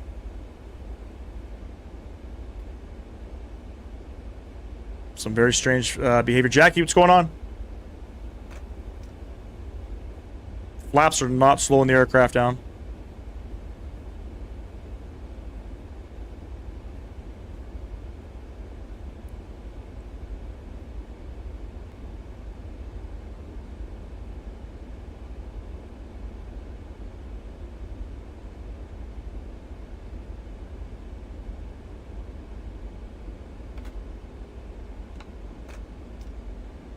Bangkok traffic tie 565, 10-mile final, 20 left.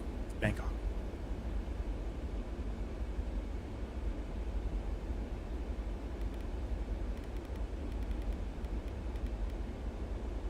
170 on the speed.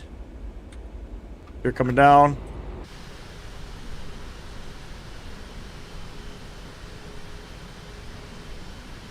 Sick. Get the rest of our lights on here.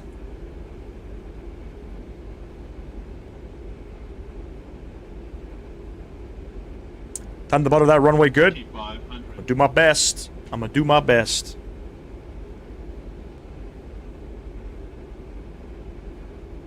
Flaps 15. I think we're gonna go 125 on the VREF. I'll go 130 on the VREF. We keep that 170 in till about 5 miles. And we're pretty gusty coming in here, but I think the winds should spin us back around. They're showing 220 at 4.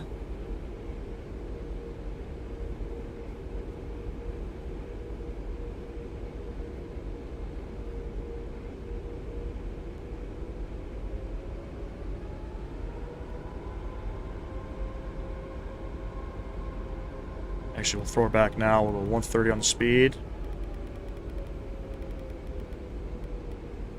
Flaps 30.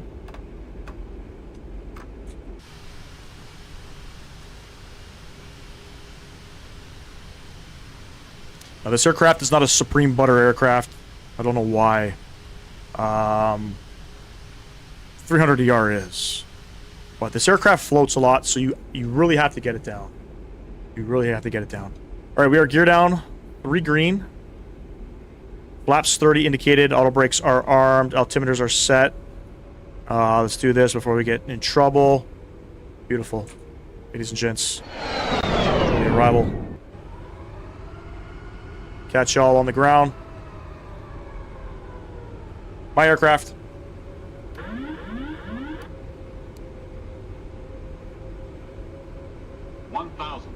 Check.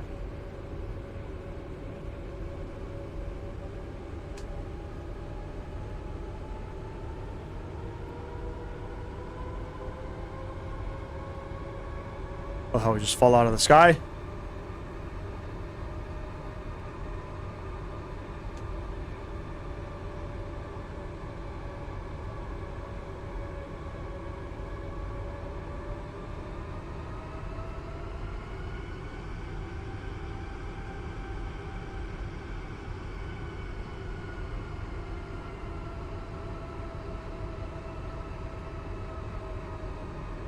Can't see the poppies. I think we're 1 white, 3 red. Bangkok traffic, tie, 565, short final, 20 left, Bangkok. Approaching minimums.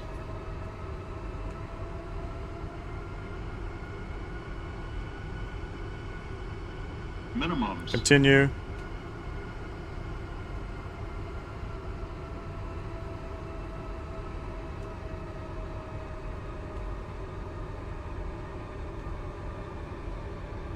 $100. 50, 40, 30, 20, 10.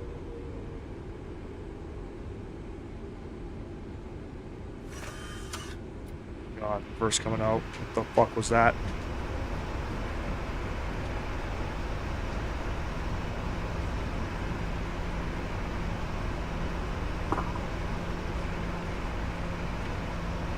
$70 knots, reversal slowed. Some very strange rudder behavior from my feet. Bring you guys back upstairs. Very strange rudder behavior. I overcorrected the aircraft. I forgot the rudders are very... When you're coming off from flying in a D-level sim, the rudders are pretty sensitive. I have to retrain my brain. Jackie, thank you. Not the best landing. I'll be honest with you. Not the best landing. Alright, so we're going to just go Juliet. So I'm going to get my gates.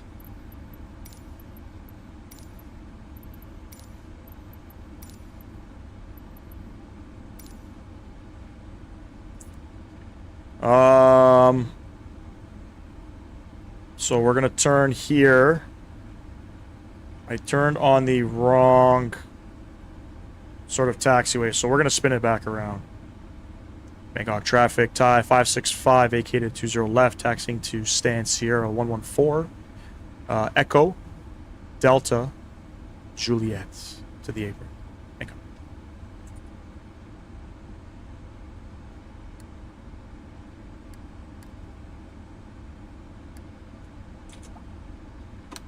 Flaps coming up.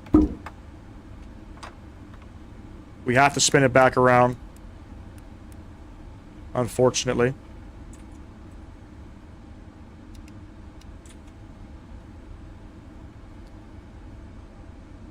Because we can't take that taxiway. It's kind of weird. The charts are showing that it can, so I think the scenery has not been updated.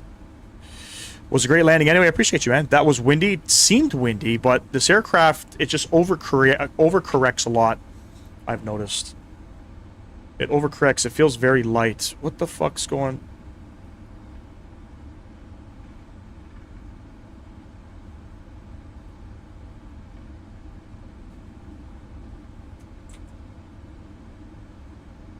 All right.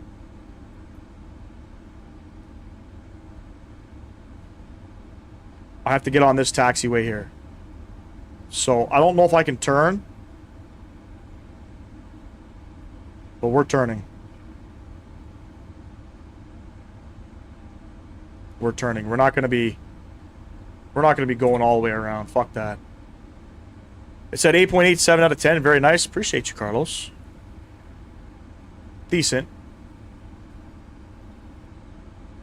As always, you know, the more you fly, the more, like, I guess, the more times you fly the aircraft consecutively, doesn't matter the aircraft, the more understanding you are of the aircraft, and you start doing proper things. So that when was the last time I was back? I was in the 777. It's been a hot minute. So I'm most definitely not used to flying it. All right, we'll make making a left here.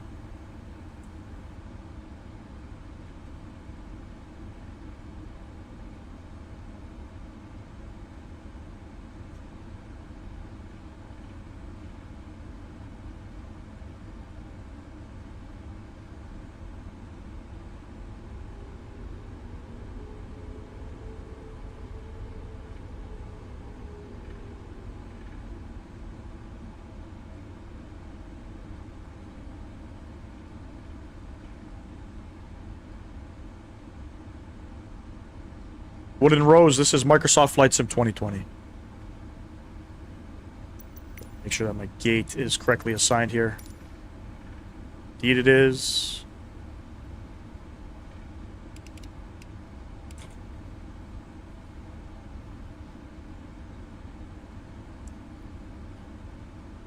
Gotta go. Thanks for the stream and see you next time. All right, Animal. I'll catch you maybe tomorrow night, man. Fly the same at the way I eat bread. Not pretty, but I can make a 787 do a front flip. You definitely can. That's a fact. Perfect timing, too, because I think the dog is starting to whine. She needs to go outside. She needs to go outside. So, we're good on all fronts there.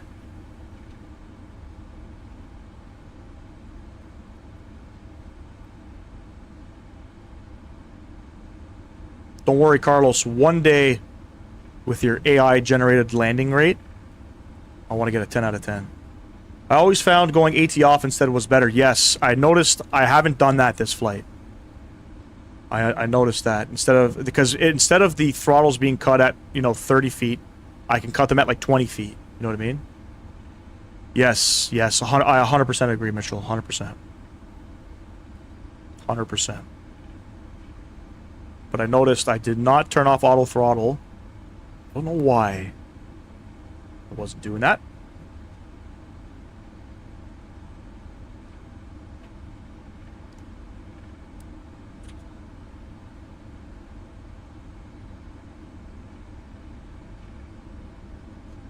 Yeah, very close today for a 10. I know. What was the first one? 9.8?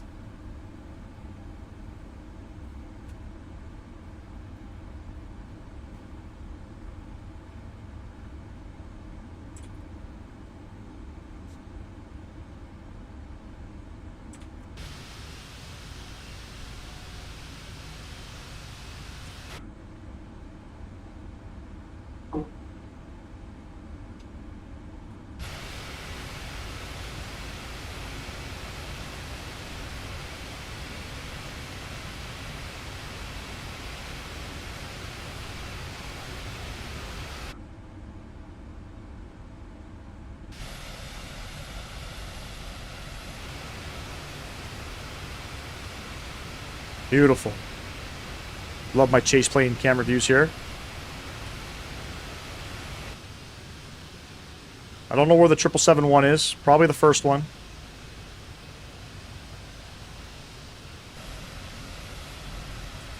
Parking brakes are on. APU is on and running. Shut off those engines. Come upstairs. Beacon light coming off. Fuel pumps. How you doing? We'll go ahead and...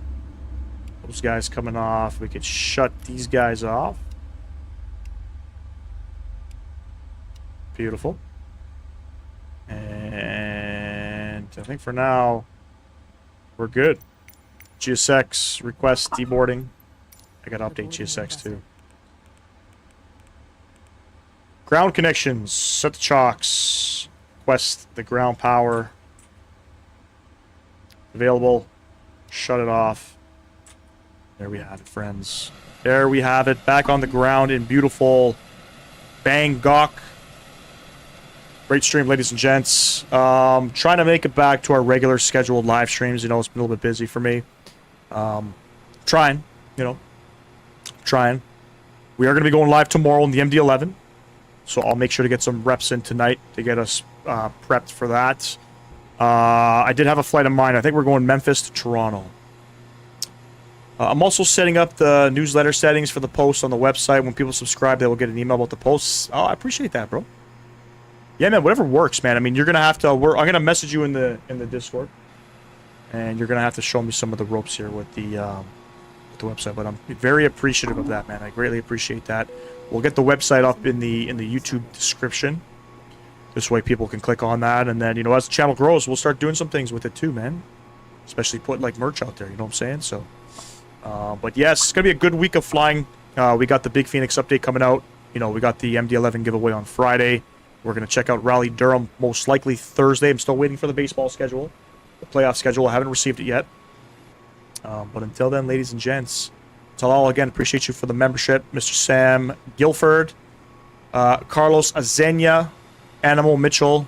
Good chats with you guys. Catch y'all in the next one. Enjoy the rest of your evening, ladies and gents.